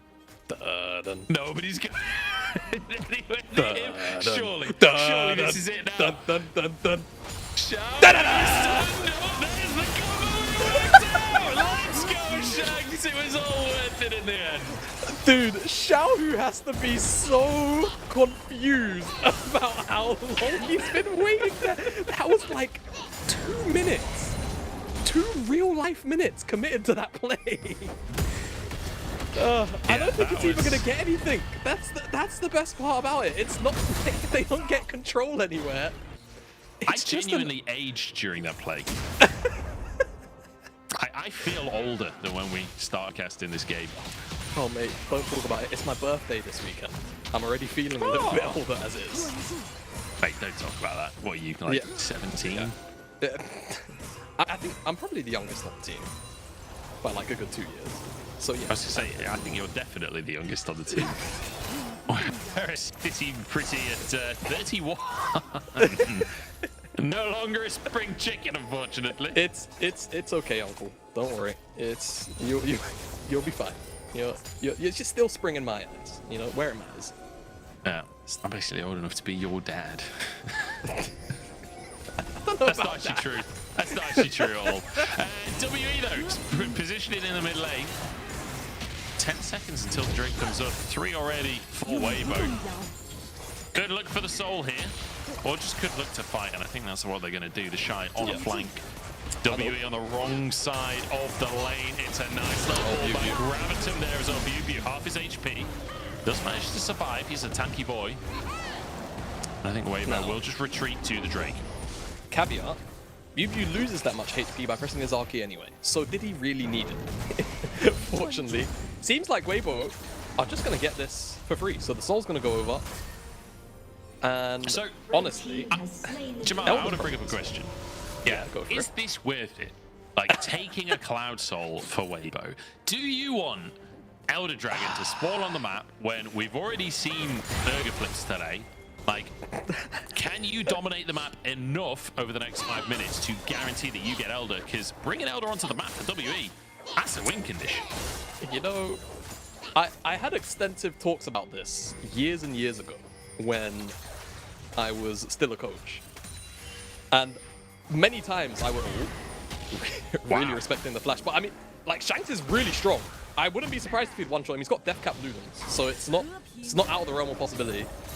But either A, not taking the final Cloud Dragon to bring Elder on the map, or B, taking Cloud to actually bring Elder onto the map, because you're strong enough to maybe, you know, win the fight, but maybe you can't poke through it. Oh, Gravitum! Yeah, that's a first storm used. Really, really smart there. Really, really smart from Light. And that could actually be enough to start the Baron as well on the backside. Anyway, to make that long point really short, Cloud Dragon's not always the most important, so you can just keep that on the map. If it means Elder won't spawn, Weibo not going to do that this time. They want the buff, they want the stats, and right now they're on this Baron. And WB not in a spot to contest, really. But Hook, the speed of that flash. Wait, what is going on in this game, man? WE, I'm loving this from WE. They're basically saying, look, we can't win fight. Let's just pull out some shenanigans. Hung drops a ward in the pit. TP going to come off through as a 1v1 between our top laners. In the meantime, Xiaohu joins the fray. Has Tibbers, has stun. Oh, in fact, no, Tibbers is already out. Yeah. Has the stun available, though. The Shy, almost solo killing Bubu. He's going for an in-hit while all this is going on. Weibo are happy to just keep this going. Baron will reset for the inhibs taken, and the Shy starting to threaten Nexus towers. WE, they've got to call off the Baron play. They've got to retreat. Dude, the Shy is just putting in the work. He's got the Hull Breaker as well. So tanky in this isolation now in the 1v1. And this is what I was talking about earlier on. You get to a certain point where when he's in mini, he just kind of wins. And at 3 items, too tanky for Bubu to deal with. Now there's a collapse here. Oh, and that's a kick comes out. I wonder one shot here. Pumped with chemicals, can he survive? The GA keeps him alive. Who needs drugs? It's 2 kills for the side of Weibo as they barrel in towards the base. I think WE might need some headache tablets after this game, to be fair to them. It's been a bit of a rough one. It's been a slow burn. WE on the back foot and have been for a while. Weibo, I don't know if they can necessarily end, but they can certainly try to, as the Shy forcing away the other member. 2 versus 4. Teleport comes in. It could be enough to keep the game alive for now. But Weibo, full control. Yeah, frankly, just at their mercy. Yep, Casa jumping away out through the minion wave as Shanks desperately trying to have an impact, but it feels like everyone's just dancing away from him permanently. He's tried to be so creative with how he's played this game, but nothing seems to matter for WE. Weibo just in complete control. Playing is so slow and clean. And Baron will be taken. Hung trying to get a flank on it, but it's not going to happen. Hey, at least he can get chickens. No, not going to get that. Hung flashed, and Did I'm not in. Yeah, I'm not sure what he flashed for. Like, he was. Yeah, straight one. Anyway, this kick was awesome. Good job, Carter. I have to distract myself. Couldn't quite get the takedown in time for the bailout to keep his GA alive, but still alive. That's the important part. Doesn't give over a shutdown. Doesn't ruin the perfect KDA. And Baron, 2 minutes, syncs up nicely. Oh, the stopwatch stopped the engagement. Will it be enough, man? He gets knocked back with the team. It's a 1-for-1 here, but the Shy's arrived. Turns it into 2, and there's a 3rd one as well in the GA, just waiting to be taken. Shanks is chased out by Casa. The jungler's not meant to win the 1v1, but the Sonic Wave to land the triple kill. It's unofficial, but we'll take those. Casa 5-0 and 7. As Weibo will waltz this one towards the Nexus. Excellent game from the Weibo jungler, and excellent game from Weibo as a whole. We asked the question coming into the series, what version of Weibo are we getting today? Are we getting the one that plays to the level of their team that they're against? Or are we getting the Weibo that just smashes the opponent pretty much at their own whim, and it feels like it's been the layout? And WE, they'll drop 0-1 in the series. Weibo pick up the first game. And Weibo trying to cruise to lock in 4th place spot for now. Yeah, phenomenal stuff from Weibo. Like, honestly, such a clean game there from start to finish. And I feel like we didn't see the shenanigans that we quite often see from Weibo there. They've come in serious, they know what's on the line, and they are playing as such. And the fact that WE were having to do such acrobatics to try and find anything, like the play in the bottom lane from Shanks that went on for a day and too long, and only managing to find a single play, a single kill off the back of it, and actually losing things on the map during the time. Like it felt like everything was just out of reach of WE. They were trying their hardest, but Weibo was so careful in every play. Yeah, I think that's the crucial thing, right? I think Weibo was so measured and meticulous that the windows that they did give to WE were like slim, and I mean really slim. And it felt like with what Vi as your only engage, it's so difficult to walk through Renata, Lee Sin, Annie. You know, you can never get to Light, who is probably always going to be your main target. And Weibo were very happy to just play at arm's length and slowly chip away at the base, let the Shy, crucially as well, win out in his 1v1, which is surprisingly a rarity. We haven't been able to talk about much positively with the Shy this split, but did it very comfortably into Bubu this game.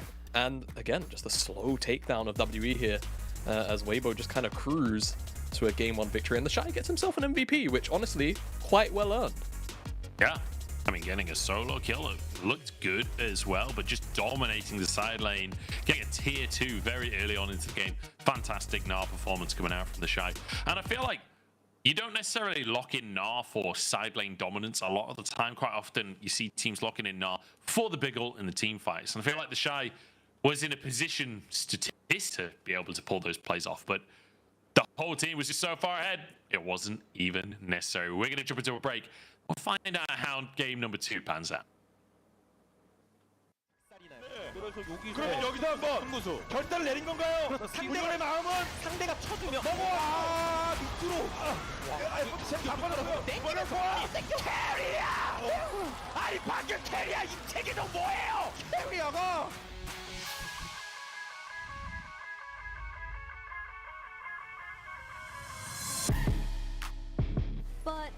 roaming towards his top lane, having the flash available. Yeah, jumps on forwards, pulls the Cassante What? back into the play. All out, pulls better. No Yeah? way to Xiaoshu pull that off. Odell go down as well. One Xiaoshu more. making his statement in the LPL. Double kill for him, surviving the damage from Yaka. Puede ser la opción de Infinity de quedarse con la teamfight. Igual no están tanto en problemas, aunque ahora sí Kobe. Uy. Muerto. No, se va a salvar de milagro. Atención con esto. Cerito contra la pared de Isamini. El Rarito se mete en el medio de todos. Sacrificar al débil. Se muere Cerito. No lo puede matar. Doble asesinato para el top laner coreano de la escuela de Six. Es una locura. Tenemos Penta, me vuela, Sí, Penta, me vuela. Pentakill para Mining. Y esto que se termina, mi querido Diego. Y con esta jugada preciosa por parte de Six Karma.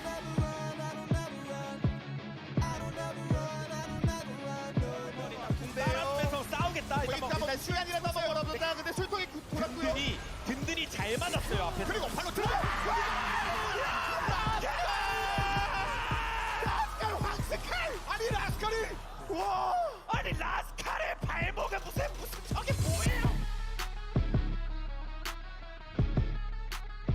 というところまでつながっていくので、できればやりたくないんですよね。ですからこういう風にして、ミッドレーンだったりボットレーンでいくと。さあボディスラムフラッシュイン、さあレベル6タイミング、帰国収集、しかしショックウェーブでメグミン返していきます。あっとタワーのアグロがワンスに入って、そこを狙ってメグミンが抑える。さあイグナイトをつけましたが、自身にシールド展開。さらにはポーションでギリギリ死なず。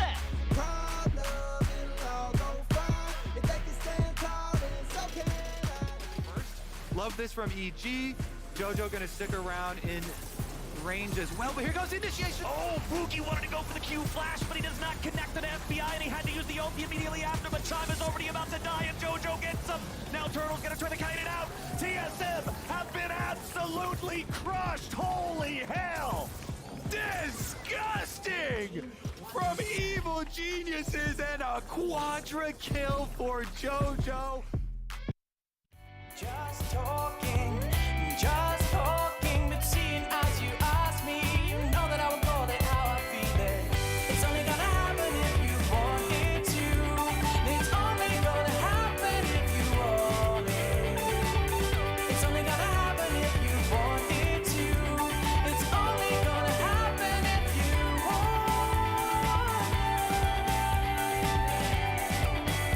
If you want it to. If you want it to. It's only gonna happen if you want it to. It's only gonna happen if you want it.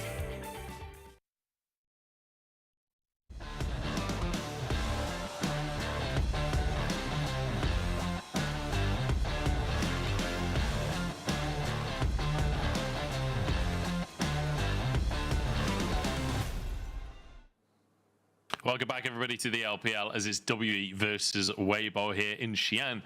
And Weibo dominating game number 1. Karsa getting himself a MVP, solo kills like towers, gnarls. It was everything coming out from Karsa. From the Shy, sorry. I was like, Karsa's Lee Sin looking good as well. To be fair, Karsa was having a good game, but was he getting towers? I don't remember him getting a solo Karsa's kill. Gnar never impressed me because I've never seen it. We are now live, though. We have caught up with the live game, so no delay, no emote-only chat anymore as we get into the bans. Cassiopeia, Maokai, Varus, take it away. That Cassiopeia, if you're confused, it's a Shank special. Yeah, and I wonder if that means from the get-go that Weibo are coming in with a bit of a preordained plan that they want to just build a dive comp, because that is exactly what Cassio thrives into. And well, there's one piece which is used quite frequently in dive compositions is the Vi. So we'll see what W want to build with that in mind, whether they want to try and read into it or whether or not they just go a little bit standard for now, go something like a Felios. With so many AD carry bans away, I'm kind of wondering what Hope and Iwandi will default to as well, because when you see this many bans, Lucian Nami starts to rear its head back in, and it seems like that will be the case here for WE on this R1, R2. Could be a Xayah angle for light, perhaps, as Xayah, one of the AD carries that has kind of been creeping back into the meta, or even a Kai'Sa.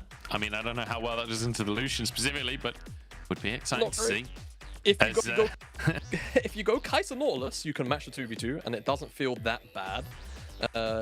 You can basically match the burst, but you can't necessarily match the sustain, right? That's kind of the big issue with that lane. We'll see whether or not they'll go towards that angle. As Light's feeling himself potentially with the Draven. They're definitely considering it, and they're gonna lock it in. Yeah, and it they're gonna steal away the Nami. Okay. Beautiful stuff, beautiful stuff. Light and Crisp looking to answer WE's bottom lane. WE, what do they have up their sleeves? I'd be very surprised. Sona locked in against Draven? Well, okay, what I will say is yes, Sona can get one shot by Draven, but in isolation, Sona against Nami is a pretty good lane for Sona as far as I'm aware. Sona is one of the best scaling supports in the game, funnily enough. It's something that you would see come out into Yuumi specifically, because Yuumi, of course, kind of held that platform for a while, plus the cat's broken. You can't really deny that. But Sona would come out into it. Now, I'm kind of surprised to see it here. We'll see what exactly Iwandi does and how WE play around the pick and around the bottom side in particular, because it's such a volatile lane already with Lucian plus a Draven. And you got to believe Iwandi knows how to pilot the champion. He used to be at Janna One Trick. The enchanters are his game. So we'll see what he's got up his sleeves for us. Like you said, the Xayah being banned away, the Syndra being banned away as well, and it will be a Gnar taken away. Oh, like true frontliners, right? I feel like Cassante obviously can double as both, but he kind of leans more into the angle of being a bit of a backline diver.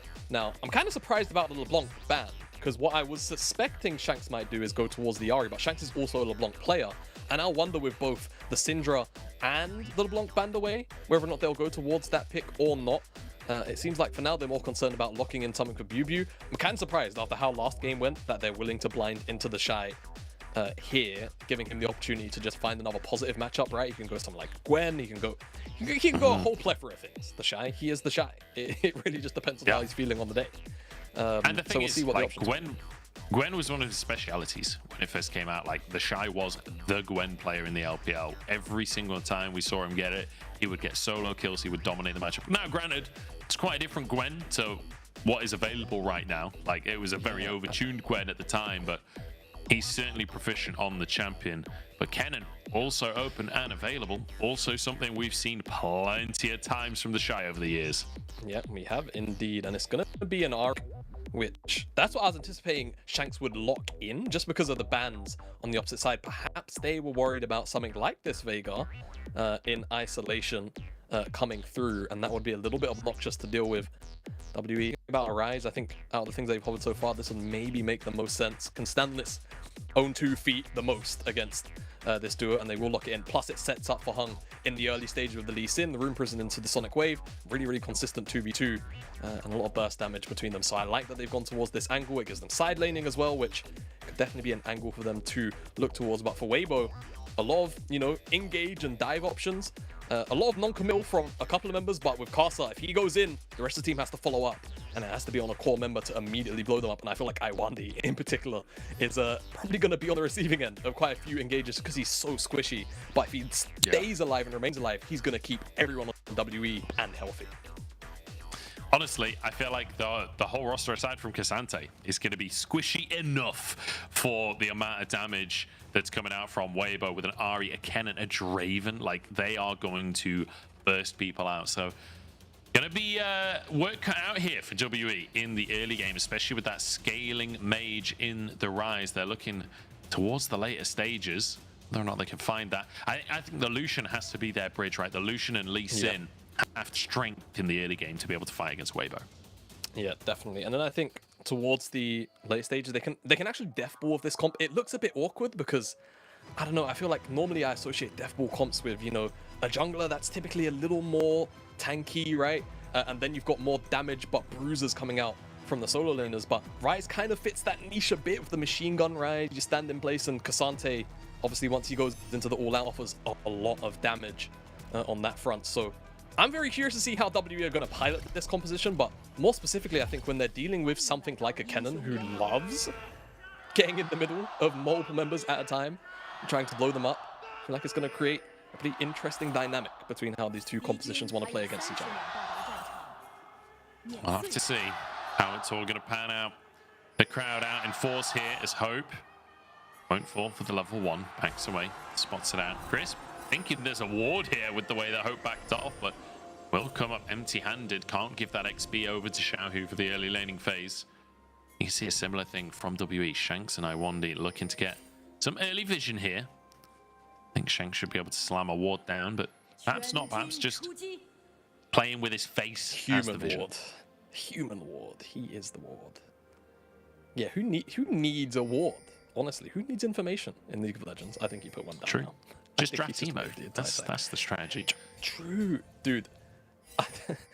Teemo's like sitting in other lanes at level 1, invisible, and just cheesing another lane is always really hilarious. It's normally the mid lane because most of the time they're in top, but you know, it's so disgusting. Something I just thought about.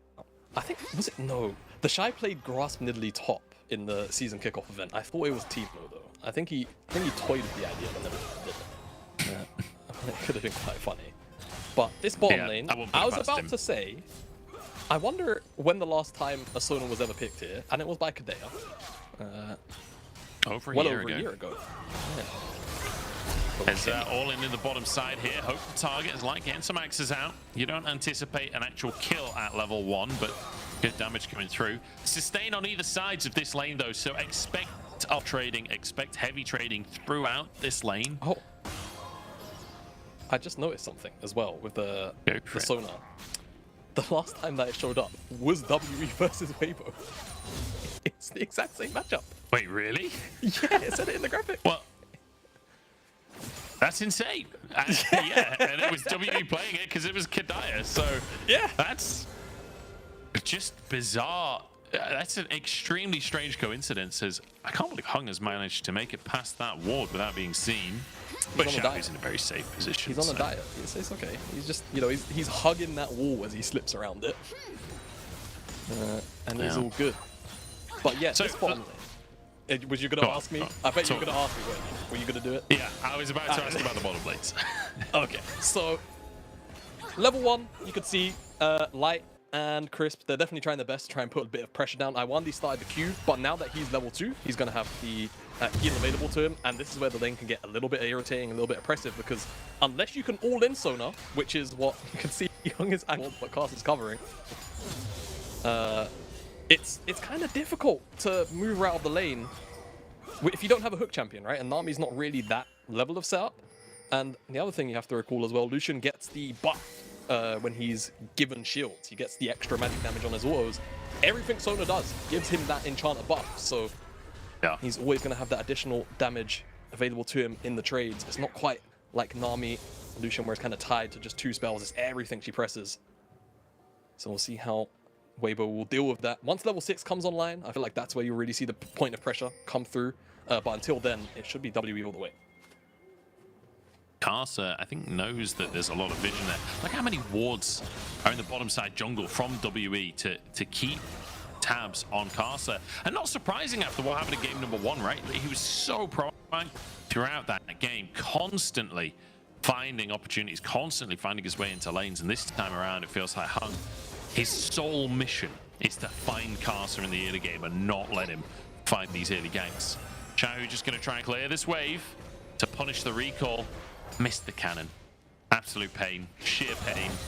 As they're actually losing this trade, these trades so far. The Draven Nami not winning out against the Sona.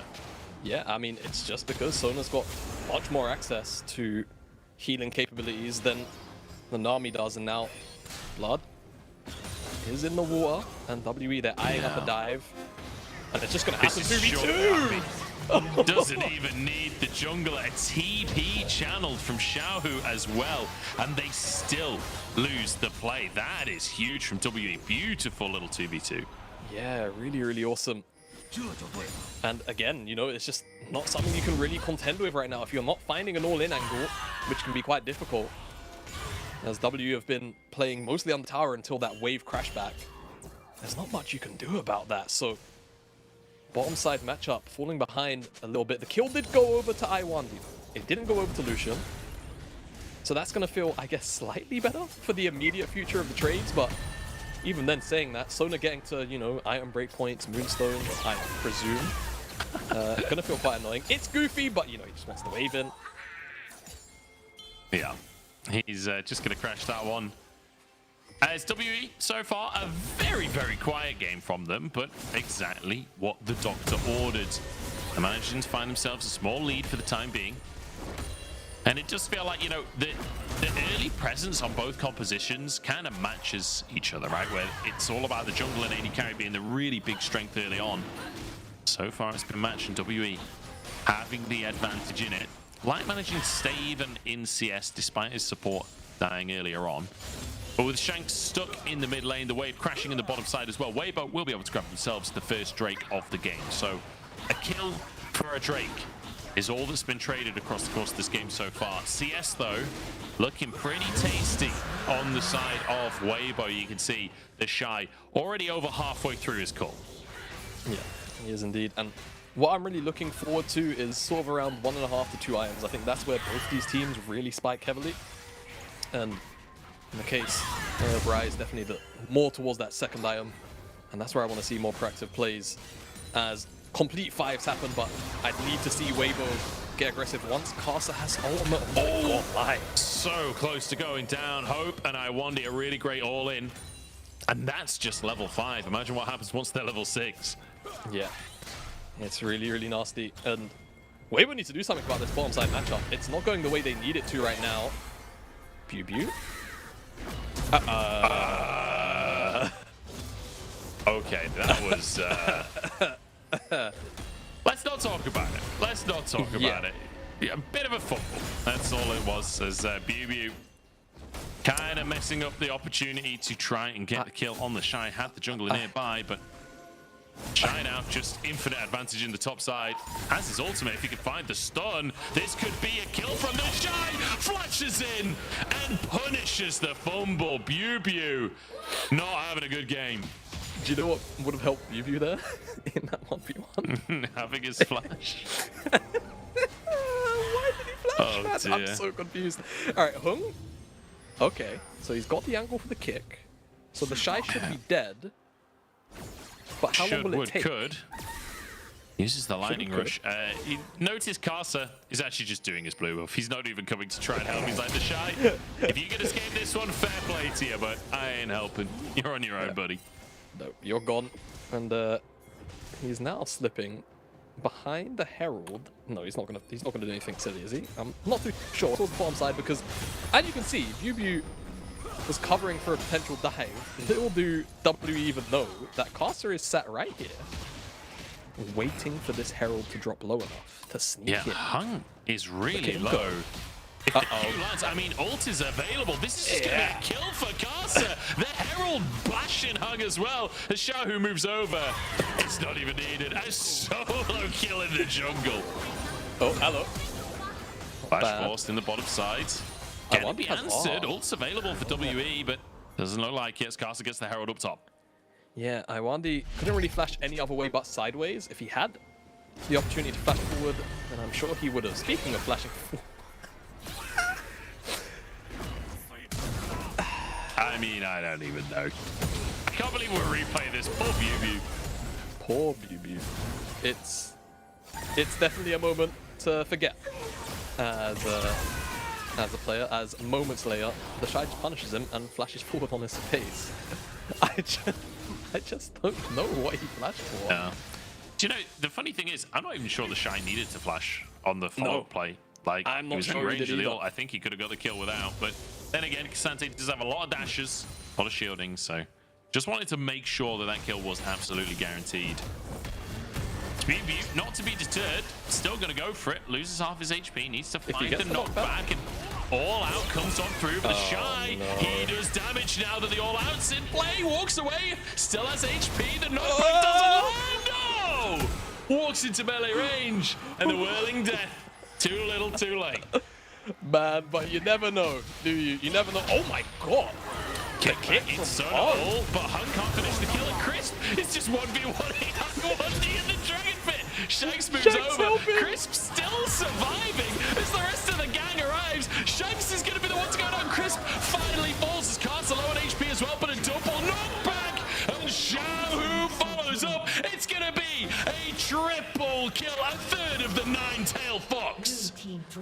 Not bad at all for Weibo. You like the idea from Hung, but the issue is no one's in the pit to kill the bloody fish. So she just stays there for so long. Chris standing his ground against the Sono in a bit of locked support or combat, if I may. And in the follow-up, Xiaohu just gets everything. No one's able to kill Xiaohu because no one was able to kill. If no one's able to kill Crisp, I don't think anyone's killing Xiaohu. No one is in position to. Quite a funny play that.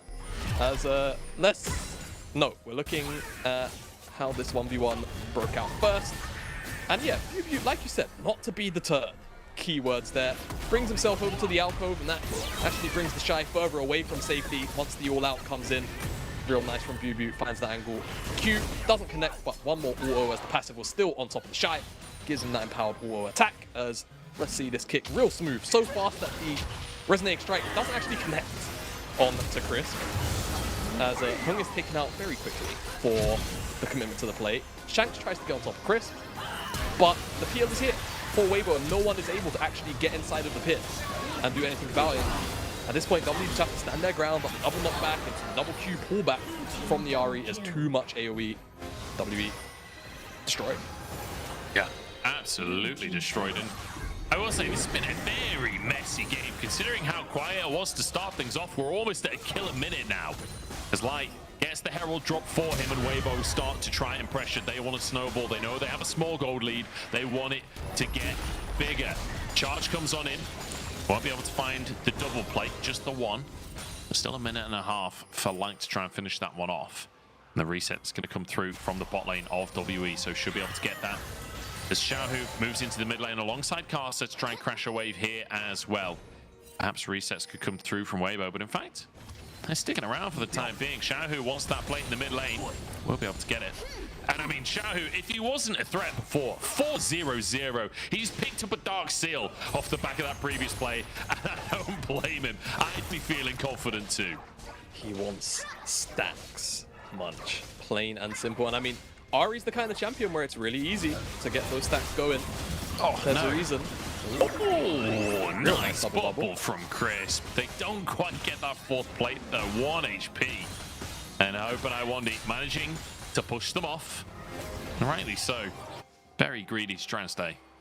Yeah, absolutely is. And first items in for Iwandi and for Hope. I'm sure somewhere in the world, LS is smiling. That's a Moonstone, and Iwandi's inventory is in the mid lane. Is there. Cast is arriving, but Hung is here too, so it's 2v2. I think that's enough for both teams to decide this ain't worth it anymore. Yeah, I'm not gonna go for a full commit either side here. As I say that though, Hung has the kick and it's a flash! Oh, it's a kick. The ultimate comes straight out to Hung though. He doesn't have the help to keep this one going. Shanks charging forwards, tied away across the team. Shanks threatening on to Xiaohu, whose charm should be up soon, but Cast is down. There's the charm underneath the tower. Everfrost too, but not quite in tower range. So Shanks will walk away. Man, this one is just so messy from both sides, but it is eventually Caster that drops. Kick flash helps secure it, and the chase down comes through eventually from the bottom side. Hope and Iwandi had first move up to that skirmish. Yeah. They locked that one down. I can't believe that Hung and Shanks are winning a 2v2 against Caster and Xiaohu when just 4 kills. Like, surely Caster Xiaohu should be favored there, but somehow WE winning out the first part of the skirmish. And like you say, the bot lane moving. Wins him the fight. Tower taken off the back of it as well as Light tries to punish, but it's not going to find anything. No, won't find anything cool. Tower goes down. W bottom side will continue to snowball this advantage that they have for themselves as another really nice kick, but Ultimate comes back in and repositions Carter crucially back to a slightly safer spot. As you know what, if that ultimate doesn't hit Hope and Iwandi and it hits home, I think he'd execute him because he's got so many stacks. He's not died yet this game. Just a very important call out. That's probably what he was looking for. He probably didn't even know Hope and Iwandi were there. No. Because you saw the tidal wave going over as well. I think that was to try and set up for the ultimate. Shy in trouble again as BuBu looking for the all-in, but the knockback won't be there in time. Carcer moving over. Rocket Bell won't be enough to find a stun onto BuBu. No, I think he will walk away with his life. For now, because BuBu has been, what's the word used again? Undeterred. Yeah. Unfortunately, as he steps up, Weibo step back. So the universe, maybe the universe doesn't like him at all. I don't think so. The all out. Oh, it hit Carcer as Carcer altered. Yeah, exactly. So unmovable. I can't remember what the status effect is. But unstoppable. Yeah. There you go. Got that. So I was just gonna go with unmovable. I was there for it. Yeah, it worked. But kind of just trade places. But the tower goes down for the side of Weibo, so they'll feel good about that either way. Not gonna feel too sad. And the Herald is still on the map, so we'll see who wants to get on top of that objective next. But Dragon spawns in 25 seconds, so we could just see a trade, and it is a Cloud Soul again. It's pretty windy apparently in Xi'an, in WE's home town and arena. What are you saying about WE's diet, mate? Come on now. It's red buff. They're eating too many beans. That's what's happening. Carcer does manage to secure the red buff in the end. Smite available for both junglers though. I feel like we're gearing up for a fight here, Jamada. Weibo moving over. Light's got those axes spinning. WE though, burning through this straight for the time being. 5k on at 6k in fact. Carcer trying to move in. A TP behind enemy lines from BuBu. Weibo are committed though. The Shy not here. No TP. This is 4v5 and Carcer's caught out, stunned up and taken down. Light trying to escape with his life, but Hope ain't letting that happen. Here's the Shy arriving on the scene. Late is better than never, but Xiaohu doesn't have to damage up at all. It's only the singular kill, and now Xiaohu being chased. Spirit Rush available, but just not used. And now the Shy in a 1v1 with BuBu taken out, and WE, they find everything they could have wanted. Yeah, they do. Right at the end, Xiaohu's almost actually timed out. Already used all the charges, and WE, just off the back of BuBu's excellent flank, able to collapse onto too many members of WE, and they can't quite handle that. They need to be all together.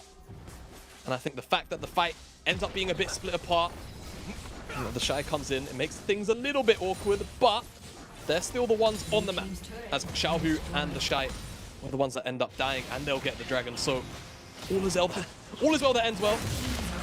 And we'll see how they continue to navigate, as again the composition.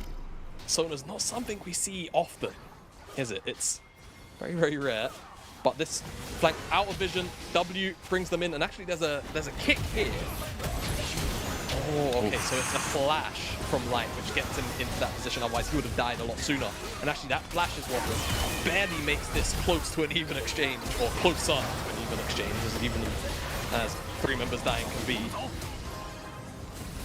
As down here, yeah, the Shy just gets run down. All out Kasante at this stage in the game is a bit of a powerhouse. Damage almost returned in kind, to be fair, but not enough to find lethal. Speaking of return, bring it back. It's going to be Shanks taken out in the top side. A nice little pick for Weibo. No idea how it happened, but it happened, that's for sure. 150 stacks is Light going down in that previous play. That's a lot of adoration stacks taken away. He never managed to find a kill earlier on into the game. BuBu spotted on a ward. We'll just go for a reset as the Shy gets a Herald in the top lane. That's going to be 1 dead tier 2. Yeah, I know. Back in the day, it used to be 50% stacks, but they actually nerfed how many stacks you lose. So I think you lose, it's somewhere in the realm of 70%, I'm pretty sure now. So being at 150 means that he was at a lot of bloody stacks much before that fight. So good thing for WE. Yeah, good thing for WE. 20 minutes in and hadn't had much action in the bottom side, right? So yeah, not much at all. But I mean, again, I feel like that kind of benefits WE's comp, right? Like, you've got a Sona and a Rise. I feel like you should be happy scaling, but like I mentioned earlier, it's the 2-item breakpoint, which is really where I expect things to pick up. And right now, across the board, we're starting to hit those breakpoints, right? The Shy has a Void Star.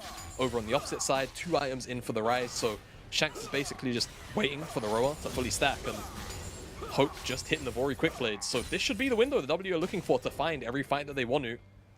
And as long as they don't run face first into Slicing Maelstrom like that last team fight, they should be very, very well off for now, as another tower goes down on the bottom side. That one goes to Xiaohu. And I think as we've hit the 2 and a bit item mark on this Kennen, it's worth quickly mentioning the fact that there is no exhaust on the side of WE unless Shanks pulls it up with a spellbook. So we need to keep an eye on Shanks' summoner spells as we get later on into the game, because the Shy's ultimates, without an exhaust in play, will be game-changing. Yeah, and there's only really 2, maybe you can pull out 3 if you include the Crescendo from Sona, tools to stop the Shy from going in, right? The kick and the all-out. And those might not always necessarily stop the Shy from just finding another way back in, as here we go, Hope getting engaged on. Trouble. The Chops, I mean, he's gone, and there's the adoration stacks we talked about. Light finally online with that one. That should be enough for him to finish his Infinity Edge as well. Already has that Bloodthirster. And a ton of gold just taken from that kill. And sure, they don't get an objective off the back of it, but when Draven's getting the kill, I feel like that somewhat is an objective. It's just a bit unfun, isn't it? Get violated into everything else, and like you say, honestly, that gold into light is like picking up an objective, to be honest with you. And we'll see now what they can do with that Infinity Edge, because again, you know, big breakpoints here. Champions like a Draven does so much more damage with that IE, as many champions tend to do. As W will return back out onto the map, but again, I feel like they're going to be very, very apprehensive about starting up a Baron, just because the Shy exists, and like you called out, there is no exhaust available to stop him from basically blowing up the whole team. It's a whole team of squishies plus a Cassante. I don't think the Shy's going to care much about doing damage to them. He's going to be very, very happy. Yeah. Kind of keeping my eye on Shanks here this game, because he's been fairly quiet, but 8 assists, and he's on that rise. So later on into things, he is still going to be an absolute monster in these team fights. When everything's kicked off, you've got a lot of short range on the side of Weibo, so perhaps after the Kennen ultimate, he can have his opportunity to shine. This could be Shanks' game to win. And we know that his rise is fantastic. We've seen it before. These control mages, kind of like Shanks has shown his quality on over the years. And especially as, you know, the franchise player for WE these days, you expect him to step up in these games that matter so much. WE, remember, they still have not locked playoffs. And a win today wouldn't quite lock them in, I don't think, but very, very close to. It would pretty much guarantee that they make it. Should do. 8 is starting to look like the magic number in this split. Told normally it's 9, but it's crazy that we're in week number 10, and it's all going to come down to final games for teams. Like, yeah, it's such a close run this year. BuBu trying to threaten on the bottom side of the play. This should be enough for the Dragon to be taken, unless Karsa goes for it, jumps in, half of Fang's health. Dragon taking the Xiaohu, 1 HP, and BuBu finishes the job. Now all out onto the Shy. Forget Kennen ultimate, it's never even going to get to use it. Hope shuts him down with the Gale Force, and now Karsa on the front line, whirling death. It does some damage, but not enough. And it's only the bottom lane from Weibo remaining. WE, a huge moment in the game because Baron is on the cards. This is the point where they can start to turn things back around. Team WE get a good fight in front of the Dragon. Everything just falls their way. The kick manages to find just about enough space to secure the Dragon, and Xiaohu gets chunked out from the exchange itself. BuBu cleans up that mess, and WE now have a big purple worm. Let's take a look at this play, because Hung finds the kick and it lands, oh my god, onto Xiaohu. I didn't see what else hit him, but surely that couldn't have just been the kick that dealt that much damage. As the rundown comes in, BuBu pops the ghost. He's never, doesn't have, just on the boat. Take that back, but either way, damage done. No one can really escape from the side of Weibo except for the bottom laners. And now they're going to be vulnerable targets to just about any play that WE make. It says a lot about the state of the game, doesn't it? That it's only a 1,000 gold lead for WE off the back of that massive fight and a Baron. Part of that coming down to the adoration cash-in earlier. Part of it down to how well Weibo managed to build themselves the lead earlier on. But now the pressure is on for WE. They have the advantage. They are the ones in the driver's seat. Can they finish a game out against Weibo? Because Weibo is one of those teams that when you make a mistake, they're going to punish you hard. They are going to take over the game if you let them. WE about denying those opportunities. Trying to hover for Shanks right now. Shadow this top side for Xiaohu. He reckons he's found that mistake. Diving in onto Iwandi. The Sona surviving though. The shield not taken down in the end. And now the return from WE. But Hope caught by the shot all out to protect the AD carry. Carter jumps onto the backline as well. Hope down. But look at Weibo's health bars. They're taken apart. Carter with a double. But it just doesn't matter. Shanks carrying the fight. And TP's into the base. WE want to end. WE, I don't know if they've got enough damage to end though. They might have the time on their side. I think it's just going to be an inhibitor munch. But like you say, Shanks carries the team fight. Casa full sends it all the way toward the backline for Iwandi. And even though Xiaohu's able to follow up, after that, they're behind enemy lines and the Shy does its best to try and follow up on some more diving antics. But if no one's killing Shanks, it doesn't really matter. He's going to slowly but surely mow through the health bars.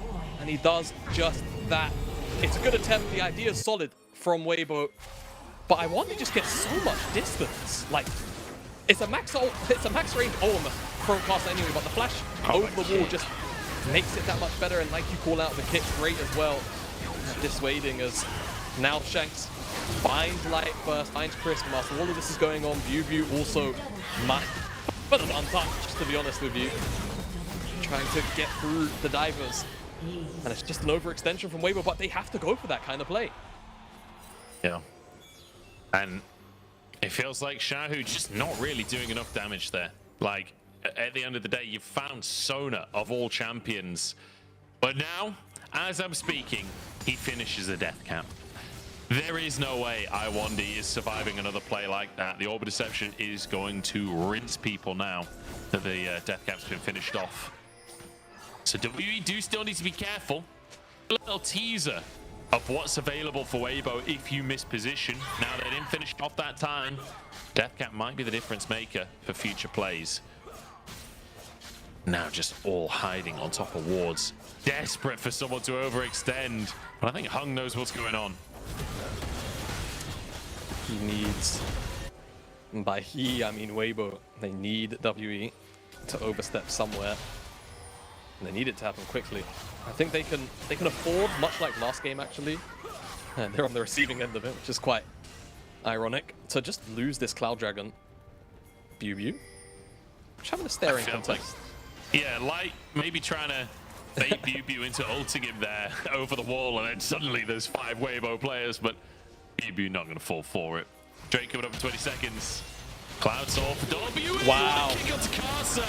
Hung though might have sacrificed his life. What is that damage? Coming through from Shanks in the middle of everyone.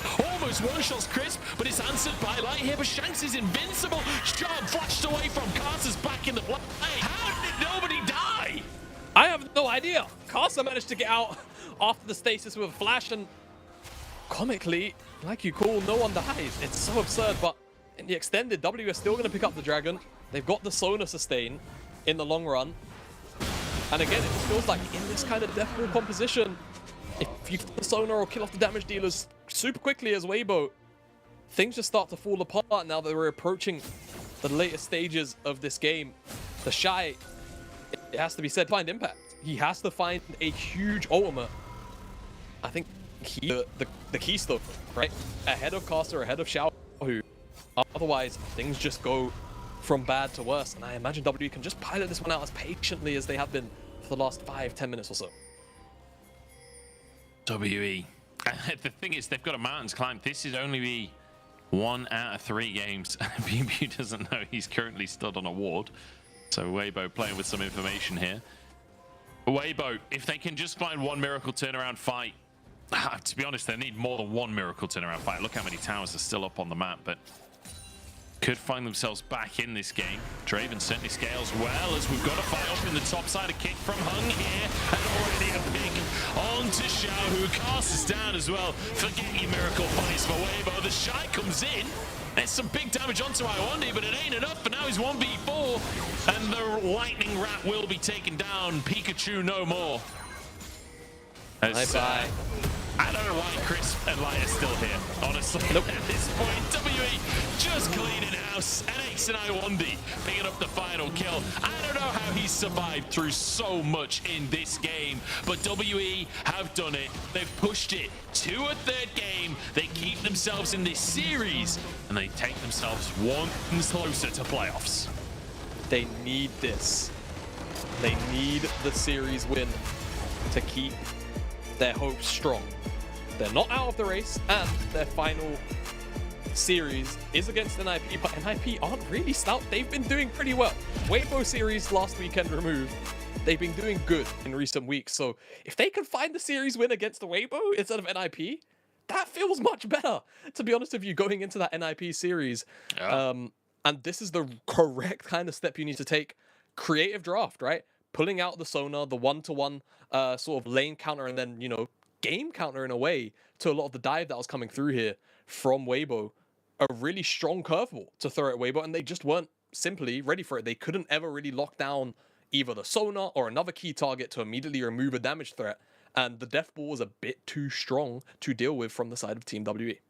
Fantastic stuff from WE, and you're mentioning, you know, looking good going towards NIP. That's going to be important as well, because NIP 2-0ing RNG in their most recent game. So everything's getting turbulent here in the LPL in terms of who's good, who's bad, who's winning games, because the results have been wacky. WE taking a game off of Weibo here. And this is what we said as well about Weibo.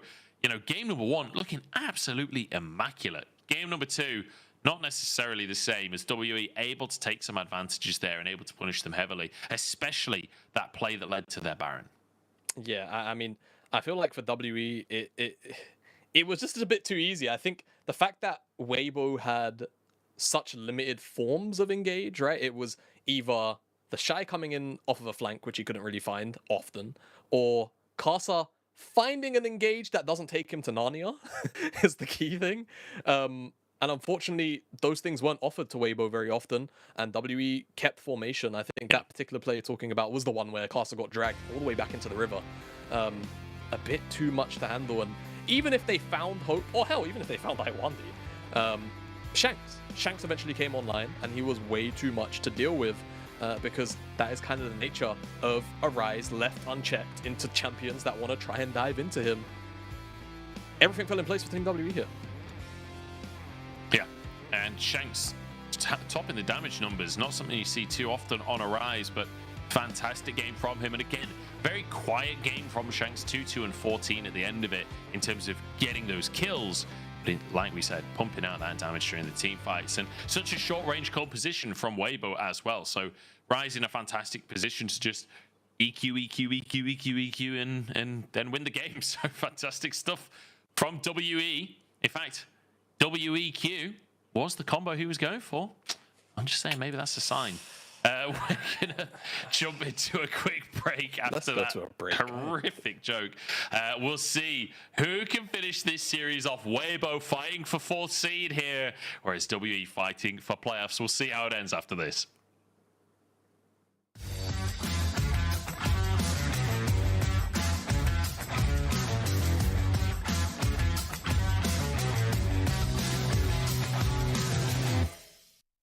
我们会给你几张表情，然后请根据这个表情猜测是瓦鲁中的哪一位英雄。啊？这个是吗？这个表情是英雄是吗？这个图片是哪位英雄？它有可能是组成的他的技能啊、武器啊，或者是他的一些特征之类的。好。啊？这是什么？这是啥呀？啥？灯泡吗？4个？佐伊？狐狸？小法师？妖姬吗？卡玛？露露？什么？这什么东西啊？可以给到提示，他是一位中路的法师英雄。虚空之眼、光辉女郎、小法师、佐伊。他是一位后期的法和英雄，紫色系为主。龙王？就我最近玩的。塞拉斯？瑞兹吗？这个英雄今天登场了吗？今天好像没有登场。不知道呀，这第一题就给我难到了呀。猫咪吗？这个第一个不是猫咪。辛德拉？没搞错吧？三个水晶球，辛德拉。对。啊，还真是啊。辛德拉。啊，辛德拉吗？辛德拉。辛德拉。星球，一个星一个气球，星气球，龙王，巴德，波比，飞机，奶妈，猫咪，发条，金克斯，好了。这个不能猜不出来。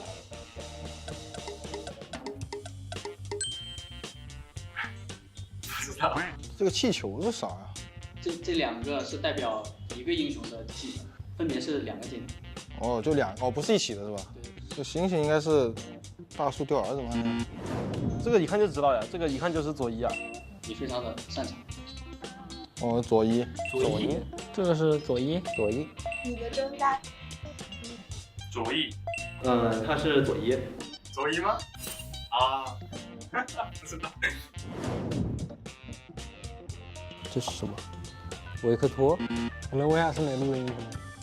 可以给你提示，他是一个上路英雄。纳吗？闪电松鼠是谁来着？纳尔吗？不对，凯南。这个就凯南吧，应该。这个是凯南吧？带电的松鼠。凯南，这个挺简单的。凯南。OK， 我厉害。你看到球的话，应该第一反应就应该是辛德拉吧，3个球。这个就是左翼吧，飞星很明显，还有气球、气泡。凯南太简单了，有点过于轻松了。主要我都玩过这些英雄。根据我们给出的图片，然后猜猜看图片中的人物是哪位的欧美名人。我直接看着说就好了，是吗？对。我英文不好，说不出名字怎么办？没关系，就答不出来也没关系。好。知识盲区啊，完全不了解。他算明星吗？没印象，可是感觉讲得上很高质量的人，就是有胆识，然后很多知识的人，就是有脑子的人。可是我真的不认识呀。那个造火箭的叫什么？哎呦，想不起来了。特斯拉的那个老板嘛，Elon Musk，那个是那个埃隆·马斯克。这个我知道，但我想不起他的名字是什么。马斯克。No。马斯克。这个我知道，马斯克是那个世界首富吗？忘记他名字了。要不换个人吧？这个我真不知道。马斯克。那个叫什么来着？特斯拉。No。不认识，不知道。这个人我不认识。这个是马斯克吗？马斯克。这是谁啊？这个不认识。全不认识的妹妹。我看世界杯好像是那个内马尔吧，当时很火，好像是不是？这个看起来就是个 rapper。这是内马尔吗？感觉好瘦啊，他有这么瘦吗？内马尔，这个是我为数不多认识的足球。这个我不认识，但他蛮帅的。他是梅西吗 ？No， 不像啊。这梅西吗 ？No。姆巴佩 ？No。不是，内马尔。一个足球明星，这叫啥我忘记了，等我想想。还真忘了。哦，这个我知道，最近很火。内马尔。这个是内马尔，我知道。内马尔，这个是年轻时候的内马尔。哦，内马尔，不行，得放他足球照我才行。这我真的不认识，这我不看篮球。詹姆斯。这个一看是 NBA 的，但我不看 NBA， 不能乱说，这个我也不知道他。这个是 NBA 球星字母哥。这个是字母哥吧？啊，对不起，不认识。他叫好狠。这个叫什么？我知道这个人，但我不知道全称。这是那个 NBA 的字母哥。这个真不知道，我比较少看篮球。我也不知道，34，这是谁？这是那个，我不会念他名，是那个现在最强的吧？就是很长一串字母的，对。这个是字母哥。这应该是字母哥。没想到他肌肉还挺那个。泰森吗？这个是？这个叫啥？他叫什么啊？他演电影的吗？他叫什么？他演过《速度与激情》。对，这个我知道，但我不知道他叫啥。这个强森，这个泰森。我不记得，我也不记得。不记得叫什么。演过那个一个猩猩在就是到处跑的一个电影，还有《速度与激情》好像没看过。多恩尼斯，多恩존스对吗？我只知道他英文名，不知道中文名。哇哦，不要改，巨石强森，这个也不认识。这个我经常看他的电影，这个是巨石强森吧？这个巨石强森，我也不知道。这个人肯定知道，这个是巨石强森。这个是那个巨石强森。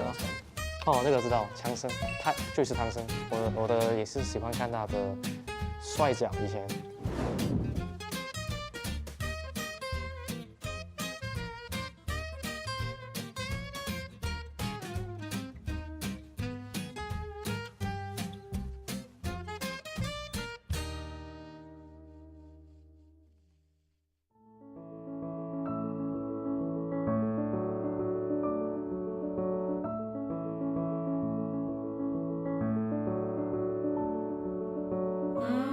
Now I know how it feels to hold pure solid gold.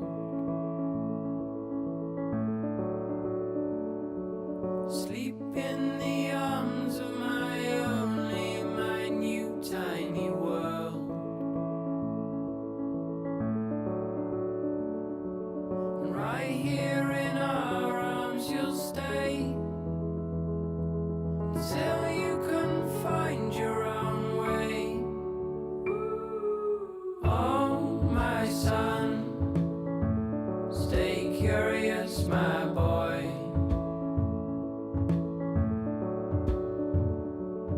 Always.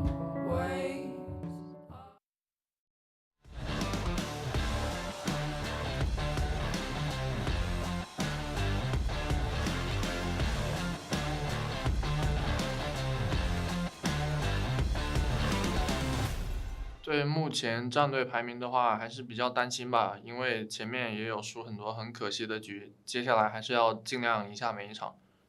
下一场对阵 WBG 的话，感觉他们还是很强的，然后野区跟咖哥对位多注意一点，然后不劣势就好了。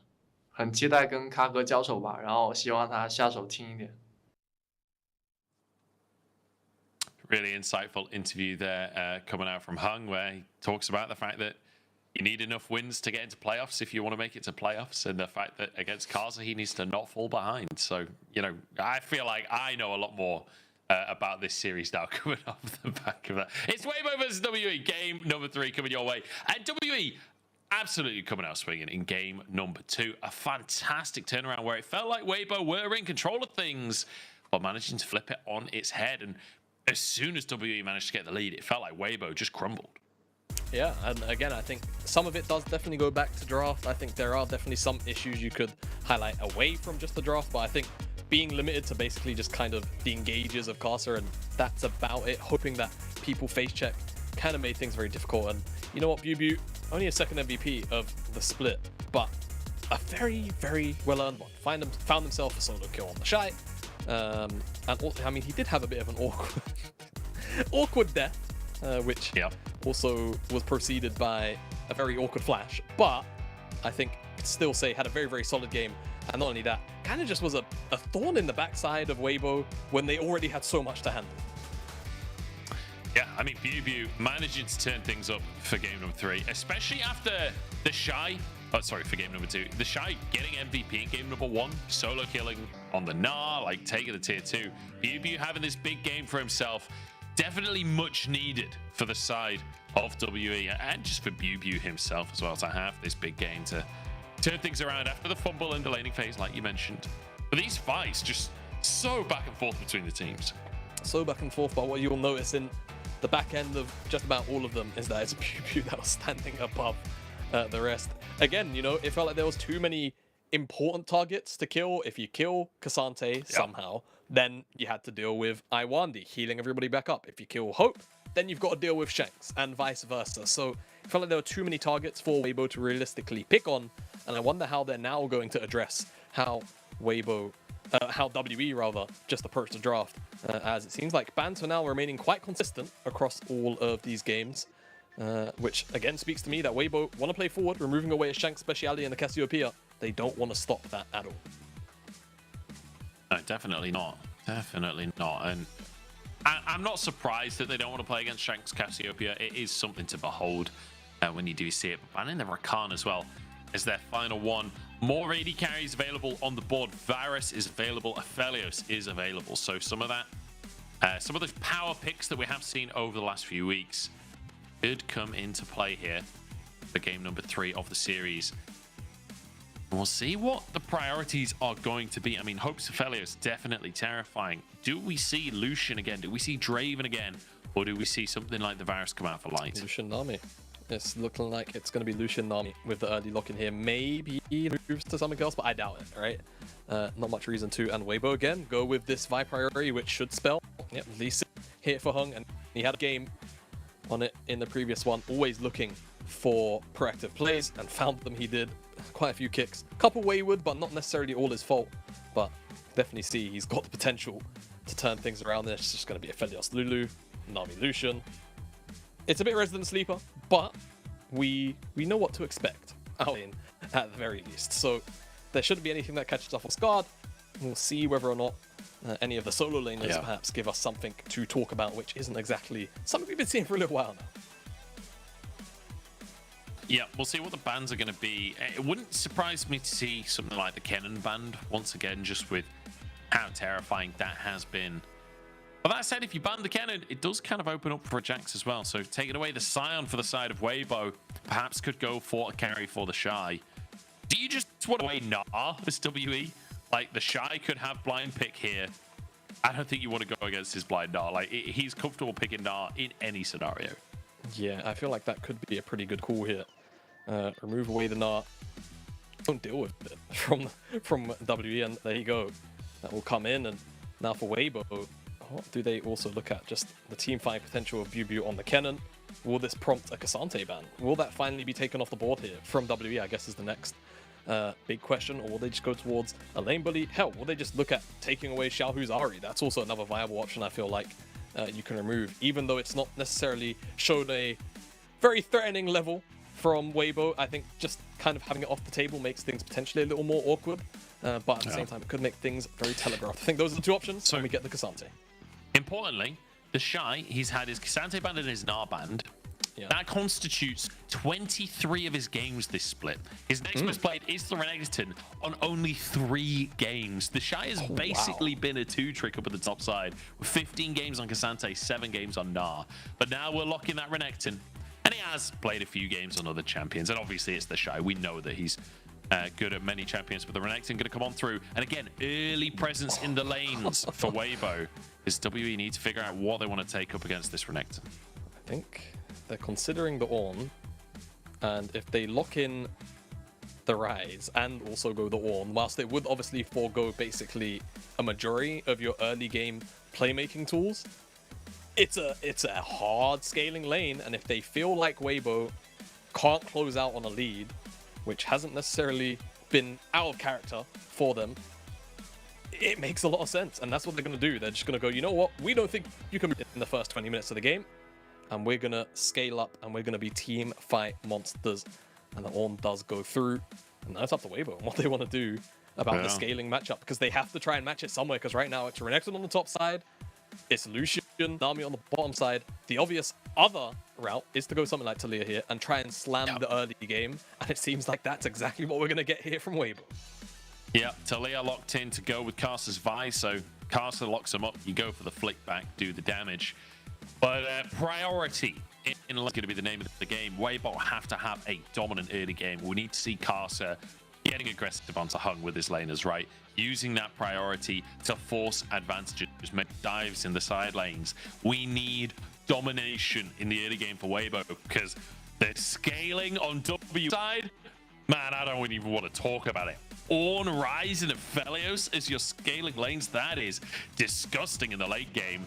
It's just a matter of whether you can dive to the late game for WE. Yeah, don't forget the Enchanter Lulu as well. It's going to just make things even worse here. So Weibo, it's all on you. It's all on you. You have to find just about every advantage you can to shut down this scaling composition. Otherwise, you have to feel, barring some missteps and barring some really well orchestrated attempts at pick, Weibo are going to be outgunned here, outmatched in just about every facet you could imagine. once we pass the 25, 26 minute mark, and it will be the name of the game to find early aggression, and they're gonna have to do it from minute 1. They certainly are. Weibo, with their work cut out for them. Well, that's exactly what we wanted to see, let's be honest. We want it to be an exciting series. It matters so much in terms of the standings for both teams. WE fighting to make it to playoffs at all. And every single game win they can get, because it could come down to game difference for them. Whereas Weibo fighting to be in that top 4. WE sending players into the bot brushes. So are Weibo, though. Everyone going to spot each other, realize what's going on here, and back away. Already a weird start.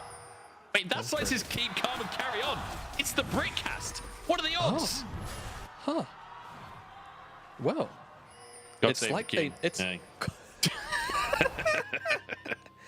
Yeah, get me, where's my beans on toast? Last round. What? Hang? I mean... We have had some suspect flashes this series, Jamada. Bew in game 2, just flashing over the wall at level 1. What? I mean, this is just... All right, let's move on. Let's talk early game. So Save me. No flash as he starts on his chickens here. Castle going to be starting on the red buff. How do Weibo play out this early game? We're saying that they need to be aggressive. We're saying that they need to find a big lead early on. How do you do that with this? Are we really going to watch a replay? I can't ignore it if it's in the pit. Wait.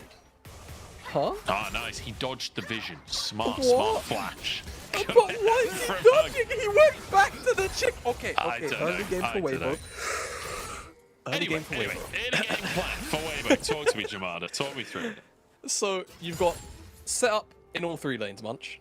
So the options are quite open in the early game. You've got the burst potential of Nami Lucian. You've got the CC and burst potential of Renekton. And you have the CC and burst potential of Talia. So for caster, it's all about being in the right place at the right time, but also the laners of Weibo to set up for caster to ensure that they can actually find these picks in the first place. So there has to be a really nice dance between between the jungler of Weibo and his laners. However, on the bottom side, like you just saw, WE find a really good trade and they immediately force the heal of Crisp. And with this priority, Hung is going to go look for some information. See that the blue buff is gone, but the Gromp is not. And then he'll spot Caster out with that ward, but Caster will also see it. So they know where each other are. Yeah, Caster saw it just before it vanished there. That was about as close as you could have got. But be able to finish his Gromp. No chance of contesting that one, but should be able to get this bot Scuttle Crab off the back of the priority in the bottom side. Ignite actually coming out from light just to try and poke I1D, try and even things up in the bottom side as the Shy going aggressive here. Delays his stun, but Bew with a nice little charge times it right so that it still goes off despite the stun.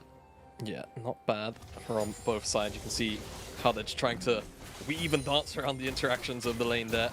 Brittle, however, was still procced onto the Shy, so Bew finds himself in half decent trade. Not bad, but again, you know, the pressure is always going to feel really heavy when you don't know where Caster is. If Caster's in Fog of War for an extended period of time and you take a trade like that, you have to be wondering, as a WE member, am I being dove? Is this wave that's being stacked going to result in a play? Anything like that is always a question that will be on your mind. As Caster is on the top side here, and there's that preemptive ward from Bew to try and spot this out, but I don't think off the blue buff is he even going to look for this for now. It's cutting away more towards the river. It seems like that won't be a play that's taken. So again, you know, I feel like as Weibo, you want to be looking for every and any play that you can find. And so far, nothing has come to it. Yeah, so a blue buff is the only benefit that they found so far. It's a very nice trade from Bew onto the Shy, who's desperately trying to crash this wave in. Wants to get that underneath the tower and maybe needs to go for a reset as well at that point. But he's not going to be able to crash it because there's another wave here. So just holding it just out of reach off the tower. Tongue just going to continue to clear up. The Shy does have a lot of sustain, as you can see. He was about 100 HP 2 minutes ago. He's back to over half. As Carson now this is sneaking in. This is really interesting. So both junglers are reading this as a counter gank, as opposed to actually looking for a gank of their own. Cast is waiting for Hung to potentially show up, and Hung is waiting for Cast to show up. Oh, the shot just flashes away from the Sonic Wave. And now Karsa hasn't been spotted, stays in the lane. Does BB push out with the wave? No, absolutely not. It would have been foolish too, but we've seen foolish things from BB literally today. So I wouldn't put it past him. As the Shy will just clear this wave and now finally gets that reset off. Yeah, he's been looking for it for a while. I expect both top laners here will just TP back to lane, and that will continue. But again, this intricate dance is one that, in the long run, will likely benefit WE. Now, I guess if we're not being as critical as perhaps we need to be with Weibo, even if they don't find some early leads in the laning phase, all of these champions do spike greatly on one item, right? It looks like the Shy. I mean, he's only got a pickaxe, but I imagine he's going to go towards a Blade of the Ruined King. Maybe. Maybe he's looking for a bit of Snowball. Maybe he's not. We'll see what his build ends up being. It could build into the Iron Spike Whip, of course.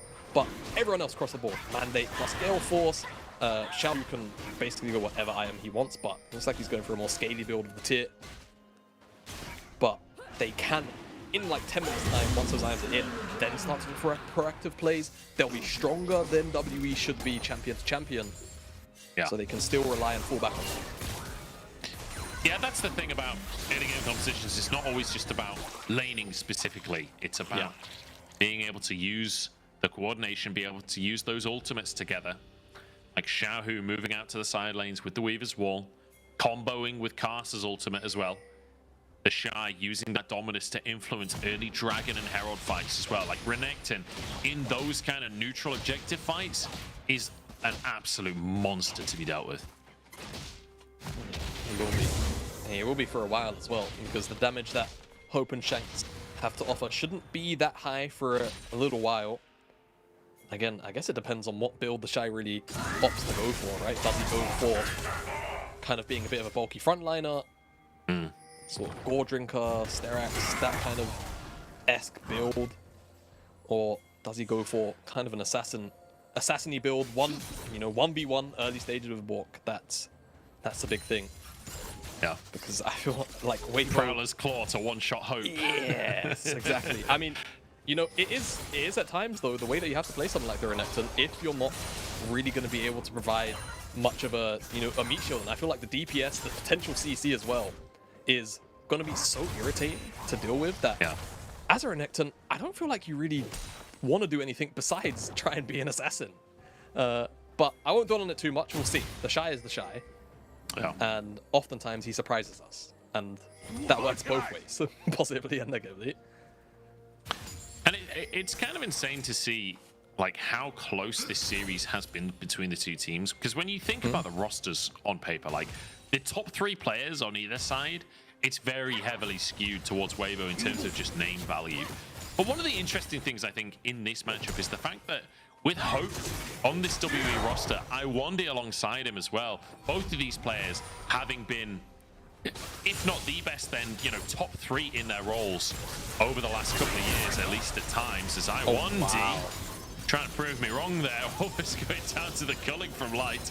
As Hung walks over a ward, so Light and Crisp should be safe. But also, Light up against his old support on LNG, right? Light and Iwandi, that was the LNG roster. That had so much hype around them, and Light and Iwandi being one of the big parts of the roster, the reason that it was working at the time. Now it's Light and Crisp on Weibo, and Iwandi alongside Hope, who, you know, LPL champion over from JDG. A lot of history, a lot of prestige amongst many of these players. Unsurprisingly, as is the LPL's mid lane, it's a real nice sidestep from that seismic shove. I think that could have very easily been a go button for Karsa here, as they've not necessarily found all the marks whilst he was panning down towards the bottom side and such. What's the point? They still want it. Oh, Karsa goes in, tied away onto everyone as well. Look at the CC chain onto Iwandi. The polymorph is not enough. Karsa somehow surviving, but in the meantime is Hung forced away. Shanks gets the kill. Xiaohu's dived so deep for this, and it's Hope to arrive on the scene as Light was still in the bottom lane. Yeah, I mean, all of this focus is going on to Iwandi, and I just have to ask the question, why not Shanks? He's right there in front of them as well.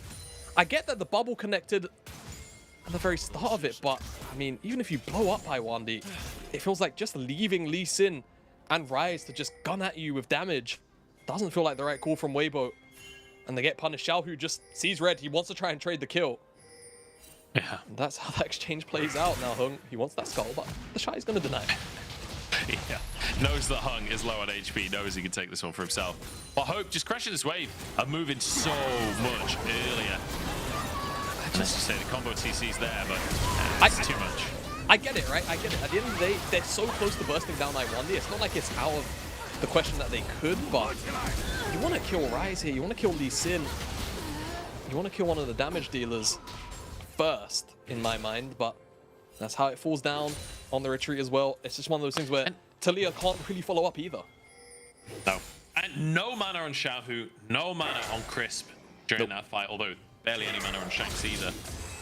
It felt like a bit of a dicey engage coming out from Weibo. And the thing is, well, we talked about the aggressive early composition from Weibo. These are the guys that should be powerful. They should be at an advantage. But when we don't have mythics online for anyone on Weibo, when items aren't there, when mana isn't there for the team, they can't take these fights. And an early gold lead, still slightly in favor of Weibo, but you'd expect them to be doing more with it for the time being. These Drakes, though, could be the key as the second one on the map, and Weibo already having the first in their pocket. I mean, comically, despite the gold lead, they're actually down in items in the carry department, right? Shanks and Hope both have their mythics online. Whereas Xiaohu, like, they're still searching for theirs. And with that in mind, W might feel confident enough to already try and contest this dragon. That's a TP down to the bot side. So are they going to force a play through Casa as the Shy getting all in? Yeah, Evu trying to go for this one. I'm not sure he's got the damage as a good charge comes on through the Shy, follows it, but won't be able to finish the job. Ult for ult in the top side. I think BuBu potentially just trying to force the all-in so that the Shy doesn't have his ultimate and can't come and influence this play on the bottom side. Weaver's wall. Only box I1D. Can they find a kill? Dodges away from the bubble. It's not going to be enough. He goes down, but at what cost? Kaza kicked back and taken out. Hung escapes. Wow. And it's a 1-for-1, but a jungler taken right before the Drake. Hung has been so on point with his Lee Sin in so many engages in the last 2 games. Goes in, manages to get out with just a sliver of HP. It's enough. And again, you know, a trade goes 1-for-1. And for WE, composition to composition, they don't mind this. Right now, Weibo aren't setting up for a super early soul. They're going to have to reset at the very least before they can consider it. And even at that point, what, we're looking at maybe almost 25 minutes? At the rate that WE are going, they're going to be ready. They're going to be ready to fight that. And hey, even Casa drops the Herald in the top side. He's opening out onto the top side of the map. So this picked up now alleviates even that point of pressure for Team WE. Yeah. If you started head down, just in case Weibo we're going to fight it as well as the Shine TP to the top side. If Hope gets knocked back here, maybe it's a one play, but just going in, knocked up by the Wild Growth and then just kicked back by Hung. Beautiful from WE. Yeah, really well executed mechanically on the turnaround. Nothing else to say. Now, top side, plates will go down. Will the Shy... No, I thought he was going to try and Creed for the tower, and he certainly attempted to, but not close enough. Xiaohu. Oh, he's rooted. Do they have the damage? Well, yes, they do have the damage. My goodness. Shanks on 3 kills on this Rise right now. The scaling picks are going to skip the early game entirely. He's already scaled practically. At this pace, yeah, like the row has been there for a couple minutes already. Tier will, I beg your pardon, soon enough be completed into an Archangels, and at what point you have to wonder, will Weibo actually find a positive fight? First items, again, we said, if they don't find leads in the early game, that first item will be that break point where they can start to be a little more in the face of WE, but I mean, again, setting the pace as they are right now, it's not going to look good as the Shy being picked on as flash, but isn't going to be able to use it. He's just dead. Instantly. It's basically a melee ult from BuBu. I'm not sure you even can flash that unless you flash towards him. Taken out. A great little pick from WE, a great lane swap, and it sets up Hope to potentially just take this tier 1 tower. He's up there totally alone. And they don't even have a man advantage in the mid lane, Weibo, because they've lost their top laner. Yep, Shanks is here. I1D Hung off on the side. Shanks will clear the wave. And Weibo, they just can't do anything about it. It feels like WE not only having the superior scaling in their composition, but having a better mind for macro so far this game. Yep. WE outdoing Weibo, plain and simple. This is the kind of game where sitting at, I mean, hell, they're almost up 1,000 gold, but like being even in a game like this feels like you're up 2,000. You know, like the way that your composition works is so simple. It's just front to back. Let the enemies run at you, and you just mow them down with your Ryze and with your Aphelios. And Weibo haven't been able to displace that just yet. They could maybe at this Herald, but I mean the Shy. Oh no. Squad once again going for home, and he just doesn't have the damage. Oh, has the sustain though. Walks away with his life for the time being. The Caliber, not quite enough. Oh, he burns. I'm not even sure what killed him at that point, but does go down. Bew could be answered as well. The Weaver's Wall walks through it. What just happened? As he gets underneath the tower, the Gale Force is enough to finish him off. Is Ornn just immune to walls now? Ornn is immune to a lot of things. A lot of things. I don't know how he did it, but at the very least he died. All right, you know, I think this is the part where in chat, you know, everyone just spams Riot, and then we move on. It's simple as that. I think on the back end, what caught the Shy was the fact that Hope still had Gravitum. I think he pulled it back in. I think that's what it was. I think I saw the particle fly. Let's get a look. Instant replay, as it were. So the first root comes in, flashes the Sonic Wave, goes in on top of Hope, but has no extra damage. A lot of sustain, but gets hit by the Caliber. The first bit of damage comes in, fires it, and then pulls it back. Yeah, that's what it is. And that's what catches the Shy. But this is... I was so sure he was stuck there. Yeah, that's he interesting. Just strolls on it. That's interesting. You know, Ornn builds a lot of things. You know what I'm saying? And I feel like Talia's not really at that level of mastery when it comes to forging. So clearly, Ornn, at the end of the day, he's the forge god. I get where you're coming from, but you don't forge walls. It's just not the same thing. Building and forging, not the same at all. But Ornn specializes probably in weapons that break walls, right? He's being broken right now. His arm has certainly been broken by Carson. Xiaohu should be able to finish the kill off. It's a good knockup, but it's not going to be enough. As Shanks, you know, had a bit of damage onto the Shy. It's better than nothing. And hang on, Crisp has been caught in the mid lane. And suddenly WE turn it back into an even play. Herald clear, so at least the tier 1 survives. Huh.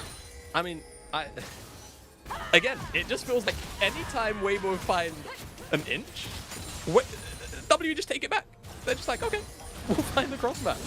Every single time without fail. Oh, great little flick back from Xiaohu though. Some good damage onto Hung. As I1D low on HP as well. This should be enough to open up a Drake for Weibo here. But you're absolutely right. Every single time Weibo find an inch, somewhere else on the map they find an int. Bew. Gonna try and charge. Ward placed, like desperate. He wants to fight for mid-prio, but there's just no way he can do it by himself. And Weibo forced out of River to contest this wave. I1D so close to going down from the Gale Force. That's flash right now. And the Forge God mows him down. Taken down under Hoover's Hope. He's diving 2 towers. The madman ends up sacrificing his own life to make it happen. But at least got one. Hope just going absolutely Super Saiyan, going absolutely crazy. But Drake secured by WE. Yeah, you know what, Hope? Sometimes you die like that, and that's okay. I can respect it enough as already in the lead, they'll get this dragon. And WE setting themselves up for a lot of success. This in the picture-in-picture is how Crisp gets caught out. Oh, it's just... Okay, I actually think... I think maybe wanted to warp up. He was trying to warp up for sure. It's one of those moments, because look, I think the angle that he placed it... No, he was definitely looking for the kick. I just saw it on live. Yeah, he was looking for the kick. That's so funny. But they still find him with the way, because Graviton was there. And they get the play on the cross map yet again. It just feels like it's the theme. It's the theme here for WE. As replay comes in, Light just doesn't have enough damage. I think he could have been also looking for the Ignite as well, and that would kill off I1D, but unfortunately, he's nothing more than a human bowling ball.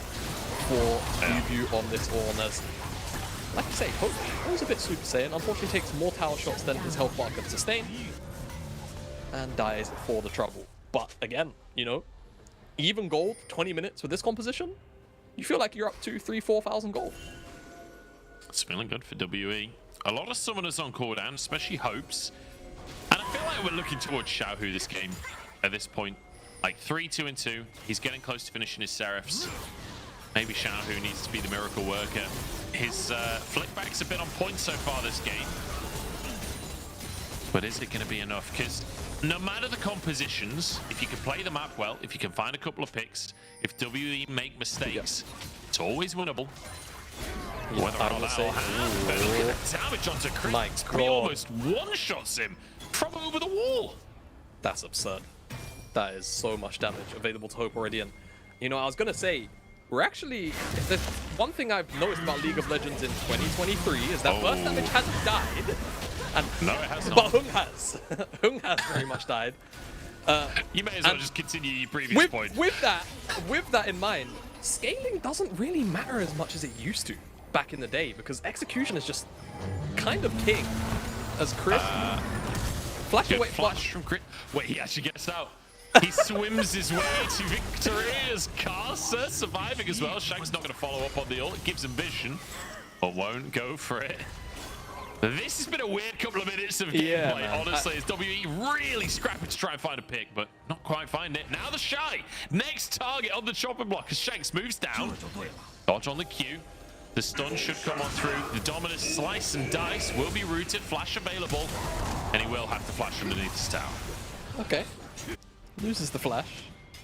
This is one of the strangest feeling games I feel like I've cast this year. Because like the pacing is off, you know? It's just off beat. It's just off key, just a bit, but it makes sense. I don't know how to describe it. It's so strange, it's bizarre. But I guess on the bright side of WE, they'll take that. They can see them all. Oh dear. I'm glad Chris went for the sweeper there, because that could have got real awkward, and he's walked way too close. Shanks is so tanky though. Colin finally comes out. Hope actually tanking for his mid laner as he charges on in. Hope is so aggressive, and he's punished once again. Just diving into the enemy team as Aphelios. WE low on HP. So away, but Weaver's wall comes on through. Shanks getting 1v1 by Xiao here. Seismic shove dodged away from. That spot in the wall is WE's best friend. As now another solo laner walks away from it. How has it happened again, man? It just keeps on working out for them. Oh my god. They've got a partnership with LNG. It has to be, because there's a little leaning banner on that wall. And that's the company that owns LNG.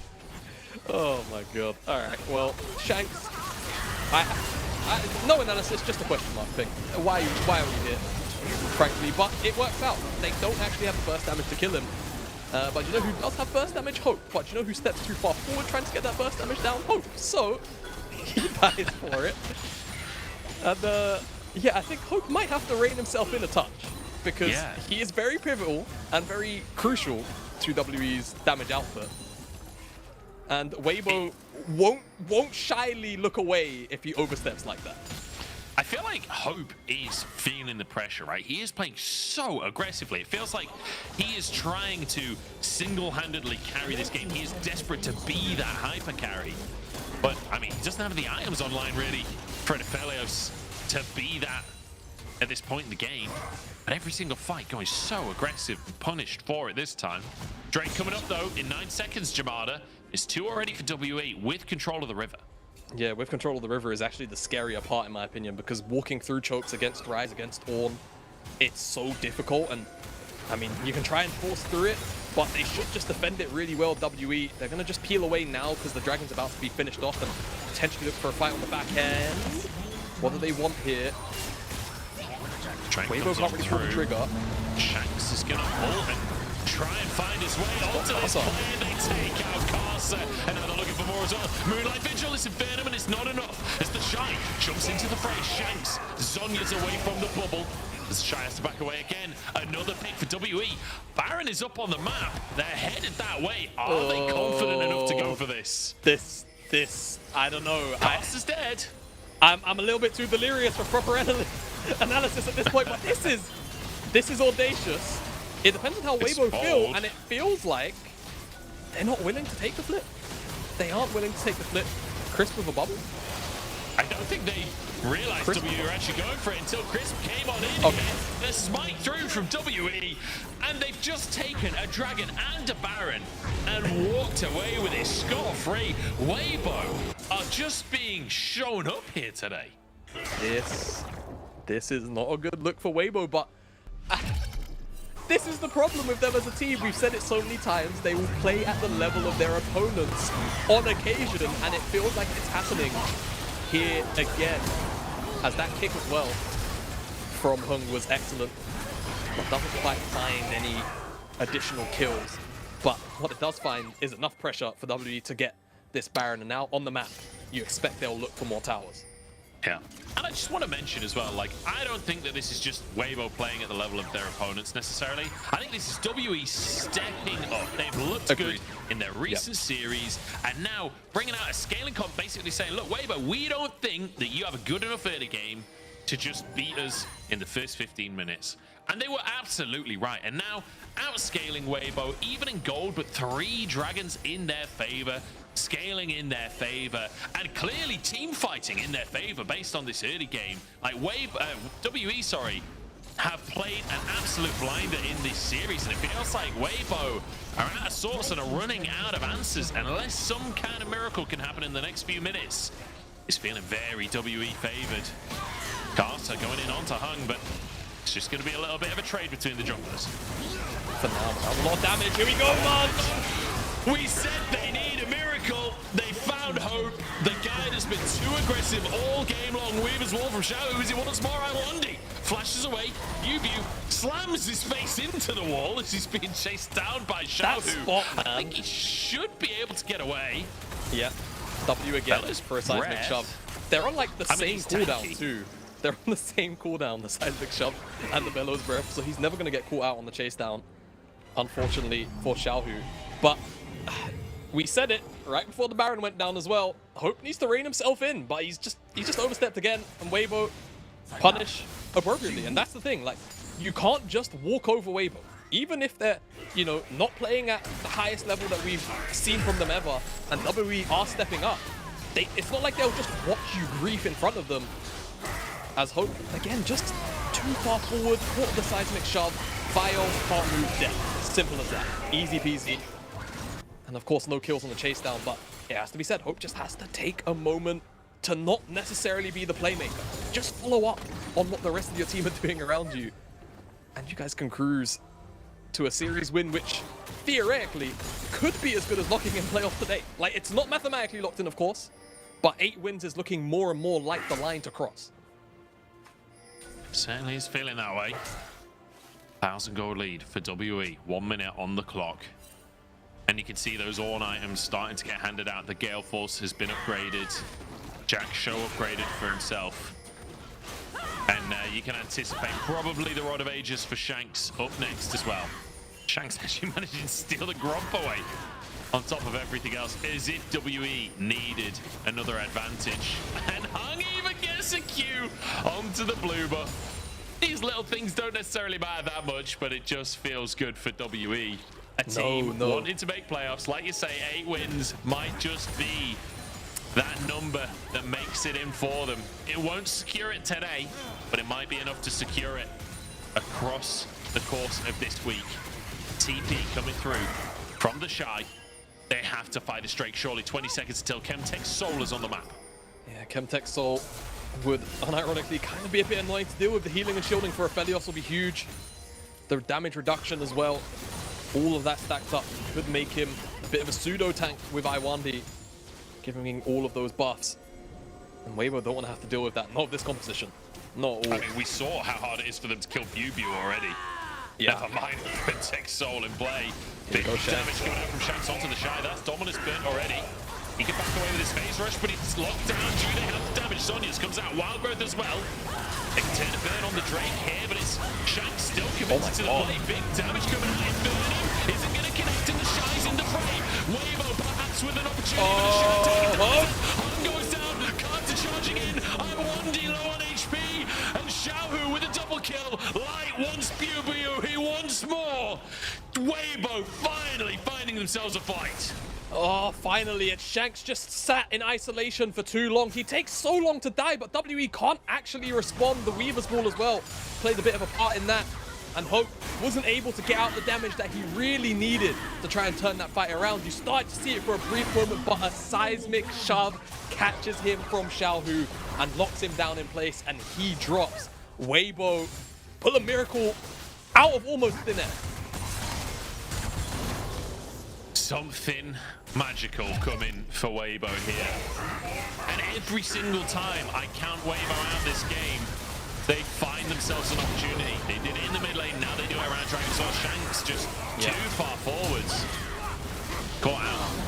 Exactly, and the thing is for Hope as well, he never finds the correct time to get a good Inferno out, and this Ornult flies backwards. That could have been crucial in repositioning Weibo for just a brief moment for Hope to really be ready to get this damage out, but caught by the seismic shove, and without him, damage falls drastically, and Shanks already dead. There is no more damage left for WE, and Weibo find that moment of life to keep them in this game at even footing. They're still going. They're still holding on. WE, though, you'd anticipate still with the advantage ultimately. That's red and white as well for Hope if a fight were to kick off soon. Baron is onto the map, and Xiaohu and Carter have just started this one off. Oh. No vision here. Oh, they don't know. They don't know. Now they know, but it's too late. There, but it's too late. Look at it. 3,000 on the Baron is going to be taking the tidal wave used just to buy space. Weibo just pull a Baron out of thin air, and WE, they try and use the inside track in the mid lane, but with Baron recalls, you know that Weibo are going to get there in time to defend it. And that's a heartbreak for WE. Caught out. And I was saying WE's macro was better, but Weibo pulled the wool over their eyes. Yeah, and that's just a really, really well played Baron takedown from Weibo. Just dancing with the Scuttle Vision, and because the focus was recently just on that bottom side, WE didn't have setup yet on the top side of the map, so Baron goes over, and now Weibo have the opportunity to just sneak this one away. And thank you so very much, observers, just showing us how that happens, right? Q&E over the wall, and that first blue ward doesn't catch them in the bush for it to be seen. It's a different placement on the blue ward, and they spot it. That's the difference maker here. So exceptionally close, and now threading it in 2 lanes. The Shy is up top. You saw the demolish proc was massive there. And threat in the mid lane. Shanks trying to get a flank there, but it means the Shy has entrance into this top side as Xiaohu is starting to hit hard now. A third of Bubu's health gone just from one little combo there. Which Bubu, he's a big old tank. You're not meant to be able to hit him that much. No, definitely not. Doesn't really have you know, a lot of HP in this build right now, because he's got effectively Jack Show scaling HP, and that's about it. He's got no other tank items with HP attached to them. So even though he's got resistances, he doesn't have the health bar to deal with that. And now Weaver's Wall comes out. He's going to push WE back slightly farther. WE, you can see they're angling for something with Shanks. They want to fight, but they don't want to overextend and lose a fight here. You lose a fight here, you lose the game. Yeah. Still a minute of Baron buff for Weibo. Just trying to use those cannons to threaten the in here. Hung goes in, but he doesn't find the kick. Knocked off, the bubble is there as well. Cards are still going. Here we go. Hung is taken down. Weibo start the fight strong. The Shy get into the middle of everyone. Redemption comes out for WE. I1D. Taken down. I1D found as the Shy gets the stun onto Shanks. Still 3 strong for WE. They're fighting away, but it's another takedown. Top for top. Hope has to make a miracle happen here. Oh, the damage! Shanks is there, pushing forwards. Both of them golden, and Shanks backing away, taken down. Weibo on a knife's edge, but they're winning out the fight. It's a miracle for Weibo. It looked like it was lost, but a series of miracles, in fact, might just be enough for them to end the game. Hope trying to hold on, but Light takes him down, accepts his own death in trade for Weibo, finding a 10th win, getting double digits. And Two of them have died. Wait a They minute. can't end. No! Oh, such a good call as well. Weaver's Water. Can you believe what has just happened? Jesus. What? What is this series, Jamada? This entire series has been so wacky. Like, two of them dying to the tower, they had minions.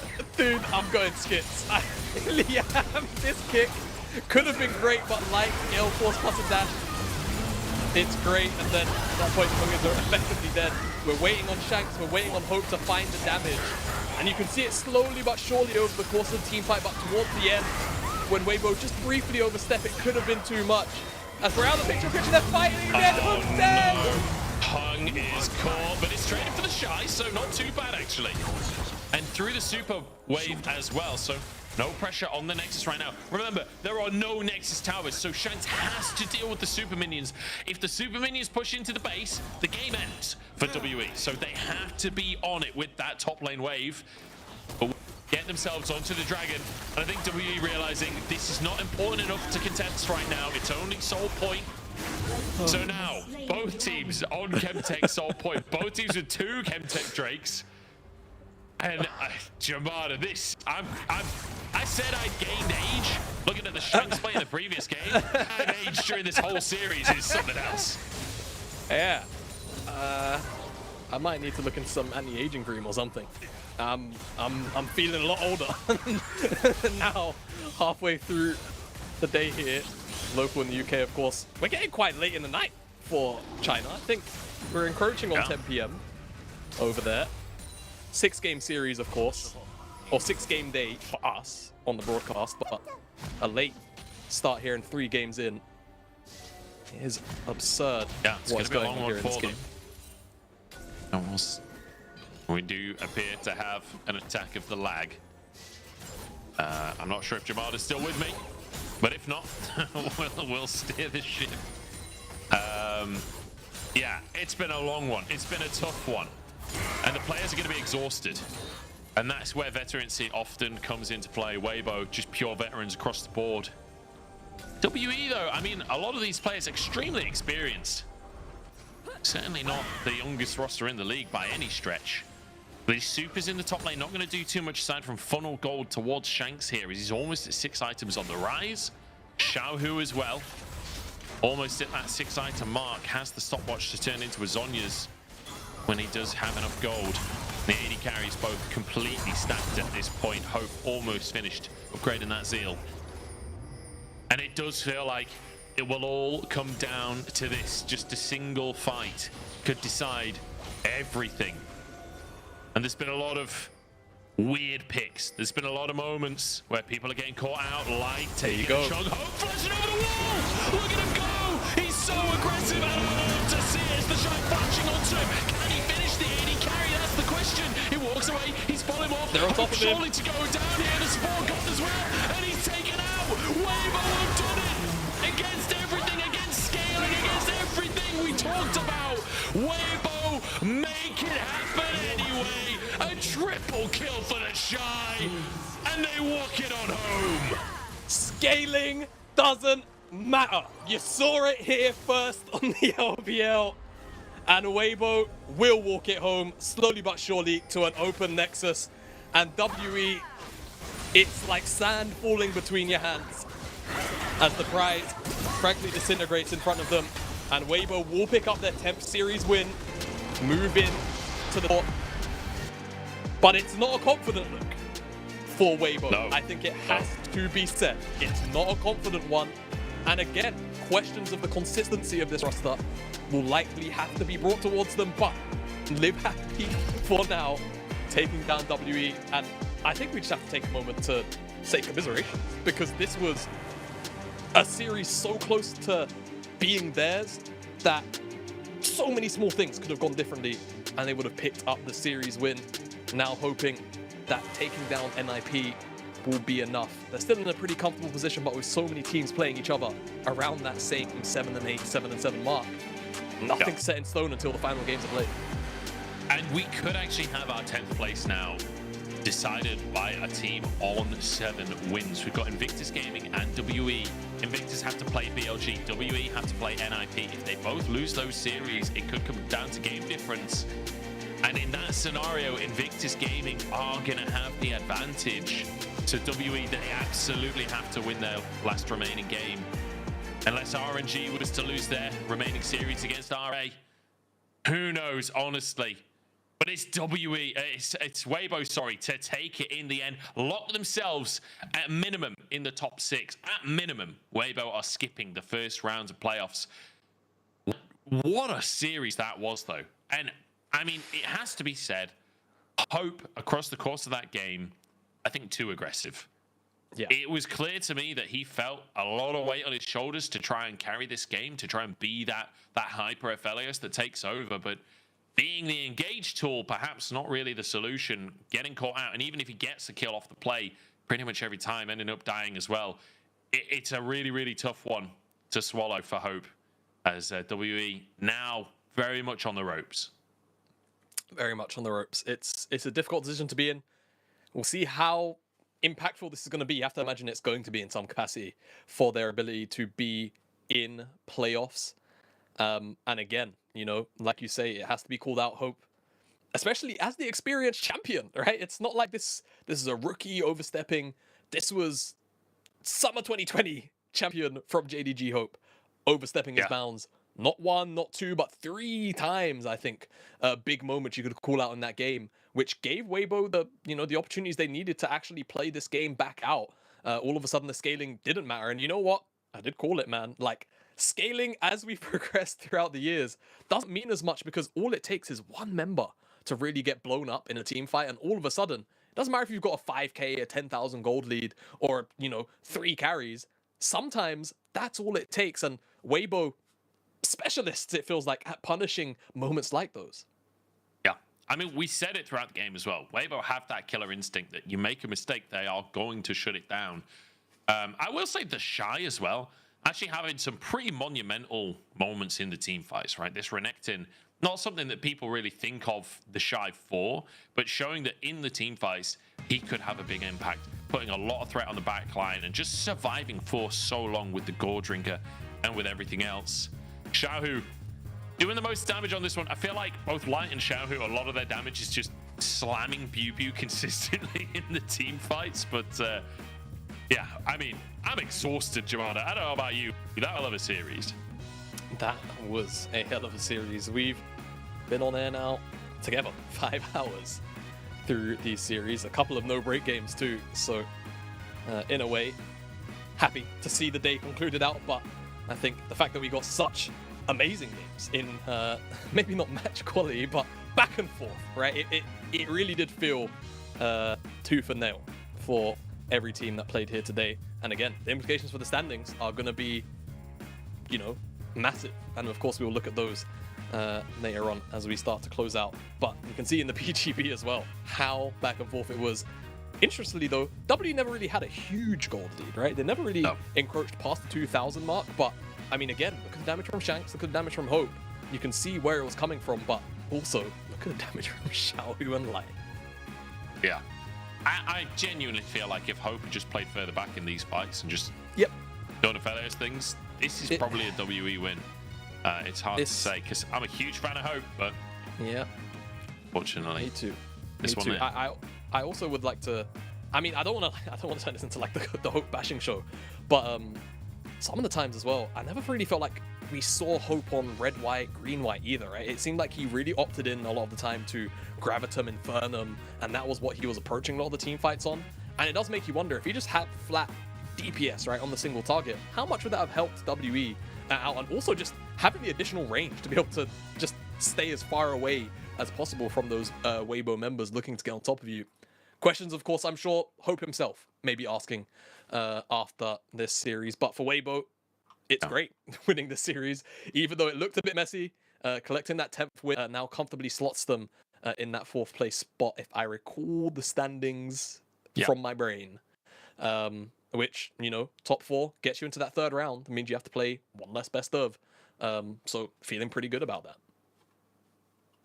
Yeah, already having a bye into, well, they've got a guaranteed bye into the 2nd round of playoffs currently.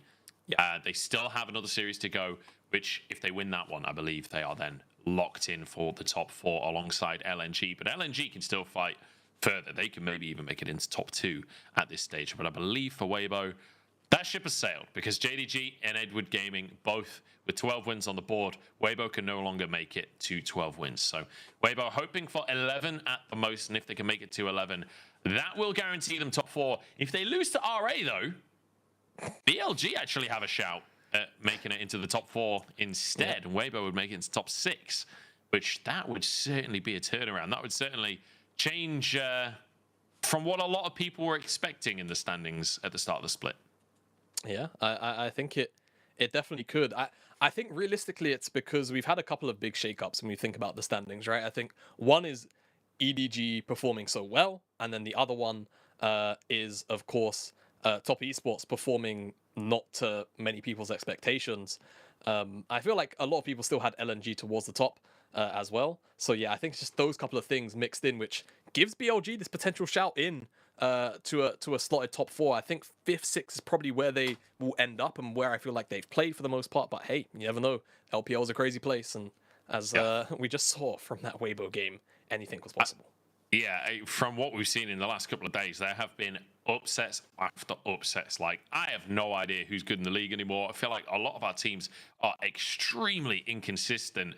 So playoffs is going to have to answer a lot of questions for us. Let's look at our MVP as we round out this series. Xiaohu going to be the MVP of Game 3. Some great Weaver's walls and just good damage as well. Actually down in gold to Shanks at the end of it, but let's be honest, when you're at the 5-6 item mark, it doesn't matter that much. Yeah, you know, so many crucial seismic shoves on Hope to secure him as a pickup, and also just mauling through Bubu as well on the Ornn. I imagine he was the one that was actually dealing a majority of the damage to the front line here of Team WE, which is why Xiaohu ends up with also that 240% damage to gold ratio, which is absolutely absurd. And yeah, proactive plays, loads of strong Weaver's walls at pivotal moments to try and cut off WE. And even though it didn't all look, you know, fantastic from Weibo as a whole, Xiaohu was always still that shining light time and time again to edge things in their favor. Yeah, absolutely. Some of these fights were just so messy, so chaotic between the two teams. I say some of. Every single fight was messy, chaotic. As a great little flick back there. Coming out from Xiaohu, managing to find Hope and set up the team. As again, Hope going so aggressive in these plays, and the whole team more than willing to jump on. The Weaver's Wall denying the movement that WE would have wanted, and a great little bubble there as well at the end from Crisp. Yeah, everything eventually fell into place, and I think just praying on some of the minor oversteps here as a collective from Team WE. Just about enough, just about gets them over the finish line. I think it does speak to, you know, the ability of Weibo to still be that strong team, right? Because coming back from that kind of game state deficit is very impressive. Yeah, fantastic stuff coming out from Weibo. In the end, they do manage to get it. Let's look at our results as we finish things out here today. It has been a very exciting day. We've had 6 games as it's playoffs on the line, and everyone wanting to prove themselves. OMG taking down Top Esports in a big upset this morning. I say a big upset, honestly, they're ahead of them in the standings now. Maybe not even an upset. Maybe we just need to lower our expectations of Top Esports, as Weibo just about eking it out over WE, but almost an upset in the second series as well. Oh, wow. So now, Top Esports looked for playoffs despite being behind in the standings versus TT, but TT obviously still 2 series to play. It's getting messy. Can I just say, I don't think I've ever seen a team be lower in the standings but locked in playoffs of another team. But I guess that just means that in a world where TT lose their next couple of series, you know, it will put them below win-loss of another team, right? That's probably the reality of it. And they do have to face off against EDG in a couple of days' time. And, you know, EDG are the kind of team that will happily kind of push aside almost anyone in the league in a 2-0 fashion, but they've been a little bit shaky. They've shown that they can bleed in recency, So I guess we'll see how that series pans out when we get around to it in a few days. I want to mention as well, actually, they're also against Anyone's Legend, who Anyone's Legend 2-0ing FPX took a series against RMG recently. Like, on a team that can just be ignored. If TT lose both of their games, like IG with a win could make it into playoffs. RNG with a win could take their spot as well. So TT, they look safe in 7th place, but they need to show up in those 2 remaining series. Yeah, see, the reality of it is, if they lose and we be generous 2-2-1 series, they're on -1 at 8 and 8. RNG would have to win 1 series at least, which would put them at -1, so they would finish ahead of them, and it would push TT out, and then of course WE winning a series would even them out, and that would maybe be grounds for a tiebreaker, I guess. That would be about it. So well, it'd come down to head-to-heads. It'd come down to head-to-heads. It would be resolved in head-to-head. Yeah, you're right. Let's wrap things up though, Jamada, as I'm sure the production room just waiting for us to show up at this point. It's LNG versus Ultra Prime starts off tomorrow, followed by IG versus BLG. That last one especially so massive when it comes to playoffs implications. BLG trying to fight for top 4. They can even contest against Weibo potentially. And IG, obviously, as we've said, fighting for their lives when it comes to playoffs. A lot to be watching.